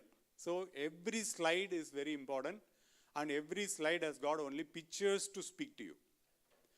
The actual people, we are all sitting here. Imagine a situation where I am standing in my house, I am walking in my living room, I am speaking there at my home, but you are able to visualize that as if I am walking here. That is metaverse again. Instead of actual will be there. But augmented reality is something where we can control what we want. We can control what we want to achieve ultimately. If I am in India, okay, but my office is in US. How can I come all the way for a 1 hour program here? So I can make the presentation in a body language which you want. I can make it from US, but you will be able to see in your own time zone. Even I could have done it earlier in my time. But you will see it lively now as if I am talking in front of you. I have come all the way. Even I can pose as if I am walking here and there. That is augmented reality, AR. The 3D printing. You all know engineers, you know manufacturing, you know additive manufacturing. 3D printing is something which these chairs, you can take an example. I'm not giving any educative session here. It is only a kind of a knowledge sharing, which I have enjoyed with the metaverse. So this chair need not be produced by a carpenter. It need not be done at a workshop. It can be printed in a very small printer of A4 size. It will move, the head will move, the material mixing, everything it will take care, the chair will be printed. So when a chair is printed, or when any component, including all these components, can be printed through a printer, 3D printing, additive manufacturing. That technology is already there. You don't know, most of the keychains today you have for your vehicles are 3D printed. But he is thinking in his novel, Snow Crash, that why can't I print a human being? Why can't I print a human or living thing? That is metaverse. On the B, we are completing a building. So building is something which is, you all know that it is very risky.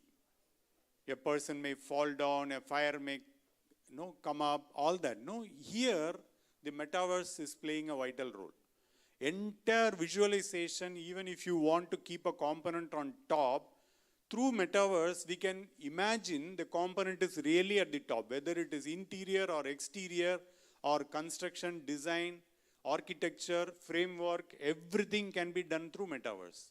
Instead of keeping it somewhere on the 5th floor or on top of the roof and see how it looks like, that can be visualized through a metaverse technology as if it is really there. It is not just a printing. It is not even a 3D printing. It is beyond. That is why, metaverse they coined beyond universe. So, okay, building is something which is non-living thing. We can just move on to cinema. Today, my favorite heroine, Katrina Kaif, I am watching, enjoying her movie. I can imagine that I am acting as a hero instead of Shah Rukh Khan. Why I have to see only with Shah Rukh Khan? Why can't I act or I vision myself that I am acting along with her? That is cinema. In the cinema field also, metaverse is playing a vital role. It is going to play a vital role. It is coming up, not that it is not there. It is already there in Hollywood. So there, all the visualization can happen based on your imagination, individual imagination. I'm going to talk about the negative part of it later, but these are all the advanced technology which metaverse is bringing out. DNA. The digital twin is a term we all use in our IT. Digital twin is nothing but physical and digital merging together. We all know robots, right? If a robot and human are working together, are you aware of what is the term used for that? Any familiarity of that? That is what digital twin all about. Digital and physical merged together. In the same way, robotics and humans, if they work together, I can see one person, human being, next to Bala, one robot is sitting. Can I imagine like that? He will be called with the number 2419A. That's all. That is again not a imagination. It is a reality happening today. That is co-working. Any idea of what is the term called? Anyone? It's very important for us to know. That is why I'm just stopping here. It is cobots. Robots and cobots. Cobots is co-working robots. That is human beings in Industry 4.0, which we keep hearing in the engineers manufacturing sector. Industry 4.0, robotics are in place. Robotic Process Automation, RPA. Wherein there was a fear when I was taking a session similarly in SRM, there was one Gen Z girl asked me, my father is doing some work in the factory. He is not that much educated. Suppose if Industry 4.0 comes, in India, in our plant, he will lose his job. So that is a real concern of Industry 4.0, because Industry 4.0 is to replace the repeated work through robot. Wherein in Industry 5.0, cobots have come in. That is, a robot can work together with human being. Human value will not be negated. That is Industry 5.0. That is what we are seeing in the digital twin. The DNA is replicated using metaverse as if one person is there, entire body language, how he smiles, how he speaks, everything will be captured and the imaginary person will replace. Not permanently, but only to act on behalf. Next is event. This kind of event, as I already said, I can stay anywhere in the world. Not necessarily that we have to assemble. This experience is different. I am not discounting it. But Metaverse is bringing a different experience. In COVID days, how we started working from home. But when we are working from home, how we can imagine troubleshooting a machinery. We have to go near to the machine, right? So that is what we are going to talk about. When we have events like this through Metaverse platform, without people coming into the real physical place like this, by paying a huge money, arranging everything. Okay, lunch, we have to think whether lunch can be arranged virtually. Fashion designing. The entire fashion industry is going to, imagine if you go and stand in front of a mirror, automatically a selection of our choice, it will be as if you are wearing. There is no need for any trial room. If you go to Pothys, Chennai Silks, anywhere, you will be waiting in a trial room. The selection will be much easier, wherein you have to wait for the trial room to see whether it is empty. Wherein this technology is going to bring in, the fashion technology is going to bring that through Metaverse, that all the dress, whatever you want to wear, you need not even go to shop. All are going to be available through a simple screen.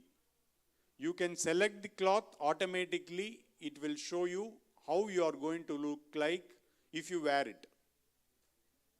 Then comes game. We are just in G, A, B, C, D, G, up to G. In gaming, no doubt, we all know our kids are playing with imaginary people, right? So many names they call, and today also there are so many fight going on with the online gaming. Several people are committing suicide, all that. So this is a negative part. Already it started working. This is the first ever industry which took Metaverse platform already. Today, most of the gaming are working through Metaverse, and that is how they are making people to go and, they induce kids to go and commit suicide. On healthcare, the entire operations can happen remotely. A patient may lie on a bed in a hospital, but doctor will sit somewhere and he will be operating entire body wherever required through virtually. That is Metaverse. The Metaverse will provide such a facility to virtually activate the actions near the patient, though he is not physically available sitting there. Industry, we all know, production. This is one of the challenges which we have not handled during COVID days also.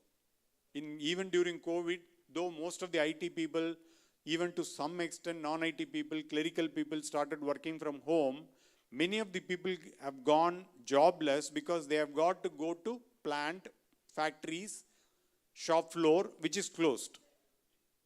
are closed. So, physical presence, wherever it is required, Metaverse is going to replace that physical presence. Virtually, the operator can stay at home, they can still operate the machines. I'm not introducing the topic technically here, but I'm saying what is Metaverse? What is the dimension in which we are talking about Metaverse? And it is your product, engineers created Metaverse. This character, most of you are aware, the Jack Sully and Neytiri. This is the Avatar film. where these characters are created as if they are really living in the world, like your Spider-Man, all of that. Killing, murders. I am slowly getting into the negative part of it. Murders can happen through metaverse remotely. Or a person may kill, but the image of the person will be replaced with other person, as if he is the person who killed the other guy. That is a negative, again a negative part of metaverse. Learning, complete learning experience. Metaverse is going to help, where students can sit anywhere. No, today classroom sessions, nothing can replace classroom sessions. But during COVID, you all know, from schools to college, everything closed. But metaverse is going to ensure that the residential learning is highly possible. Faculty will sit, or professors, teachers will sit at their house. Students will sit in their individual house. It is going to improve. Like the inclusive growth, which he is talking about, the education level is going to improve through metaverse. Meeting. This is very simple. Only change is, today in meeting, we all see all the background scene. Wife coming and shouting at you, or some shopkeeper coming and knocking the door. All that happens through Teams meeting or office meetings. But in the metaverse, it is going to bring all the images into the meeting room. So there is no need for you to worry about the background, virtual background, this and that.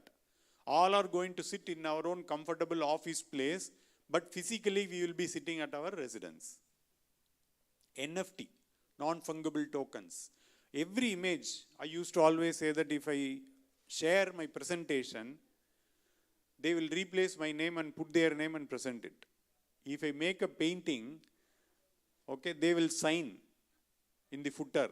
So that is not possible in this. Every image will be with a code, non-fungible tokens. That most of you maybe would have heard blockchain technology with a hash algorithm, all that. I don't want to talk, the boring topic of IT here, but engineers only created. Even the blockchain technology is created by an engineer, Japanese. Office versus online.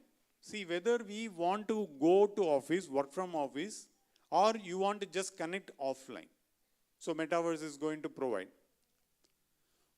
The worst part of metaverse is this pornography, privacy issues.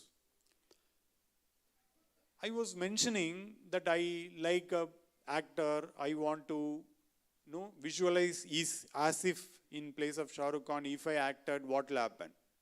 The same is the case with misuse of people. The metaverse platform will make the unwanted elements to play against people, and they can create the scenes in such a way, the negative scenes in such a way, that it has really happened, though it has not happened. So it will spoil the name of a person very easily. So the metaverse also has got a flip side. But we have to be very careful. Every technology, even the touch phone has got its own its and buts. So why camera is required in a phone, with which anybody can capture any scenes or any pose. So the technology is going to be always coming with risks and challenges. It is up to us to take what is good or what is bad. So it is all created by engineers, so we cannot blame them. They create based on a demand. But if the demand is not utilized properly, if it is misused, then engineers cannot be blamed. Next is Qs or Quest Oculus. This is a tool again. The Qs, when we are standing in a queue, you have to wait for some time to reach the ultimate expected counter. Wherein this is going to give you a situation where you can visualize wherever you want to be in. You can suddenly make in such a way that I am already in first place or fourth place, instead of being in that place actually. Retail, complete retail, as I said in the earlier slide also, entire retail industry today is going to work on metaverse in future. Today it started already inventing many of the possibilities. So you can even replace, generally, when we see news reader, immediately they'll say, see the earring, see the dress in which she is wearing. Instead of hearing the news, we used to look at the pose, the look and feel. But you can imagine through metaverse, you can imagine as if it is worn by you, or you are reading the news, wearing all of that. Serials. Today, TV serial, don't mistake me, I don't watch serial, but this is one serial which I picked up. Maybe if your interesting serial is not there, don't blame me. But this serial, only 3% is physical. The fourth one is imaginary, virtual. And there are occasions where one person will suddenly, due to some fight with the producer or director, will walk out of the serial, because the serials are going for years. 1000th episode, 2000th episode, it is like Mahabharata or Ramayana. So it never ends. Suddenly they bring in new character, new problem, new killing, new plan to murder somebody or to spoil somebody's life. You cannot, even somebody will die during the serial acting itself. He will start the serial from the age of 20, and he or she, and by 80, 90 she will die, but serial will continue. So here, the serials, the virtual image can be created even after absence of that person. After death of the person, you can continue showing your serial as if he is living, she is living. That is metaverse. Travel. So, how many of you visited this beautiful place here? Only 5, 6, 7, 8. Who have not visited? 1, 2.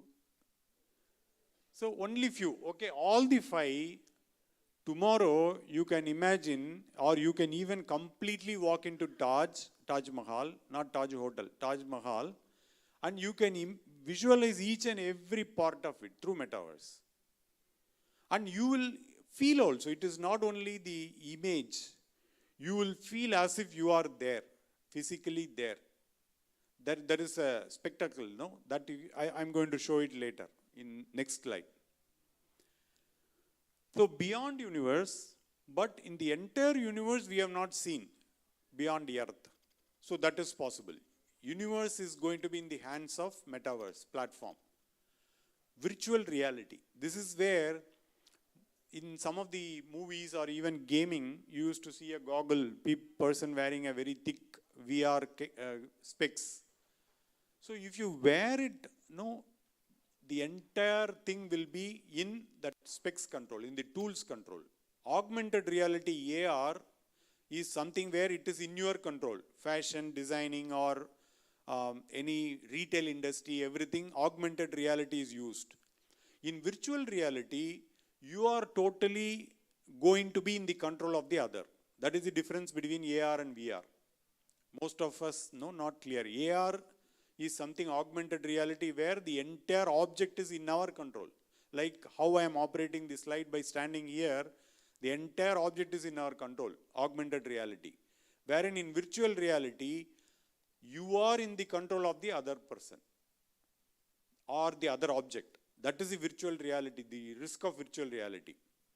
In the virtual reality, if you want to feel something that you are hitting somebody, I am only, for the sake of the audience here, I am talking very small case, okay? Hitting somebody. It will really happen. You will feel as if you hit that somebody, and he or she also will feel that she got the blow on the face. Imagine the situation like if you think anything else other than that. That will happen in metaverse. That is the negative part of it. That is why cyber security professionals like me are working on how to avoid such a negative impact of metaverse technology. You people, engineers, will create too many technologies. You produce, you invent, you innovate. But we are here to ensure that that is given in a right track. Wedding. You can, if you feel that your wife is old, you can replace it with anybody. in the metaverse platform. Any number of times we can marry, any number of people we can marry. Every day we can keep marrying the other person. And there are no groups created, informal groups created using metaverse. They all know in India also, I don't want to talk about the state or city here.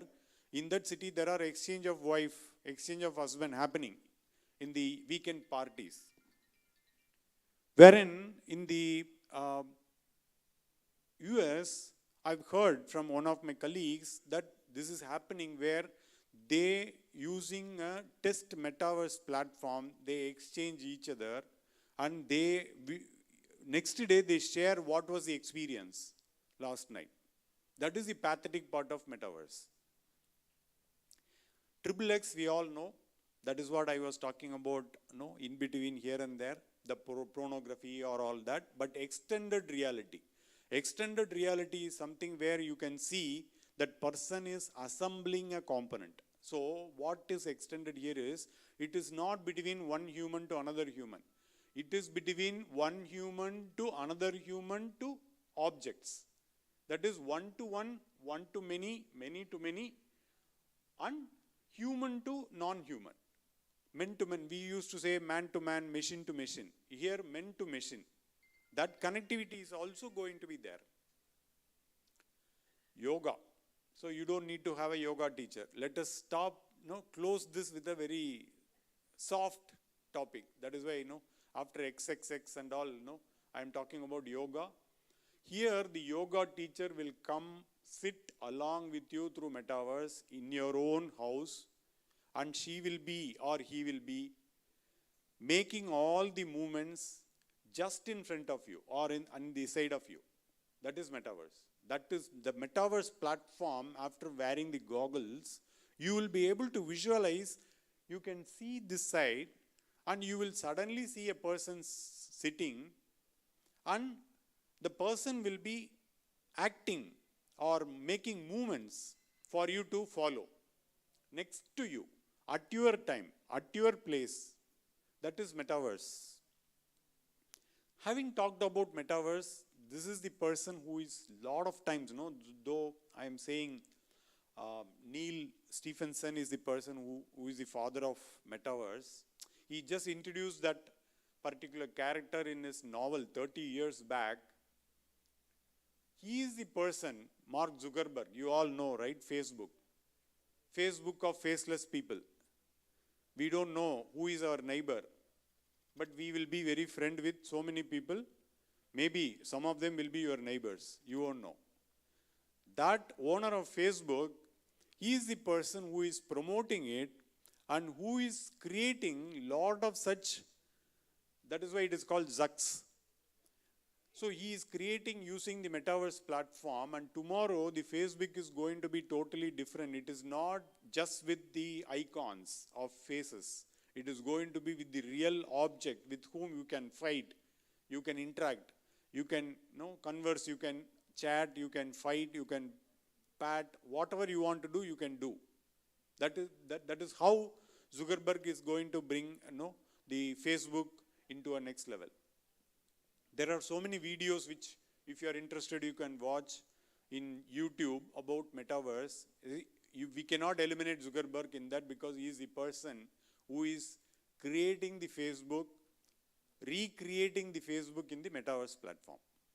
I think this is all from me. So metaverse is going to be the new reality, whether you like it or not. We have to follow. We cannot continue using the same old camera with rolls and go to Konica lab and give for processing, waiting for 2-3 days to enjoy.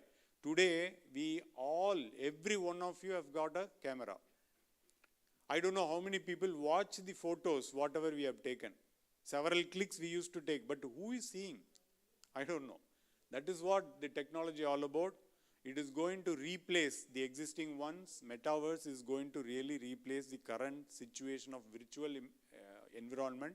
It is going to totally replace with the digital twin, and it is going to bring in all sort of vulnerabilities, all sort of risk, whatever we are talking about, but the positive side of it is much more powerful. than the negative part of it. And we are there as a cyber securist. We are there to ensure that there are certain checks and balances and controls so that the metaverse platform is not going out of total control. With that, I am just ending my talk. Though I am not an engineer, I am a software engineer. I thought I would bring this particular subject which are created by you. So thanks a lot.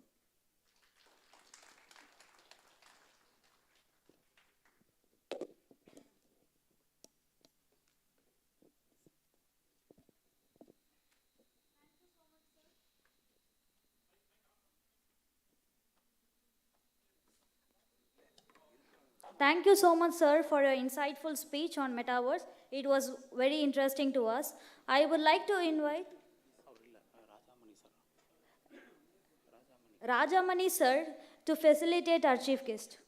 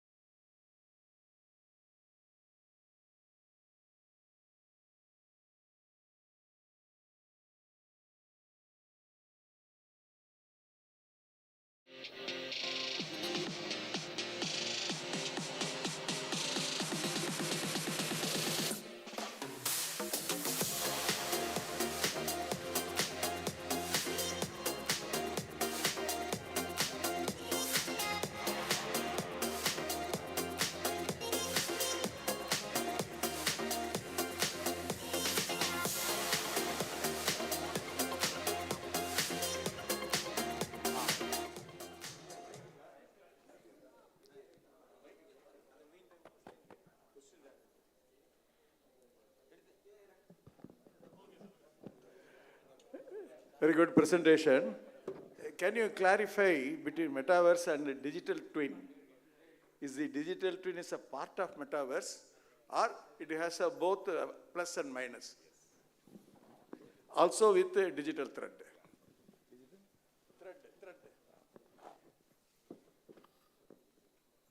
See, it's a very simple question for us to understand much better. Earlier, we before answering it directly, we all know it's a very simple subject. We all know digital. So physical to digital, digital digit, binary digit, everything we all know. In the digital world with data, computers, since there are physical operations happening, that is, some of them cannot be converted as digital, like paper or these objects. But there is a technology which brings the digital and physical together, is termed as digital twin. So digital twin means there is a coexistence. Twin means we all know there is a coexistence of two different elements. One is physical element, another is digital elements. But metaverse, as sir understood or said, digital twin is a part of metaverse, or digital twin is the starting part of the metaverse. But metaverse has gone to much more higher stage than digital twin. Digital twin is a very basic terminology which is coined to make us very clear that there is an existence of digital part in our physical operation, like our mobile phones or headset, whatever it is. Even this conversation, though I am speaking out of my control, This is only converting and transmitting every information to you. That is getting converted through a controller there, using digital transmissions. And we all heard a term called modem, modulator, demodulator. That is what happening when I speak here. This sounds are getting modulated, going to the wire, through the wires and getting spread all over the place through speakers, and you see those speakers with small cones. Though it may sound very very academic here, metaverse is much more, several times higher platform using digital twin, leveraging digital twin. Metaverse is drawn from an idea of augmented reality, where I want to see how this is going to look like. Imagination, my imagination, I want to see how it will look like.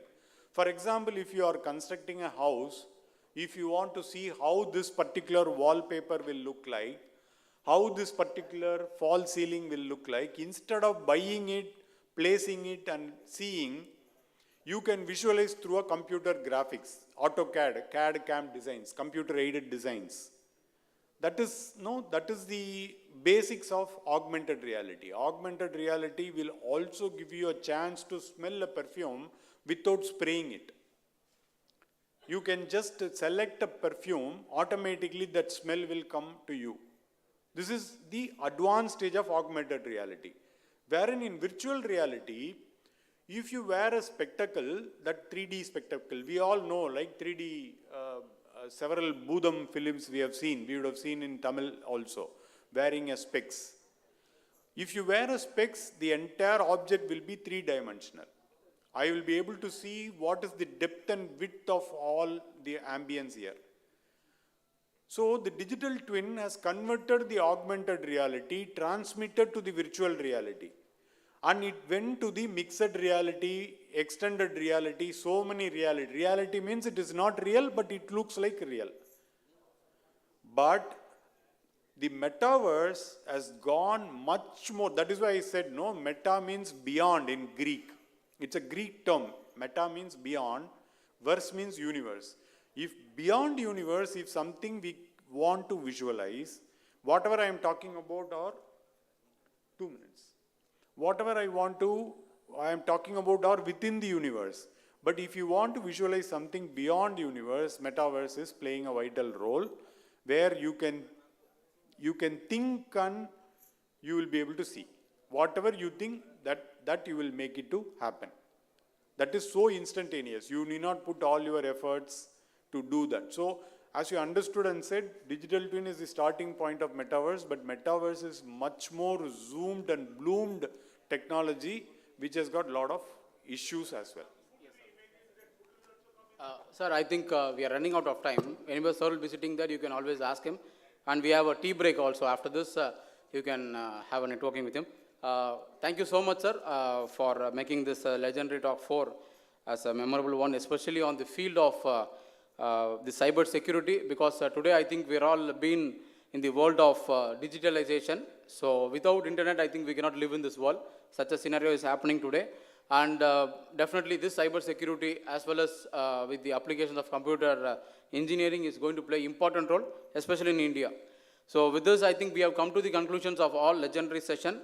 So once again, I thank all the legendary speaker with Dr. A. Shivadanu Pillai, and we had Dr. T. Ramasamy and Engineer Ilongo Rangaswamy, and also we have the last one, Sri Mahadevan Sendil Kumar, who has delivered their various thoughtful thought to the centenary celebration of Institute of Engineers, Tamil Nadu State Center. So once again, ladies and gentlemen, please put your hand together in giving the applause, and we are closing up the legendary sessions by now. The next session, we go ahead with the panel discussion, so the most awaiting session. So the panel discussion, we have 2 types of panel discussion. I think one is on the academic excellence and another on the industry excellence. So let me invite the speaker, the panelists on the dais on the academic excellence. Their major topic. So the panel discussion is going to be on the theme of role of engineers for sustainable self-reliant India. Let me invite the first panelist, Dr. D. Vishwanathan, who is a former Vice Chancellor of Anna University, also a rector in the MGR University, Madurai.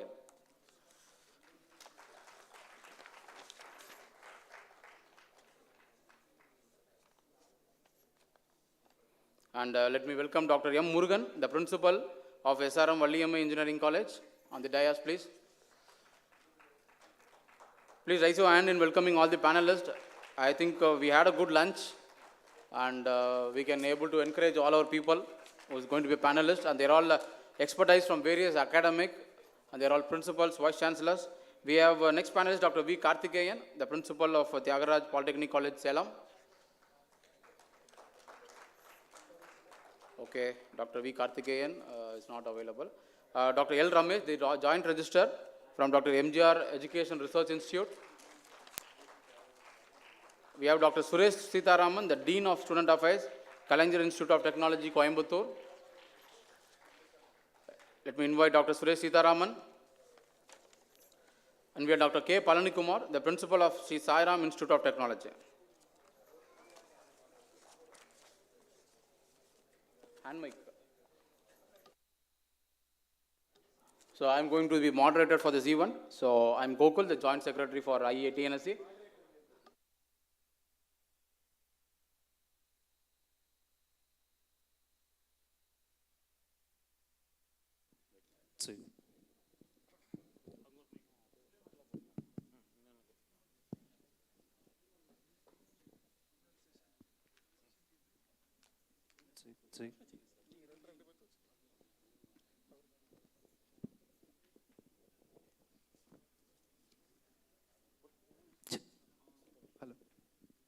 So once again, I welcome all our panelists on the dais.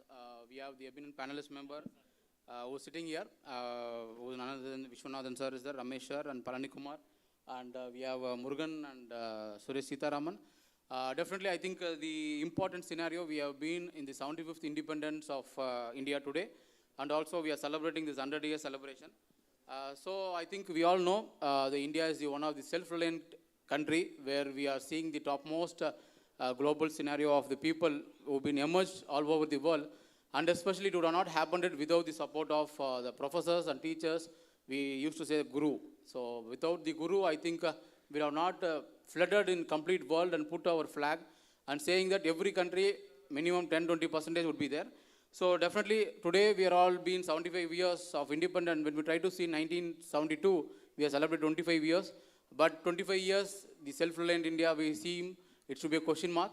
Again, when we touch 50th year of independence, 1997, I think we have started emerging in the technology, we have started emerging in the education, we have started emerging in various fields. But today, I think in 2022, the 75th independence, when we are trying to see, I think we have been put up in the topmost notch in the world, especially on the field of education, especially on the field of IT industry, and also the space sector in all the reforms. This has happened only because of the academic excellence. Right now, India is having almost, I think, more than 5,000 engineering colleges and more than top premier institutions, around 50 to 100. It includes IISc Bangalore or IIT or NIT and IIIT and many more. But when we try to see our own country growing scenario, what is going to happen in the next 25 years? The celebrations of 100th year independence, are we going to put up our country in the top 5 or how we are going to take it up? And again, the IEA celebrating its 100th year. And 1920, when we have initiated, I think 1922, today 2022, we are all emerged with the connecting the academics with industry. And today we have eminent people. So let me start with Dr. K. Vishwanathan, who is a former Vice Chancellor of Anna University. Maybe each panelist can take 3 minutes for one round. So we'll be having maximum 3 rounds, so that we need not to exceed more than 3 minutes, so that we can limit it and we have one more panelist on the industry excellence. So let me start with the Dr. V. Vishwanathan, who can self-introduce himself. And I might put up with Dr. Vishwanathan, how does we see India is more sustainability and the self-reliant India when you try to see from almost like past 20 years or 35 years, because Dr. Vishwanathan have a good experience rich because he's a professor from Anna University and become a vice chancellor and continues journey in the Vivekananda College, and now he's a rector in Dr. MGR University. So the journey of Dr. Vishwanathan might be big, but how does he seeing in this perspective, especially on the academic students, how the country is going to be sustainable and going to make a self-reliant? It's over to you, Vishwanath. Good afternoon. Thank you, Mr. Gokul. Ladies and gentlemen, I am extremely happy and I would like to convey my best wishes on the occasion of celebrating the 100th year of our Institution of Engineers. As of today, the education is progressing very well in our country. After independence, now 75 years, our growth is phenomenal, even in the field, every field. We have more than 25 IITs, 25 NITs, and institutions of excellences, nearly about 55,000 institutions in the country. But at the same time, we have to review how far we have grown up. How is the quality of education? Past 2 decades, the quality of education is extremely increasing. Good. At the same time, why the engineering field is slowly getting set back? Admissions to engineering colleges. We have 16 lakh seats admission sanctioned by IEITNSC. Only around 8 to 9 lakh students are getting admitted. Why? Second thing, the quality depends on mainly our teachers. If you say IIT is excellent, very good, that is because of infrastructure and the teachers. So the qualified teachers are not available sufficiently. Number of institutions have increased. For example, in Tamil Nadu and Andhra, more than 500 institutions are there. Suddenly, we are not able to get qualified teachers. That is the main reason for our setback in engineering education. Second thing, employability of students. What type of skill we have to share with the students when they come for completing the course, especially the engineering graduates. If you take, only 25% of the students are employable. Why 75% students are unemployable? So these are all very concerned. We know that after the mobile came, especially smartphone came, it eats away our students' time. Every student is nearly spending 8 to 10 hours in a day. Their concentration is distracted. And other distractions also there, like movies, etc., drinks, drugs, etc. So in this situation, how to educate our children, students as unemployable, motivate them to be scientists, technologists, entrepreneurs. These are big challenges to our teachers today. And you are all engineers. You can also contribute. What is the role of engineers in achieving the quality education? That's a very good topic. If a country is investing on education, then they need not bother about their economic growth.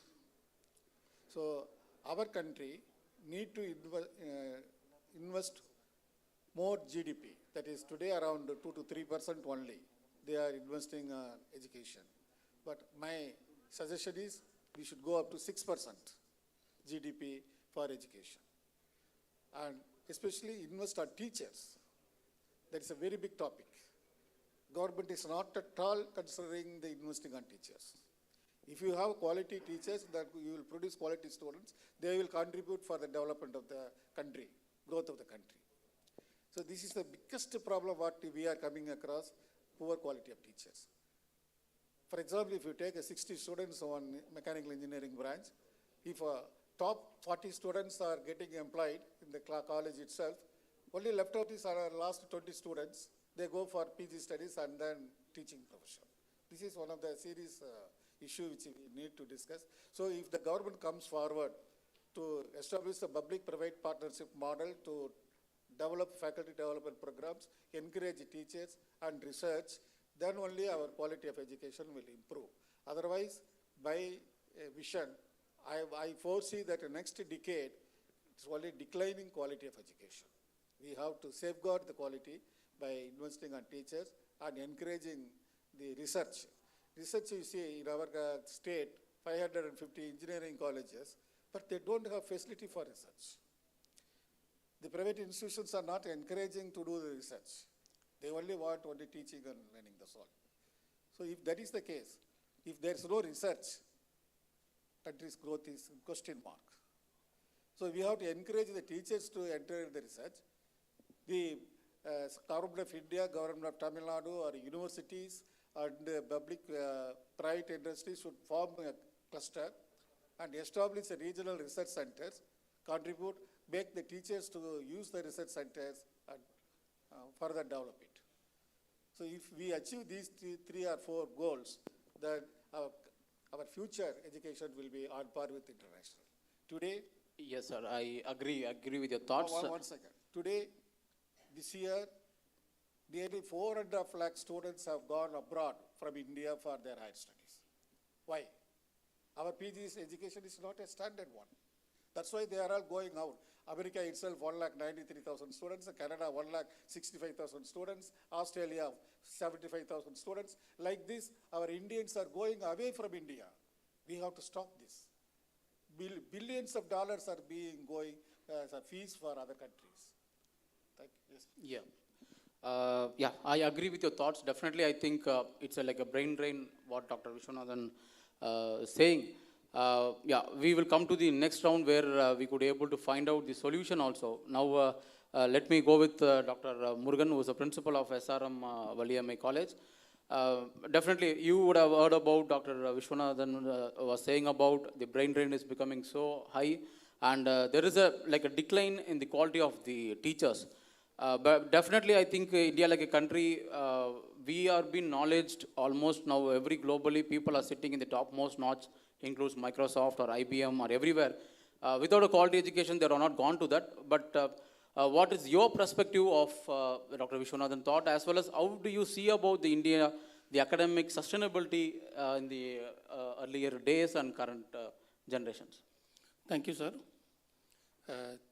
Thanks to Professor Vishwanathan for giving a lot of inputs about the admission and other details.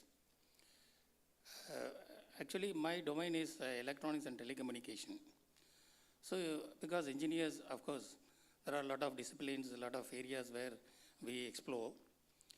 Pertaining to my telecommunication engineering, telecommunication side, I can tell the engineers have done a tremendous work, tremendous contribution in the past, let us say 4 to 5 decades. If you just imagine, when I was in schooling in, let us say, late 80s or early 90s, because I did my even higher secondary in 1985, so that we can say mid of 80s, you imagine the communication facilities we had. It was totally a manual telephone. The telephone was a very lavistic thing for anybody. Probably in a village, hardly anybody used to have any telephones. Rather, we used to depend on the post office, where people used to get their post, telegram, telex, even the telephone calls on the PPE mode. So you just imagine the stage where we are now.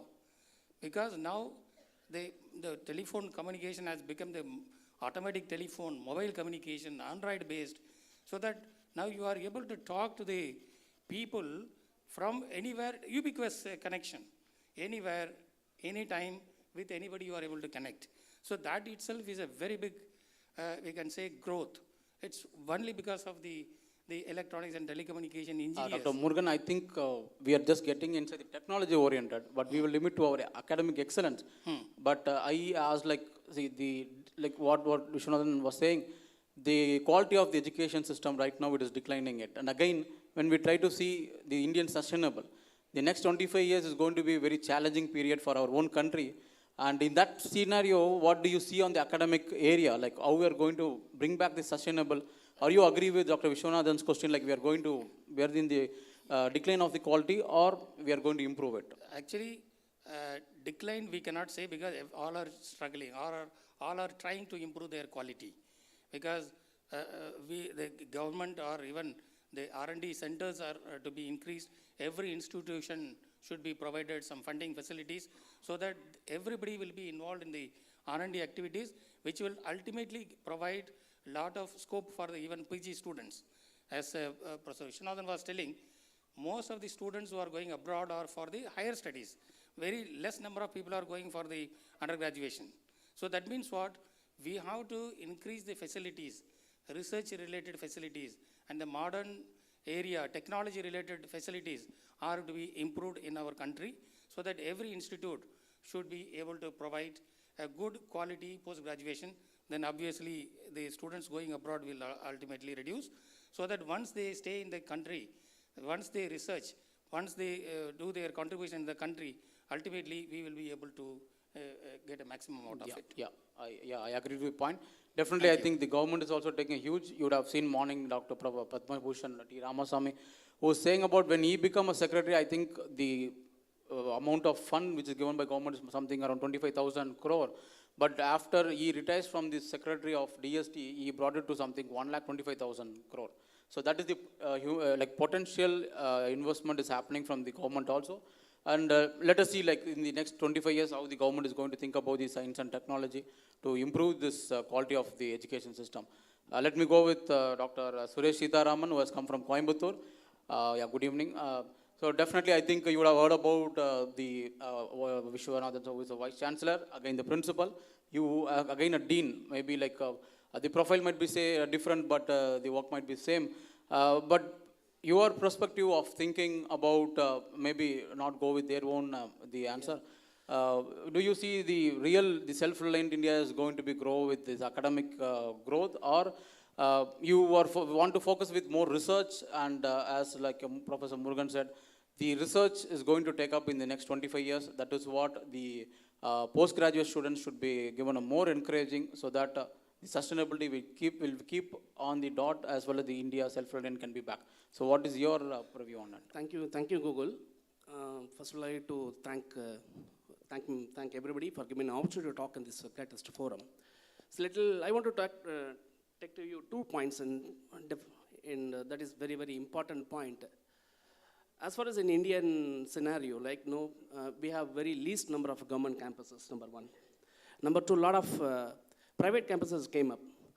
Unfortunately, 2 things should not be a business. One, education, and number 2, like health sector. Fortunately, these 2 are the multi-million business sector in the Indian scenario. So whenever we are talking about quality, we talk about NAC or NBA or ISO or any kind of quality certifications, which they are only looking for making out of money from that. It is not only, it is, even I can say like, I'm very hard to say that all is not proper, but it's good in paper. And that's the main reason that now education system is slowly getting down, as Professor Vishwanathan sir, Vice Chancellor, was talking about. Where is the quality? And we are talking about notch engineering system right from the morning. So we have to go a long way, and it has to be taken from it has to be taken from the scrap. One side, there are top-notch universities that are giving very good research. I also, add value to the professors. They are giving very good research. We are having very good findings, even like IITs. The students has gone to a very big technology. Hyperloop technology was proved by the students. And there is another technology, like, there is the flying car is going to fly in Chennai. So I witnessed the last week, I can able to witness, I was there in a forum. There was a student who just formed a unicorn startup company, and now a car is going to take off. A flying car is going to come up in Chennai. Already the process has been, pilot project has been successfully gone. So you cannot say that the research is not up to the level, but the problem is inequality in education system. So government has to take steps. Government has to give a lot of funds. These quality process or quality certification process should be a proper thing right from the, like the central government to the state government and then to the every individuals. And education should be equally shared with all the peoples. So that is what my thought process is. It was not given to all in equal way. I agreed. I think now the new education policy has been thrown out by the government. Definitely, I think this will strengthen your maybe your point. And maybe let me come with Dr. L. Ramesh, who is a joint registrar from Dr. MGR University. Your perspective, I think all the people are just pouring down their, maybe, I mean to say it might be a negative thought. But how to, I think we have to give a more nurture for the positive energy for the young minds. Then the growth of this academic will take some tremendous one. And what do you see from your own perspective? And especially, there is a lacking is there, definitely. But India is like a huge country where 150 crore people are there, and it's a youth population. You cannot cater everybody's thought, but definitely I think there are some gap we need to fill it up. So what is your perspective on this? Thank you, Google. And as rightly pointed out, there is a gap, but not in a big way. So my perspective, there is a lot of good things are going on in our country with respect to the academic institutions point of view. There is a lot of changes which happen when compared with the last 5 years, 10 years. Lot of changes happen. Particularly, I would like to point that the creativity of the students, there is the very big gap is there. So there is a fixed systems are there, fixed syllabus are there. In this angle, actually there is a lot of changes already happened. Some universities are taken very keen interest in changing the complete curriculum. There is a 70% only fixed curriculum and 30% is a fully flexible curriculum. Like this, lot of changes is there. Google rightly pointed out the new education policy. There is a very drastic change is going to come in the new education policy. So the students can able to think creativity in a very big way. So that will actually help the students to do lot of engineering thing in his own. So that confidence for the students will improve when it has to be gone. This is one. Second part which I would like to share here is the, Ilango sir rightly pointed out in the last slide, the sustainable development goal. So this is the ring which I am wearing in my the jacket. So it's a sustainable development ring. This ring is given to me by Professor Jensbo when he visited our university. He go through that how he was very angry when he came out from Vellore to Chennai on the way when he saw a lot of waste there, and he cried and tell me that, inform me, sir, Ramesh, why it is like this in Denmark. 95% of all the waste we are converting as the useful thing like that. And he told, because we all are working for the energy conservation, he told, yes, this ring has to be in your pocket whenever we are going anywhere and you promote the SDG goal. So coming to that point, so we are working through the Institution of Engineers India, Institution of Green Engineers, and promoting the sustainable development goal. So my request, we taken some survey also related to this sustainable development goal in our country. So almost that survey is completed. We are going to publish that survey. That survey states that 93% academic institution not implemented the sustainable development goal concept in their curriculum. Only 7% of the academic institutions started implementing. And when coming to our Tamil Nadu, I am very happy 4 or 5 institutions very seriously implementing the sustainable development goal, one which sir pointed out to the college. So my humble request to all the academic institutions to slowly implement in the sustainable development goal concepts in the curriculum, in the credit itself. The students will start, the students' projects, the teachers' projects to be linked with the sustainable development goal. So they have to work for local and link with respect to the SDG 7, 7.3, I am working for energy, improving the energy efficiency. So when this will be coming in the action with the students, with the faculty members, with the university, what will happen? There is a drastic change will be there. So this change collectively will take to achieve the sustainable development goal. When we are going for achieving the sustainable development goal, yes, sustainable development for our country is there in the 2030. Sure, we are going in the right path, and when this policy, new education policy implemented, and another 5 years period, we can able to see a lot of changes, because now it is so within 2 years, if we want to change our course, we can change. Within 4 years, we can able to study, change our track, we can change. Like that, lot of systems are coming. So once this will be implemented in the practice, yes, sure, Google, next 25 years, we are the superpower. So there is no doubt in that. We are moving in the right way. I agree with Dr. L. Ramesh. When Professor Vishwanathan started with, there is a decline in the quality, and we see, I think Professor Murugan said, I think we can able to bring back if the researchers is being introduced and more funding is coming inside. And Dr. Sita Raman said, definitely I think there should be a change from the syllabus as well as I think from the basic onwards. But everything is consistently brought by Dr. L. Ramesh saying that we have to think locally and act globally. That is what, because the digitalization of the world, I think it is becoming so handy. I think right now we have a supercomputer in our hand, and it talks about everything. And he put a word called SDG, that is nothing but Sustainable Development Goal. So he is not talking about the Indian sustainability, he is talking about global sustainability. Definitely, I think the one institutions where the SDG is taking very seriously is nothing but Sairam Institution. We have a professor, Dr. Palani Kumar, who is from institution. And definitely with Dr. Palani Kumar, when we try to see, I think what Professor Ramesh has put up, when we try to take up SDG goal for every individual thought, and if you create a good plan and vision, can we able to reach a self-reliant India, not only for like India, can we reach it to the global level, and what is your scenario about it? Thank you.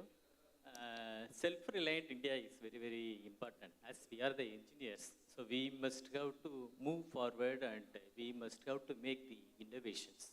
So always the people are saying that the innovation is the key for the success.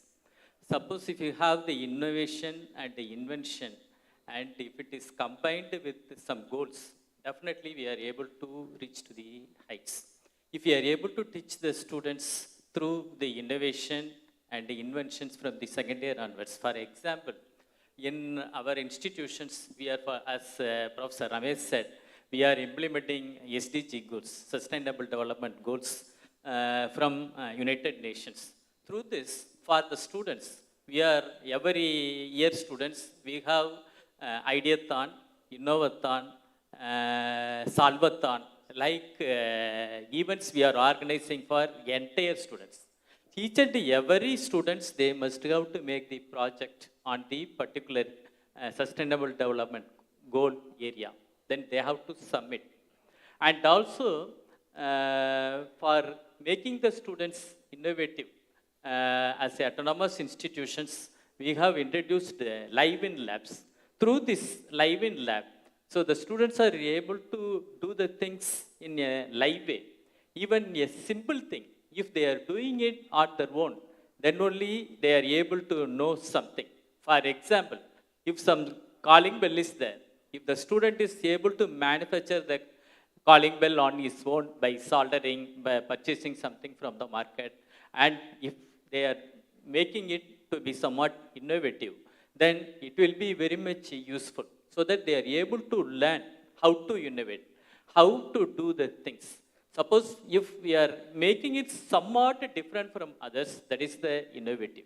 So the people, those who are innovate, can make the companies, and they are able to become an entrepreneur. Suppose if the students are going to become a self-reliant, and if we want to convert our India into the self-reliant India, definitely we must have to work towards the innovation. If we are able to make some products, and if it able to marketable, then we are able to have a startup. So even in India, through the central government, we are having an organization, Self-Reliant Bharat. Through this Self-Reliant Bharat, so we are encouraging the students to have innovation and starting a company. Even many of the institutions, they are providing space for starting the company, and they are encouraging the students to start the company. Even in the defense sector, this year, they have given around 450 crores as a project to the people. Even if you are interested, we can apply for that. If your idea is accepted, even you can manufacture the product for the defense sector. So these are possible only by giving the opportunity the students and the engineers, by according to our Prime Minister, Make in India is the very, very important one. If we are making everything in India, definitely we are able to convert our India into the self-reliant one. So the engineers and the technocrats, we work towards through the goal, so that we must have to convert our Bharat into the self-reliant Bharat. Yes, So, Professor, I understood. I think when I see from my left-hand side, I think they said about the challenges, what really we face today. And the same right hand of my side, I think they are given the solutions. I think Dr. Ramesh said about the SDG will play important role. And Professor Palani Kumar said, yes, the SDG the implementation, like how we have implemented, how we have taken up to the various hackathons, various thons, and moreover, he said about a few words on innovations and creativity. Definitely, I think when we try to see India has to become a self-reliant, we all cross the the area where we only has to get in graduations and we have to work for a company. It's not so. I think right now the trend has been changed. How the Europeans or Americans or Japanese thought about something 30 years or 50 years before, now I think the Indians started thinking about it. That's what the Make in India program started, Startup India started, and the challenging program for the younger minds has been initiated by the government of India. I think that itself will give a more solution, but the one concern, I think India is always good for planning, but always like a very small success on implementation. So we are all good planner. The planner, I think nobody in the world except Indians would have thought it. But the action or implementation, like we have engineer Ilango Rangaswamy, who has done an implementation, but when we see, I think it's all like only few people. Definitely, if at all we go for an implementation, I think we can able to achieve what really we required and we can be in the top notch. Thank you, panelists. We have completed one round. I will go with one more round to complete our panelists. To see about, I think, India, I think right now we are all in 2022. I'm going to put up two questions to Professor Vishwanathan. I think he already said there is a lack in the teaching quality or we need to improve it. But sir, when you try to see like from today, like past 10 years before or after 10 years, I think 2012 and right now 2022 and next 2032 we are going to be there. So past 10 years, how does you see the growth of our country, especially in the academic? And next 10 years, how it should be? Because you are the one of the renowned professor and you have been in various committees giving so many suggestions for the government of India or the academic representative. And what is your thought right now? Again, how you could able to connect IEA? Since IEA, I think it's one of the premier institutions and as one Royal Charter of India. And when we see, I think 100 years celebrated by IEA India and today we are celebrating by IEA Tamil Nadu, how these two can able to take it up? Next 10 years, how we are going to travel on the academic excellence? And next, how we could able to connect IEA into this perspective and make our own India as well as IEA in the top premier one? Well, past 10 years, the progress was not extraordinary. An ordinary progress only we had. Because before 2010, it was different. After 2010, it was only declining. Now my concern, my worry is next 10 years, the progress will be only declining. Tell me what technology we developed in India and it is being in use in our hands. Almost all technologies we are importing. Either 4G, 5G, or augmented reality, anything and everything we are depending on other countries. So we talk about our manpower is extraordinary manpower in the world. For example, you take a nanotechnology. How many institutions are taken up for nanotechnology research? In fact, when I was the Vice Chancellor, I introduced a nanotechnology course first time in India in Anna University with the support of DST. At the time our secretary was there as a DST secretary, he supported us. So now many countries have taken up nanotechnology research and our country is very slow. Like that. One more, my worry is, all state governments are too much interference in education system. Which government is not interfering? They are destroying the education system. I tell you, I experienced it in my period. Even if you want to appoint a peon, there will be a call from the government, you appoint this man so and so. Peon to professor, today all universities are suffering by the interference of the government. Then how do you expect the progress? Only private institutions are little bit doing in quality education. Government universities cannot sustain. They spend a lot of money. The central government institutions are safe. They are not much Professor, we agree your point, but what is the solution? Because when we try to put up... Can you correct our politicians? Impossible. Yeah. So that's why I tell you, next decade will be more worse. This is my view. Okay. Yeah, I agreed your view, definitely, because the next 10 years is going to be a youth of India. And definitely when we try to mold them, maybe right now we try to see, as your question, we need not to enter into the politics, because next level when you try to see another 15 years, maybe youth also can be a prime minister of a country. And definitely your thought can also be changed, whatever is happening. Exactly. And when So there are brilliant students. In our whole world today, we have 65 crore youth, and they should be given right direction and challenging future, so that the private institutions are playing a very good role in shaping and guiding the young minds. The Japanese are now today suffering for want of manpower. They are going to recruit students from India, for their job. Like that, many countries are expecting manpower from India. We have to reorient. The new education policy was announced in 2020. Till it is not taking the shape. Why? Till it is not started. 2 years over. Another 2 years they will take to implement. They said at National Research Foundation, we are allotting 50,000 crores for research. Not even 1 rupee they released from there. They said they will form a higher education commission. They have not yet formed it. So my feeling is, unless God is putting His grace on us, there's no possibility of improving the quality of education. Definitely. Yeah, how IEI can So be... IEI also, you are all very lucky people who have a good education those days. But today, we are not able to produce quality engineers.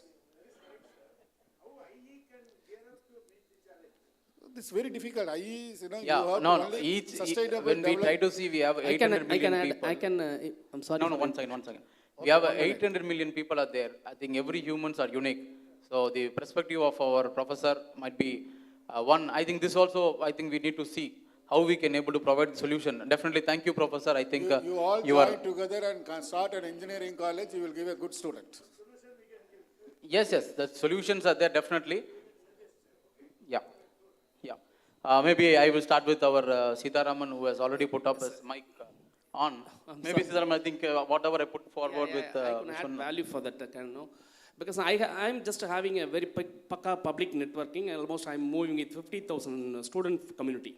Okay, I'm just moving with the parents, I'm moving with the students, I'm moving walk around to every schools for the want of clarifications, for the want of technical things. What IE can do really means, already IE is supporting with a lot of funds, giving like seminars, technical things, everything, but it's a one-day show. Yeah, that's what my question is. The public, IE has to take the thing to the public, particularly to the village, like in the schools I am talking about. You should not talk only about the colleges.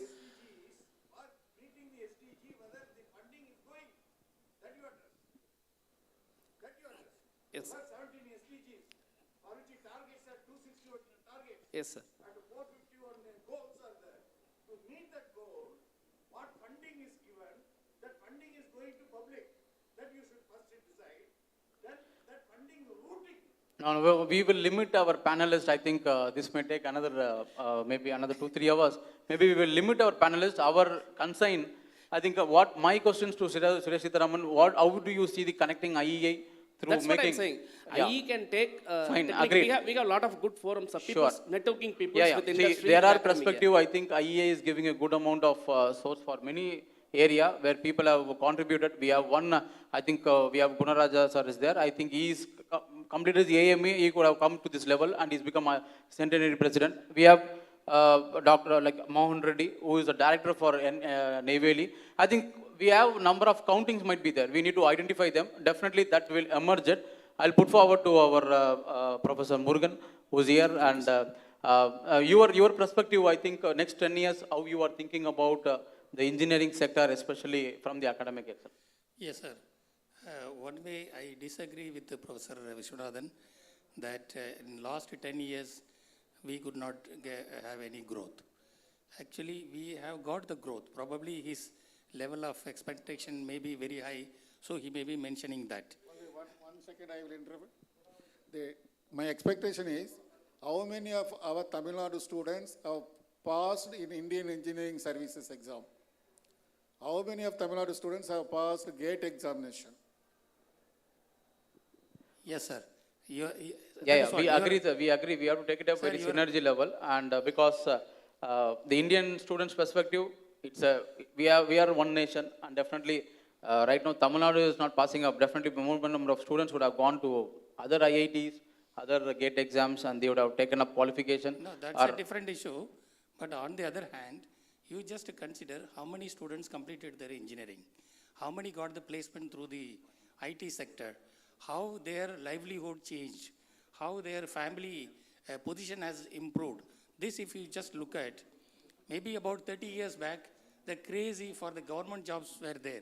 But now the people are lucrative on the software side, IT side, so that maybe in 4 years or 5 years time, they can get a good amount of salary. They can have a very good, lifestyle. They can go abroad. So this is how the current generation is always aiming for it. So that is why most of the students are going towards the IT sector. Even you just consider about the placement of any college. See, I come from SRM Valliyam Engineering College. Our student, whoever is just entering, there is always the scope for the CSE, IT, artificial intelligence, cyber security, like that. Whereas for the core branches like civil, mechanical, electrical and all, they take. Even if they join, they try to join in the IT side because they want a good lifestyle because of the current scenario. Probably, maybe in another 10 years' time, people may go back to the government jobs, as sir said, maybe it may be IAS, IPS and all those things. But if you just look into the other side, because we are all talking about engineering and engineers, you just talk about the art, science, commerce colleges. Those people are definitely going towards the, the public service examination. Some of my relatives, if you just look, out of 10, at least 8 are planning for the government jobs. This is, I think you might have also noticed. So that is how the past has been. Coming to the point of the future, another 10 years' time, I think the policies, as sir was mentioning, policies cannot be made by any individuals or even Institution of Engineers India. Policies are to be made only by the government. This is to authorities. Then we will definitely, what as a citizen, as an engineer, as a member of this society, what we are supposed to do is simply follow that norms, follow that, and then implement it, accept it. This is what we can do it. See, in that case, in next 10 years, definitely we can do wonders. And in this case, Institution of Engineers can suggest or even network with the student forums, students chapters, and then definitely some sort of apps can be introduced. So students will definitely merge with that. Through them, we can definitely implement lot of SDGs as sir was mentioning, because these 17 SDGs are suggested by the United Nations. So that means it's a universal SDG. Yes, Professor, we agree your thought. I think so definitely the apps will next 10 years, definitely IEA also will play important role in connecting these students forum. We'll come with Professor Ramesh. Maybe the same questions, yes. I think you can narrate it within a minute. I will have a quick view. As rightly pointed out, whenever the degree is getting very easily, quality will not be there. Best example, 10 years back, when any person received AMA degree, on that day a full happiness with him that he received a AMA degree. But now when a student receiving the BE degree, there is not even a 10% happiness with him. So this is because the quality which all are talking about rightly pointed out, right? But what happened last 10-15 years, because of the enormous increase in the number of engineering college and gradual decrease in the quality of the education, totally went down in the wrong way. But next 10 years, what is going to happen? These affiliated colleges, affiliated universities going to be withdrawn. Maybe Anna University and all the Karnataka, this affiliation is going to withdrawn in the new education policy. Then next 2 years, 3 years, 5 years, only the quality institution will survey, all other institution will die. This is going to come. There is no other option that, and all the, rightly pointed out Suresh, accreditation, 4 or 5 accreditation. As a professor, 365 days accreditation work in our university. One time NBA will come, one time NIRF, another time ABET accreditation. Now what government is taken initiative, they are closing all the accreditation, coming out only one accreditation. That is also a government-based accreditation. This all going to be already part of implementation. So this come into the practice 100% next 10 years. Very quality education, quality institution only can able to survey. All other institution will slowly die. So that day will be a very happiness day. Another 25 years, we will get a very quality output, rightly pointed out. The innovation will be there, and a good, very good Nobel laureates will be coming in our country. So that day will be the very happiness day for us, so that we all will enjoy that day. Yeah, Professor Ramesh was saying about the demand and surplus will create the change in the education system. We'll again like close up with. Sir, just a minute. How Gunaraja sir, you can remember our 32 Indian Engineering Congress with we started at that time. The sir initiated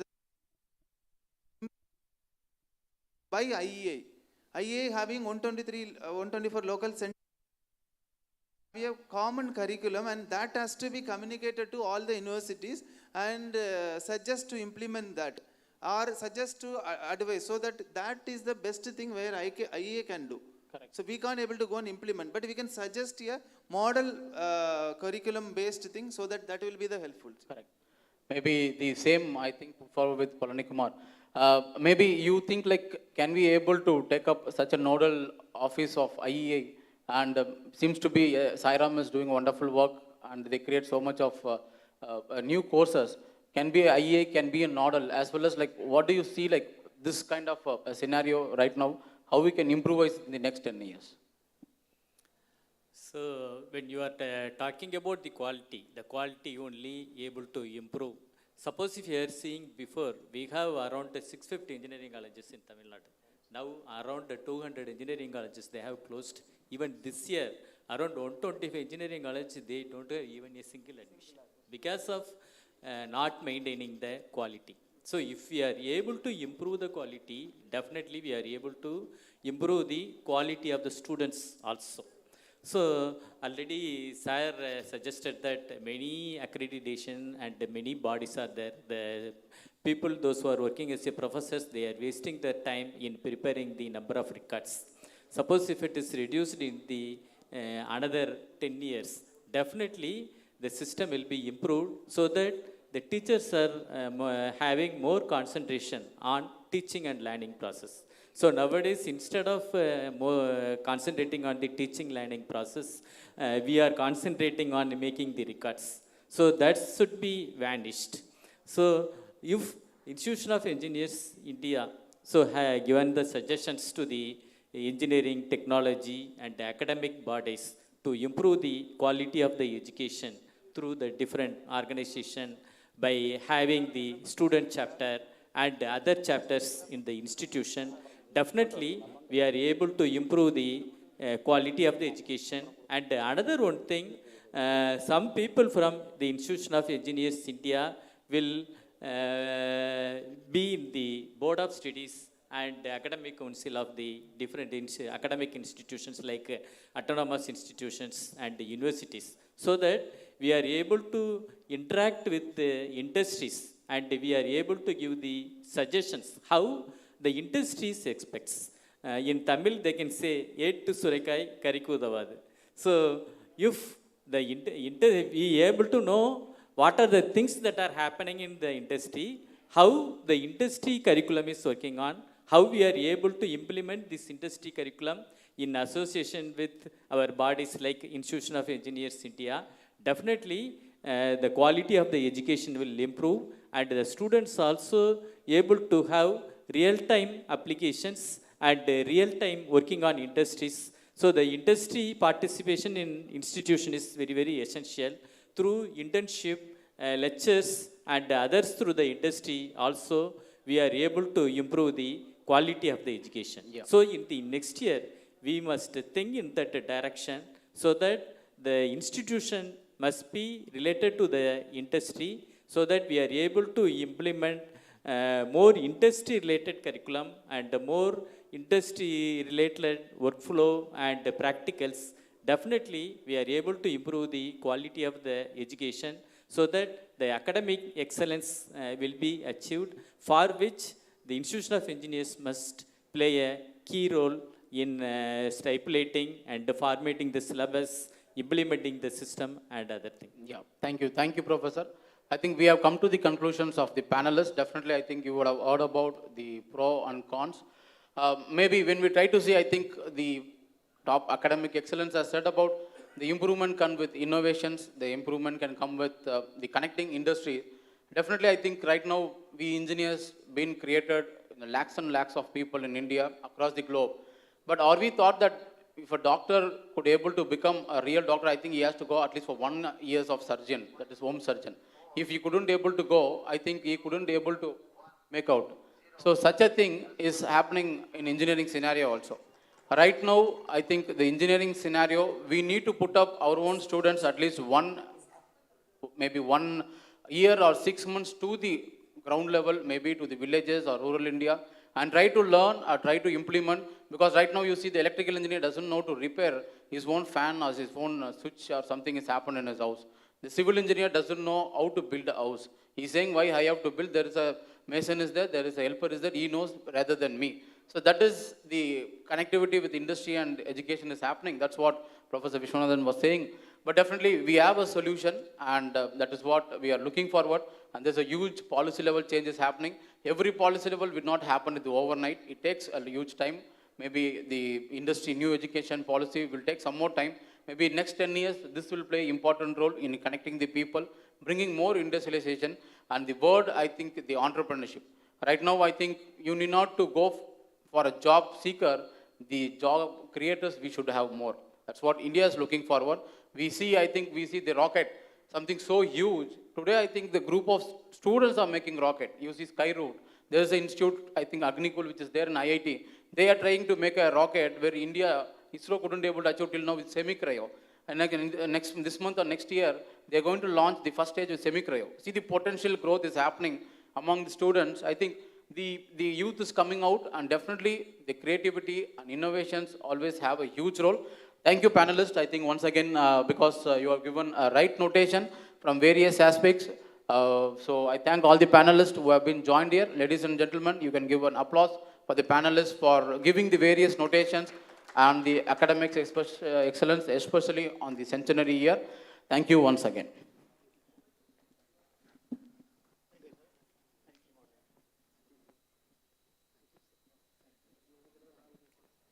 Yeah. To add up this, I think we have right now the industry excellence panelist. So let me introduce the people.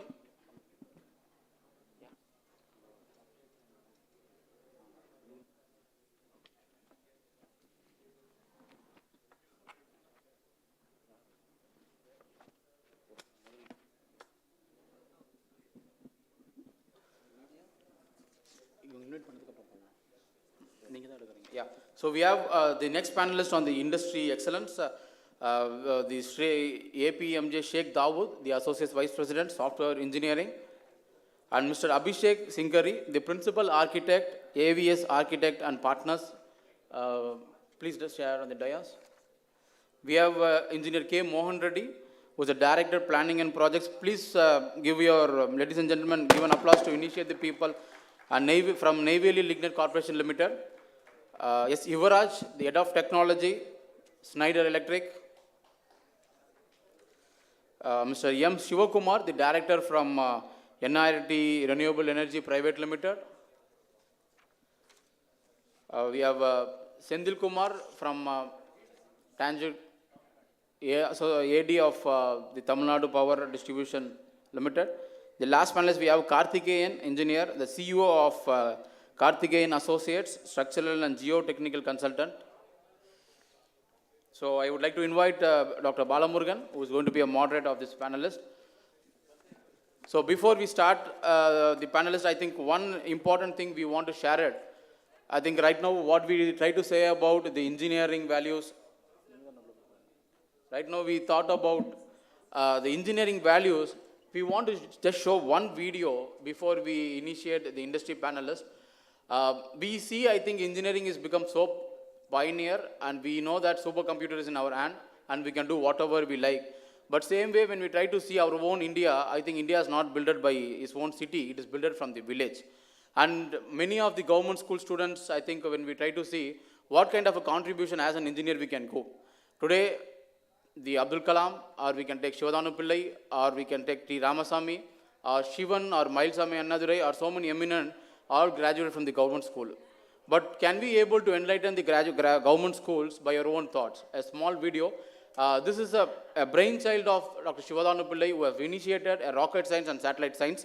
Can we able to create a satellite by the hands of government school students, and the first tribal community students is making up. The video is here.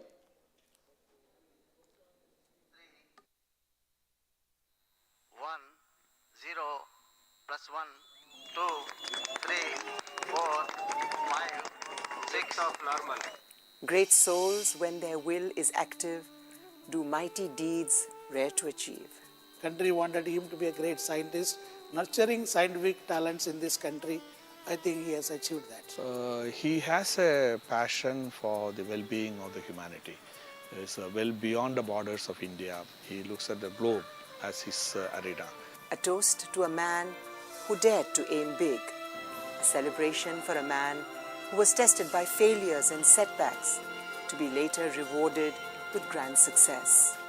Let us applaud the journey of this man amongst human beings, Dr. Abul Pakir Jainulabdin Abdul Kalam. जब हम आजादी का अमृत महोत्सव मना रहे हैं, भारत 75 ऐसे satellites को अंतरिक्ष में भेजने वाला है जो भारतीय विद्यार्थी स्कूल कॉलेजों में बना रहे हैं.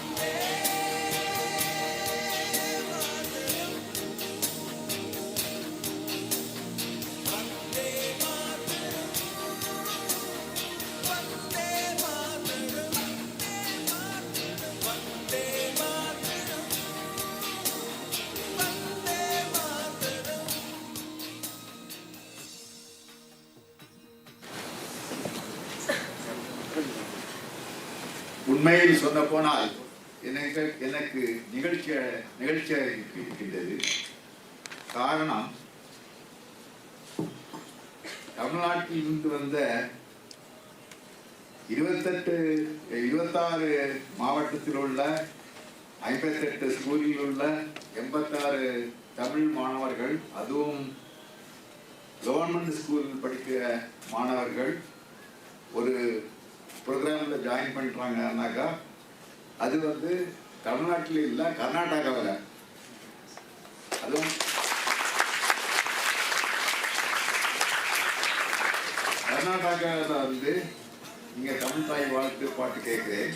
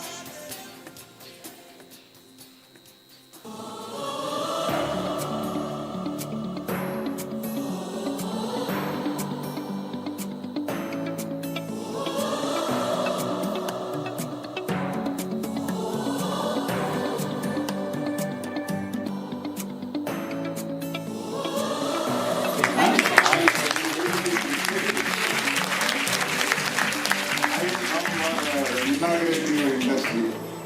Okay, all the best. May God bless you. Thank you. Thank you. May God.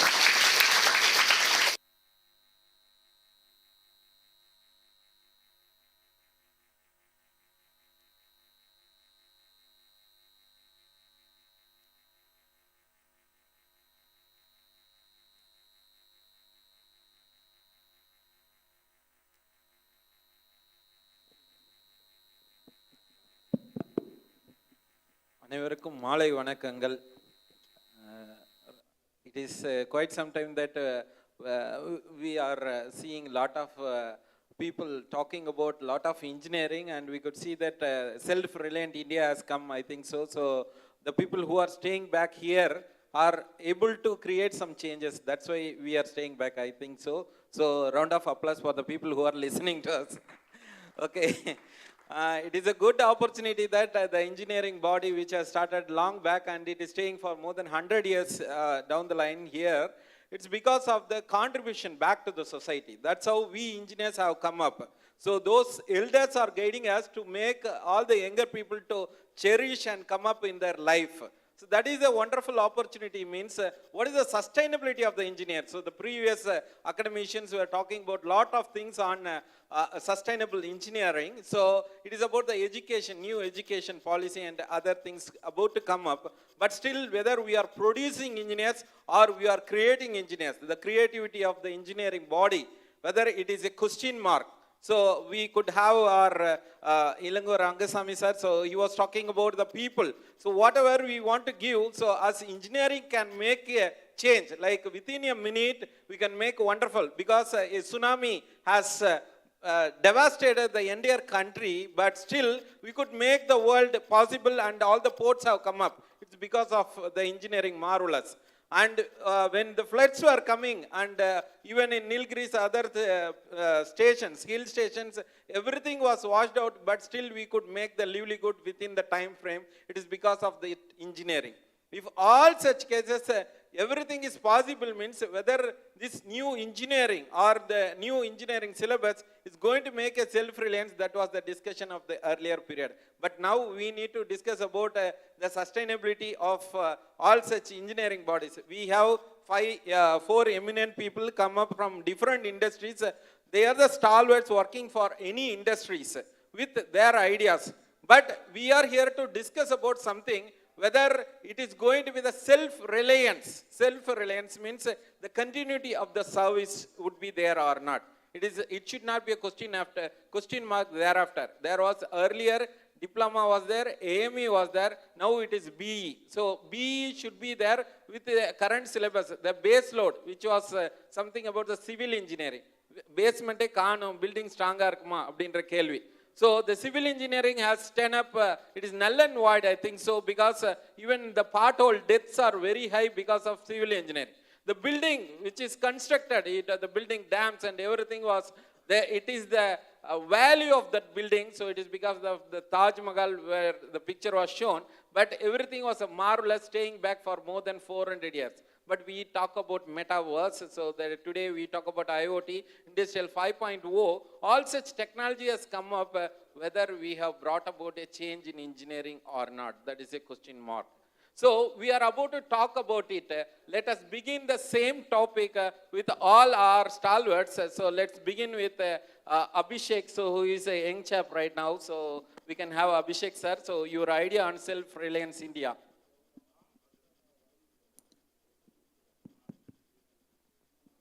So when it comes to self-reliance and how engineers can be self-reliant, I think it has everything to do with analyzing engineering from a life cycle perspective. See, a lot of innovation happens in engineering, but I don't think necessarily all products are going through the process of innovation doesn't encompass the entire life cycle of the product. And this I'm talking about a variety of subjects, like engineering, of course, is a very vast subject, right from civil engineering to IT engineering. You have a life cycle which is not necessarily thought about in detail. So I think that really needs to be conveyed better right from a more academic level. I think it's more about being sensitized to being sustainable. Yes, sir. Great. So we can put Abhishek's word in a simpler way. Whether 2,000 rupees note to be demolished or it should be closed within a time frame. So it has a life cycle period. It is a good topic that is the talk of the town. So likewise, life cycle. So a product life cycle is being defined. When solar was dictated and everyone want to move towards renewable energy, they said that it would have a product life cycle of 25 years. After 25 years, what is going to happen, I do not know. So the silicon, which is not at all biodegradable, so which will be thrown near the roads or nearby places which is not going to decay, it is going to be a tough job for us. So as an engineer, we need to think about the industrial 4.0 or 5.0, but we need to think about recycling. That is very much important. The 3R, Energy Conservation Week is going on. So people are talking about recycle, reuse and reuse, 3R technology. We need to have product life cycle. So that is the initiation that has been given by Abhishek. So hats off to talk about that life cycle, sir. Thank you, sir. So let's have the same self-reliant India on industry. So NLC, so Naval Lignite Corporation. So the first to install power plants. So thermal power plants were come up in NLC. So we have our CMD Mohan Reddy, sir. So your idea on self-reliant India. If you see self-reliant India, in my perspective, if you stop and make a alternate to the imports, that is a self-reliant India, that is a make in India or make for the world. There lies your creativity, there lies your innovation, there lies your research, there lies your utilization of research into the applied science or applied things. So NLC being a power generating company, when power demand is heavy, southern part is not having any power source other than the Naval Lignite Corporation. It was started in 1956 way back. Serving the society for the past 60 years, today when challenge has come about the emissions, now NLC India Limited is going towards the diversification, like same lignite converting into the gas so that emissions will be less, so that the lignite will be sustainable, self-reliance will be there for company sustainability, as well as serving the nation to meet its energy demands, as well as to harness the solar energy, wind energy. It is entering into this. This solar and wind energy, I feel this decade, past decade and coming decade is also one part of the R&D. By the time next 10 years, this technology will become a maturity where this infirm power or variable power will be converted into the various storable energy like hydrogen formation, etc. But after 2 decades, 3 decades, where this storable energy will compete with the thermal power energy. So as such, NLC is carving out itself to become a self-sustain itself so that it will serve the nation in a better way. Apart from that, given the policies, NLC is also carving out itself to convert or install the upcoming thermal power plants with supercritical power plants so that emissions will be less. So it is going to become a very good this thing. Apart from that, I would like to view that any topic, any activity, if you see how to reduce the carbon footprint, how to reduce the emissions, how to make it greenery is the greatest opportunity to excel for an industry and sustain itself. Thank you. Yes, sir. Very great, sir. So, NLC has started from thermal power stations, and self-reliance can be achieved only through waste to wealth. So, like recycling. So, as sir was talking about renewable energy, so renewable energy has been the talk of the town, and NLC also captured the momentum, and right now more than 50% of the sources are from renewable energy. And also NLC has taken it forward that to have a sustainability for the rest of the world, so they have converted the policy itself to adhere to the renewable energy. So it's a great idea, sir. So it is the word of appreciation for you, sir, to talk about the renewable energy. So we also have a man of renewable energy who is working on biotechnology, so bio waste. So none other than our Yuvraj sir, so who is from Steiner. He is having more than 20 years of experience on biofuel and biomass. So how to convert it from waste to wealth. So we can have a word for self-reliance India on how we can make the waste to wealth, sir. Thank you so much, Mr. Bala. Actually, before getting into the question, so first of all, I just want to give the journey of the Schneider, what happens the last almost 60 years. Right now, we are 60th year of Schneider in India. So when we came to India, the India was just picking up on the technology. So we just started with the switchgear manufacturing on different technologies, and when we getting into the switchgear side, it's a component-based, manufacturing-based, and the need of the demand was very less, and the technology acceptance of India is very, very low. When Schneider getting into this India, we try to understand what India needs, actually. Because India is completely a different domain function in terms of acceptance of the human technology is totally different. So the acceptance is very, very less on technology in those days. We started bringing in a different technology and try to make the people to taste the technology, and we'll ensure that how technology can help them to live better, how to make her safer. So that's what the big challenge for Schneider when we were 60 years back. And slowly we get into the technology on switchgear perspective, and slowly we went into the automation, and slowly we get into the digitization, and then we are talking about today Industry 4.0 and so on and so forth. The point is, we cannot give the technology just like raw to the people where they can't able to accept. So first important thing, we should understand what is a human behavior. The social behavior is very important when you bring in any technology. So technology is inevitable, you can't stop it, but you should be able to control it. How to make a technology as a policy, how to regulate a technology. And we need a top-down, first of all, and then also bottom-up in terms of the behavior of the social. So this is what we seen 60 years back when you bring in any technology here. So Schneider Electric was very, very important on placing a role, understanding both the bricks, top and bottom.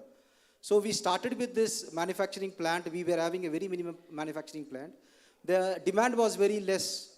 People acceptance is very less. When we try to understand the human behavior on the technology front, then we understood that we have to change the perception of the human behavior.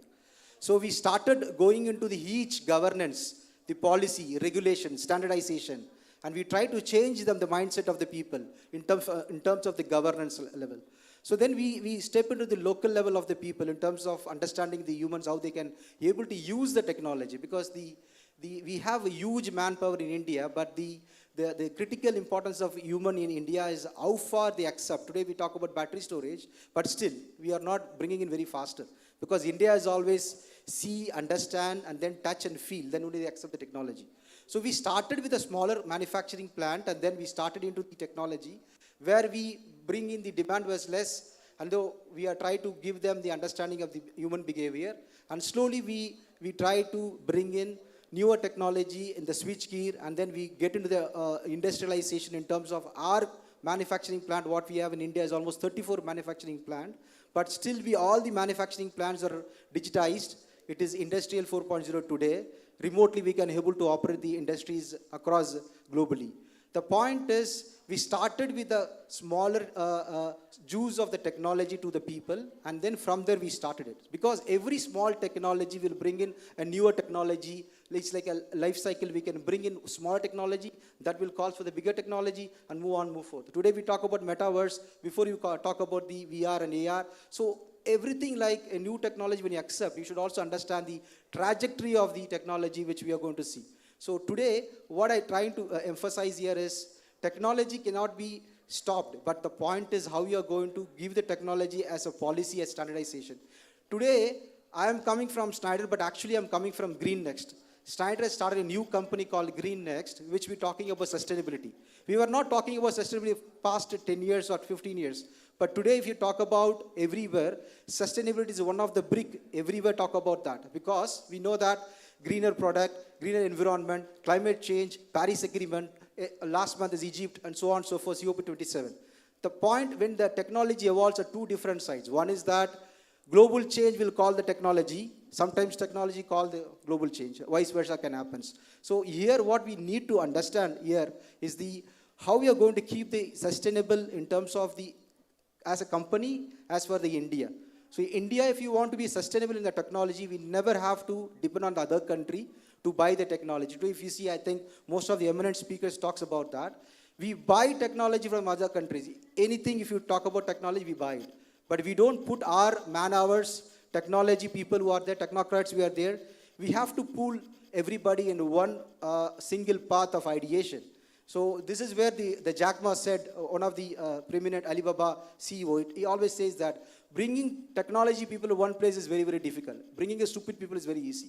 So what we try, technocrats, technology people, and sit in one place, and we have a lot of brain sharing is happening, knowledge sharing is happening, so that we can bring in a new technology to the environment. So today, find out what technology suits for the environment, for like India, and as well as the socially people who have using the technology, and as well as the political science converting into that, how politicized the technology is. And moreover, you have to talk about the climate change and so on and so forth. So all this technology we're talking about, it has to crisscross all the domain function and bring out the technology. This is where actually India has to be very careful enough to bring the technology to make ourselves to grow.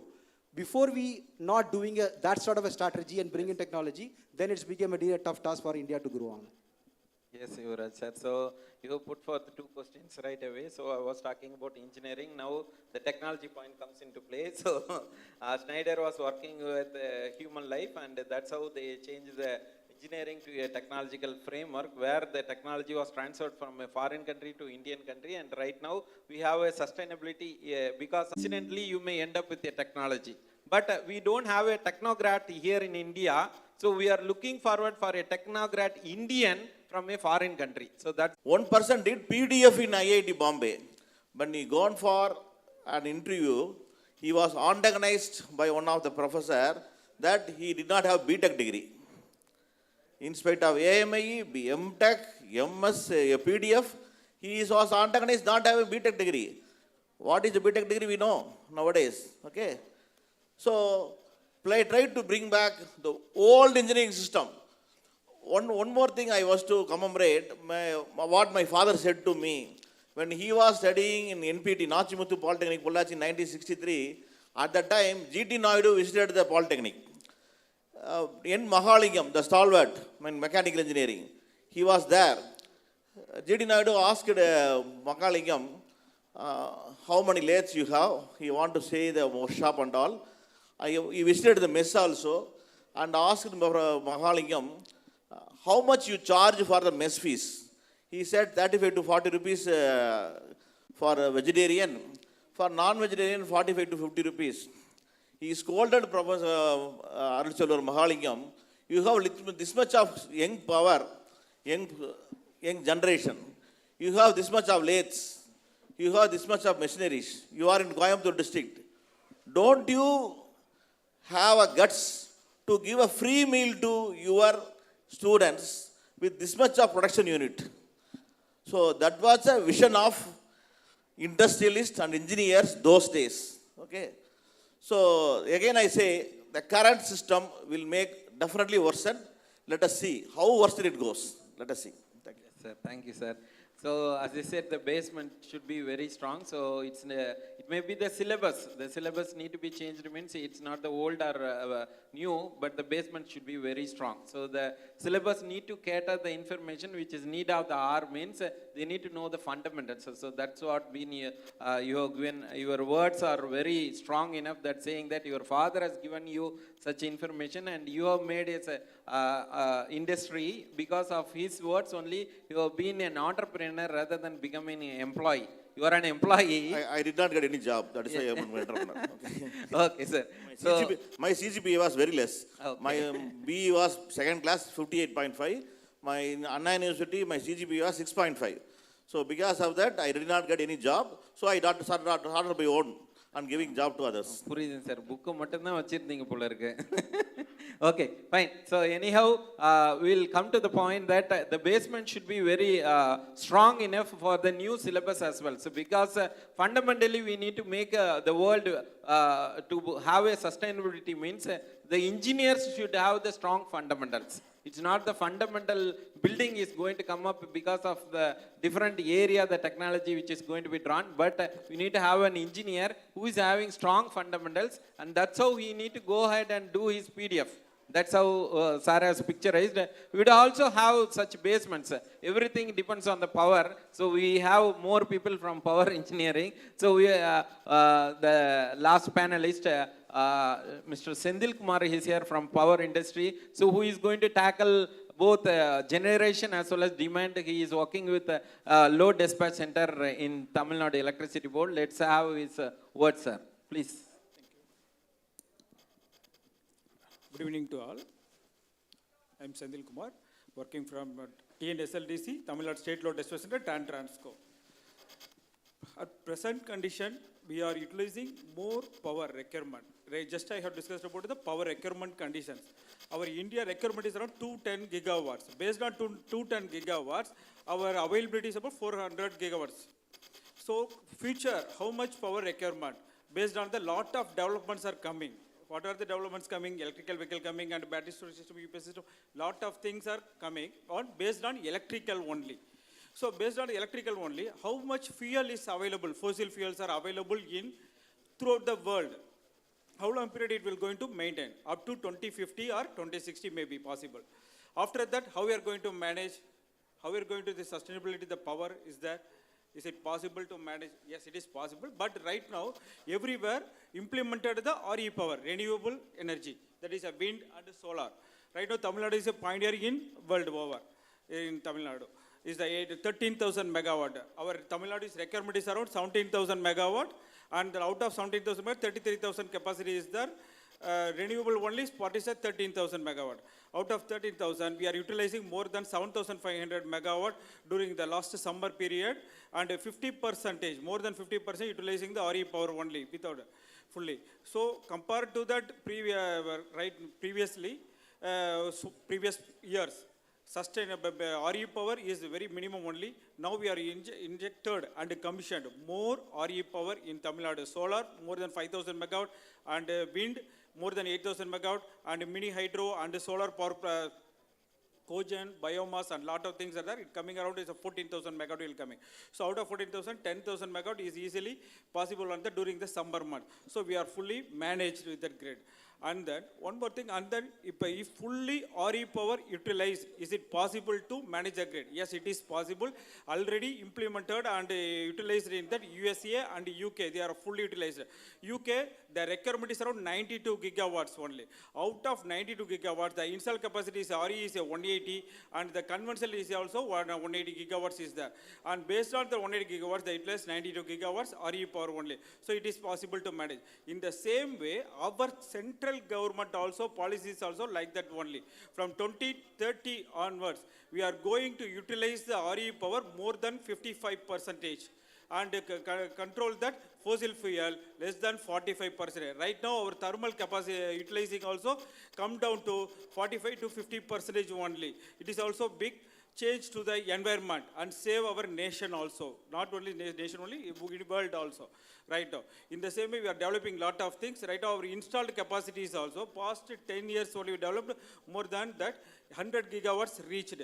Within 8 years, it is going to be reached 225 gigawatts to 400 gigawatts planned to implement the RE, wind and solar power. So after implementing the RE solar power 400 gigawatts is the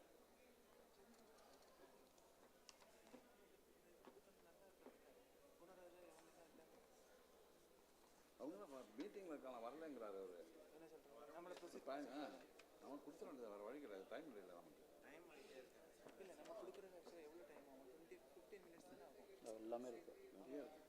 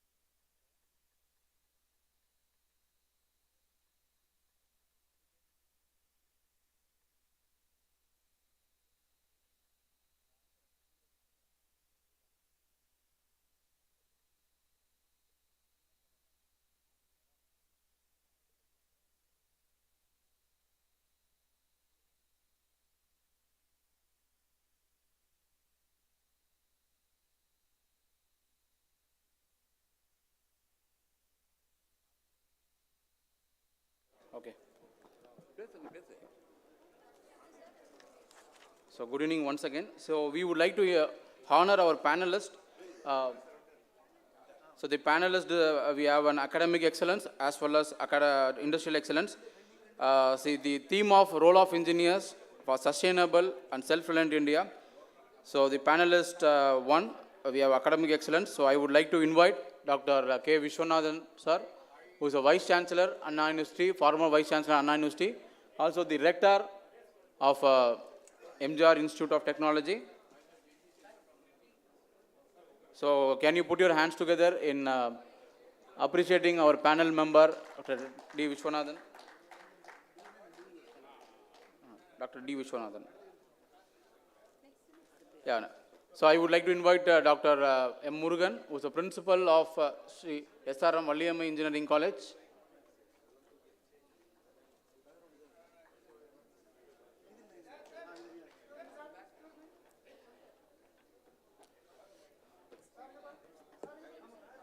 Music. Ceremony. This award music.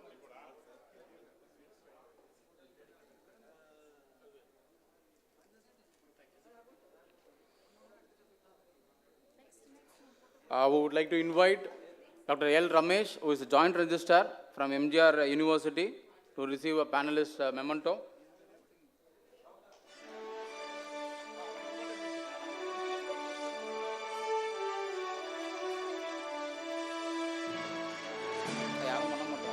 So kindly cheer up yourself in joining yourself to give a memento for our panelists.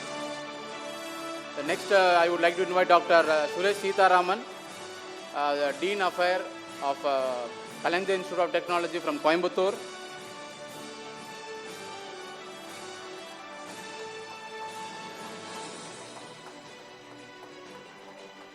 So we would like to invite Dr. K. Palani Kumar, who is the principal of Sairam Institute of Technology from Chennai.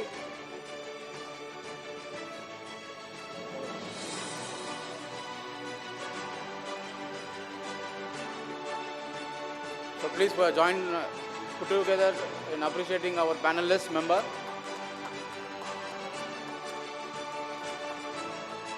Right now we have an industry excellence panelist member. So would like to invite Yuvraj from the Head Technology of Schneider Electric.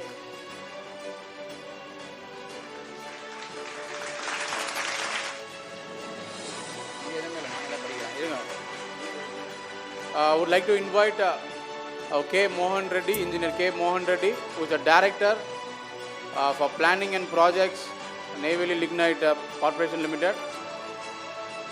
On behalf of him, Anbalagan, the Joint Secretary of Neyveli Local Center, so will be receiving up.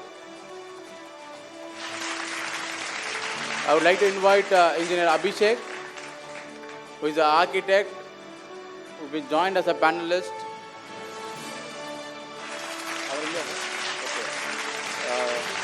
Would like to invite Dr.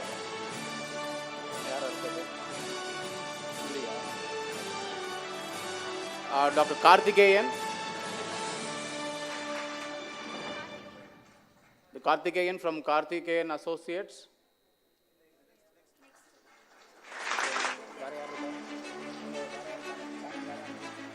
I would like to invite Engineer Sendil Kumar, who is the AD of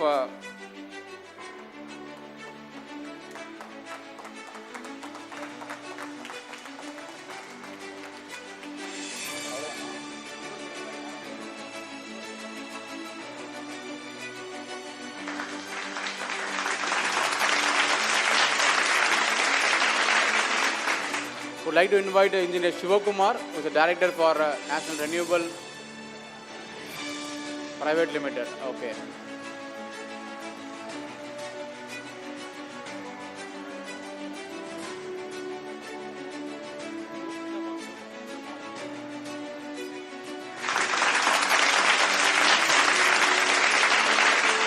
Thank you so much for all the panel members who have cheered up on the discussion, because it's the centenary year. I think we got a new discussion, new topic, new idea. Definitely, I think this also will be minuted and kept in the record of our centenary year celebration.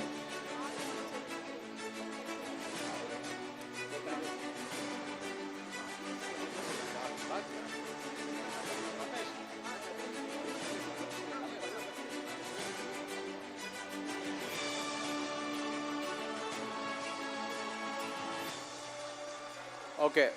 So thank you all the panelists who have been joined here and given their views and ideas and the creative thoughts. So definitely we would have appreciate all the panel member along with the moderator. It's a time that we have to honor all the Tamil Nadu State Committee member, the local center chairman, the honorary secretaries of all the local center, also the Tamil Nadu representative council member. Before that, we would like to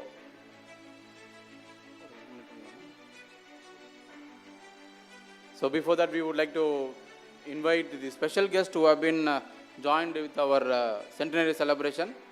So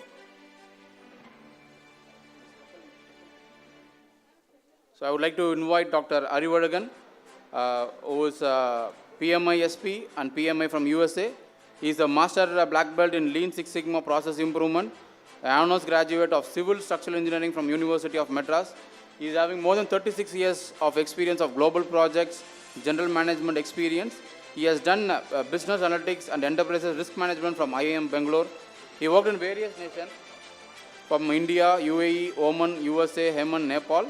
And he was a project manager in Power Project Company in Saudi Arabia and was general manager in Muscat, Oman. So he has lots of the activities. Maybe he has been interviewed by the various news channel and he has delivered huge guest lectures from various colleges in India and across India. Also, he is the founder CEO of International Institute of Project Management and he has been consultant for various entrepreneurship and management institute. So with the deep the concern, as being a special guest, we would like to felicitate him through our chairman and the council member, along with the council member and also the organizing secretary and chairman.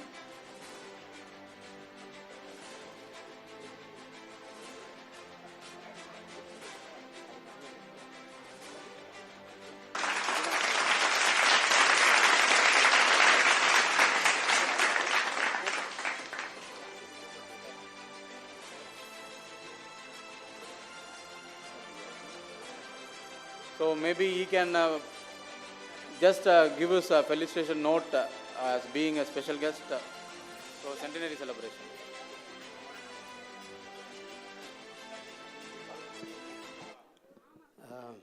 Thank you, Governor Gunaraja and the chairman of the IEI. I am really very happy to be here and receive this honor on the centenary celebrations of IEI. I used to interact with IEI long back. I'm an alumni of GCE Salem and have close to 39 years of experience around the world. So here our friend or my senior Gunaraja also, they informed me after seeing my recent award, Mr. Natarajan, Ishwaran, they're all close friends of me. Recently I was shortlisted or elected as one of the top 10 most influential business leaders in India by India Today. So just last week, and on seeing it and my other contributions, I think they had recommended. So thank you IEI for honoring at this stage. And I have a lot to contribute to our engineers. I always believe that among all the professions, engineers are the architects of a nation. So I'm not degrading other professions, but still there is again a fact behind that, because we build the nation's assets, and whether it is dam or power plants or roads, whatever you take, engineers' touch would be there. So we build the nation, so that's why all over the world I have seen. I worked almost, if you touch the world map blindfoldedly, if that touches any country, I would have either traveled to that country on business or on work or on pleasure. So with that global awareness and experience, I worked as general manager in Muscat for a large contracting company, and then US for about 3 years as senior project manager. So what I'm trying to say, wherever we go, especially Indian engineers, they are, received with a red carpet welcome in Middle East, in Europe, and in US, especially engineers. And especially Chennai, this is the world's back office for engineering and design, world's back office. Almost all top-class companies around the world get their engineering, design, and drawings done through Chennai only. And also, World Bank has its back office in Chennai. Like that, Chennai, especially Tamil Nadu, has lots of, importance in the world map, especially in the engineering space. So, since due to the paucity of time, I'll just talk one thing about, because we all have to relate to the colleges. We, in fact, built one bus shelter in the Salem Engineering College in the year 1980 itself as our project. Why I'm telling, in the panel discussion, they were insisting on the practical experience to be transferred to the upcoming engineers. So there are a lot of things we can give back to our engineers to make them, in fact, the indispensable assets to any company. There's a long way to go.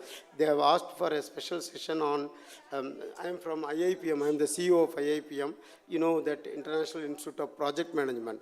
So projects are everywhere. Projects only will help us to come up, because we will move from engineer level to manager level within 10 years. After 10 years, we are not called engineers. I am no more an engineer. I don't do anything on engineering. I do on management. So we excelled in our engineering, and we became managers and general managers and CEOs. So after 10 years, what we can contribute to, while the architects and the other engineers, they can contribute to them. For the senior level professionals, we have a lot to contribute to bring them up, to make them world-class professionals. So Dr. Natarajan and the IEI office bearers have asked for a special session on how we can help our senior managers, senior professionals on project management, Lean Six Sigma, risk management, data analytics, research, getting PhD through research. Now PhD is a must. So naturally, in these areas, we can contribute. And thanks again for this honor.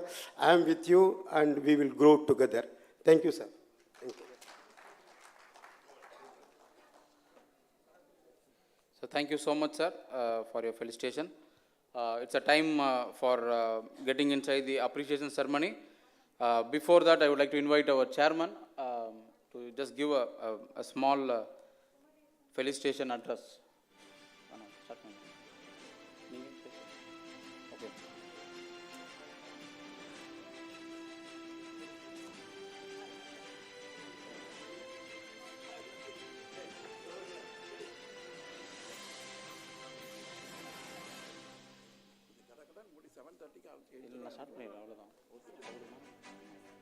So I would like to invite all the honor secretary. We'll start from the local center.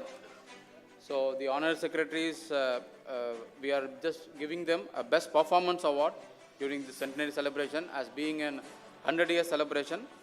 So Engineer M. Sendil Kumar, the honor secretary of Neyveli local center. Engineer S. Vivek, Honorary Secretary, Ranipet Local Center. Dr. G. Shanmukha Sundar, Honorary Secretary, Kanjipuram Local Center. Engineer N. Sendil Kumar, Honorary Secretary, Salem Local Center. Dr. P. Uday Kumar, Honorary Secretary, Madurai Local Center. Dr. J. Krishnamurthy, Honorary Secretary, Coimbatore Local Center. Dr. J. Balamurugan, Honorary Secretary, Tiruvallur Local Center.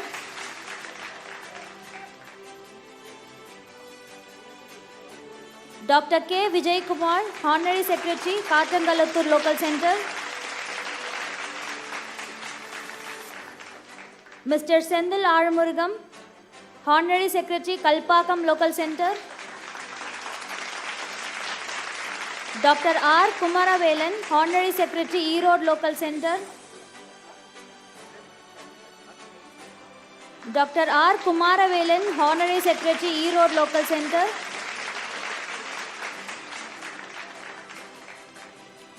Engineer S. Nadarajan, Honorary Secretary, Kanyakumari Local Center.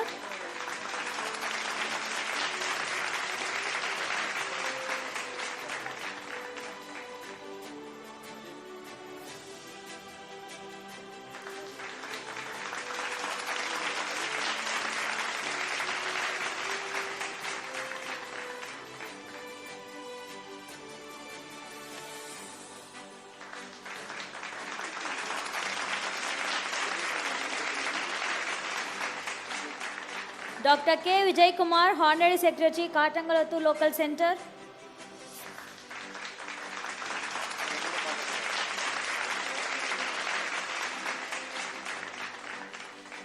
Mr. Sendil Kumar, Honorary Secretary, Kalpakam Local Center.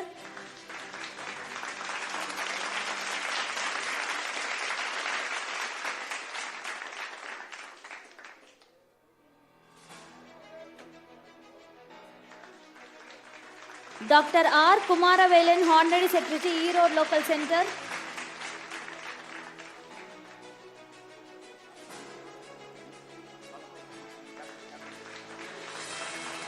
Engineer S. Nadarajan, Honorary Secretary, Kanyakumari Local Center.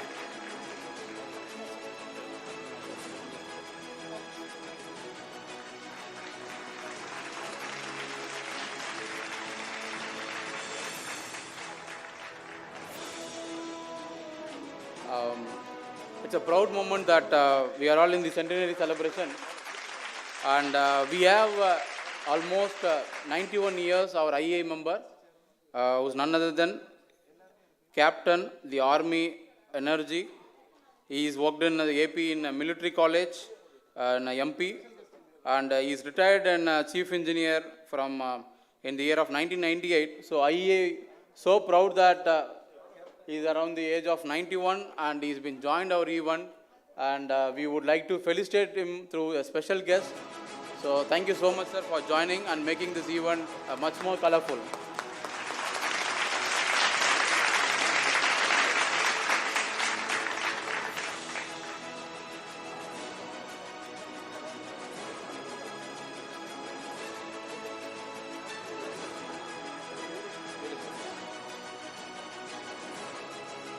So we would like to continue with our the local center chairman. So we have Engineer D. Arul Selvan from Salem Local Center.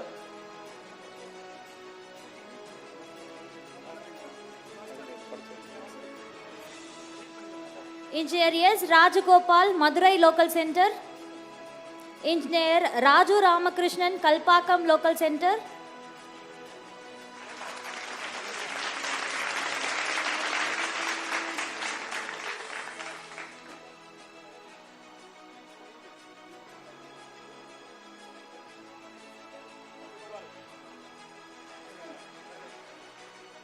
Dr. N. Kumaresan, Tiruchi Local Center.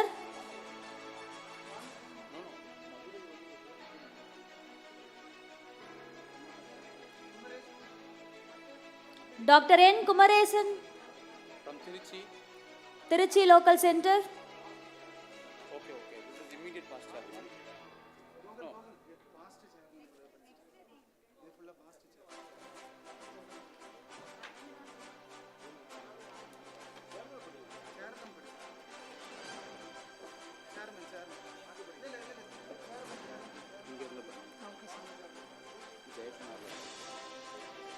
Engineer E. Jayakumar, Chairman, Tanjavur Local Center.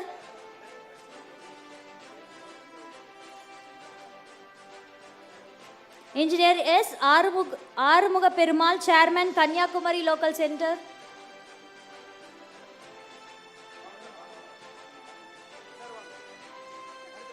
Engineer M. Saleh Manalan, Chairman, Ranipet Local Center. Professor Dr. D. Ilango, Chairman, Kanjipuram Local Center. Engineer S.R. Saravanan, Chairman, Salem Local Center.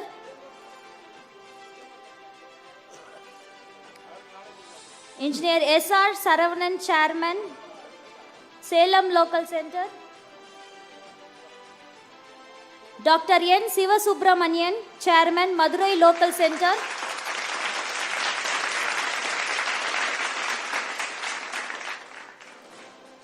Dr. S. Shanmugam, Chairman, Coimbatore Local Center.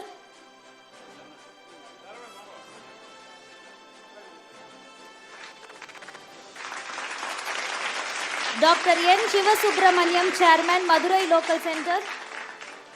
Dr. S. Shanmugam, Coimbatore Local Center. Engineer L.K.M. Adi, Chairman, Hosur Local Center.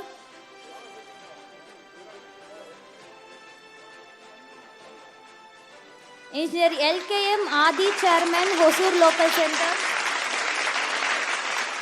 Dr. S. Dhanalakshmi, Chairman, Katangalattur Local Center.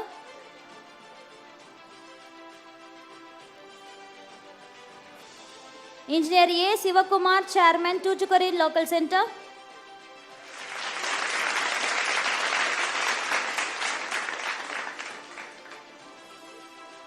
Dr. L. Ramesh, Chairman, Tiruvallur Local Center.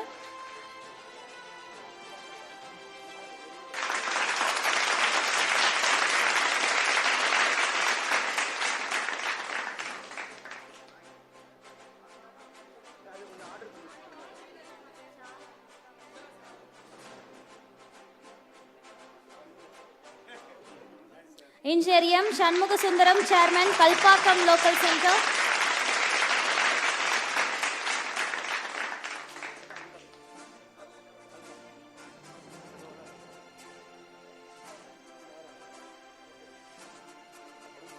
Dr. R. Velayudam, Chairman, Tirunelveli Local Center. Chairman, Erode Local Center.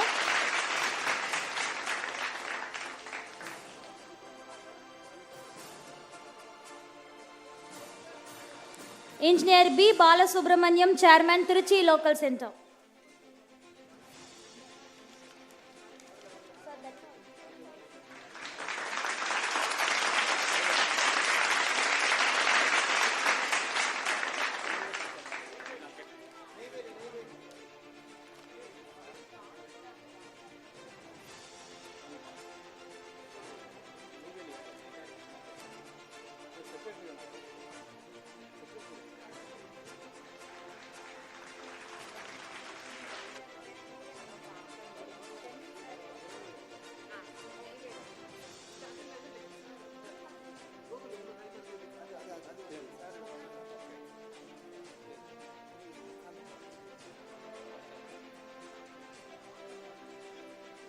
Engineer Saji John, the Chairman of Neyveli Chapter Local Center.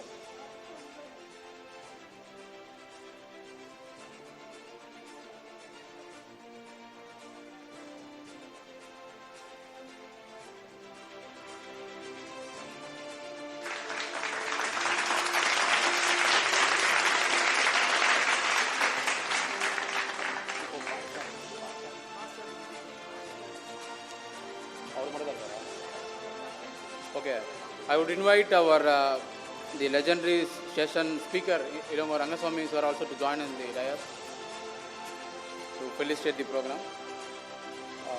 Engineer N. Kangeyan, the past chairman.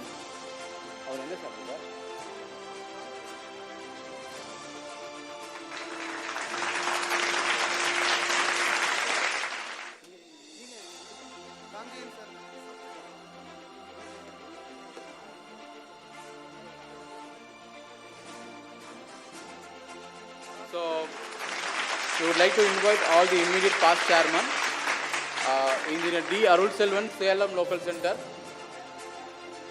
Okay, it's already given. Engineer S. Rajagopal, Madurai Local Center. Engineer Raju Ramakrishnan, Kalpakam Local Center. Raju Ramakrishnan. Engineer Naga Mageshwar, Neyveli Local Center.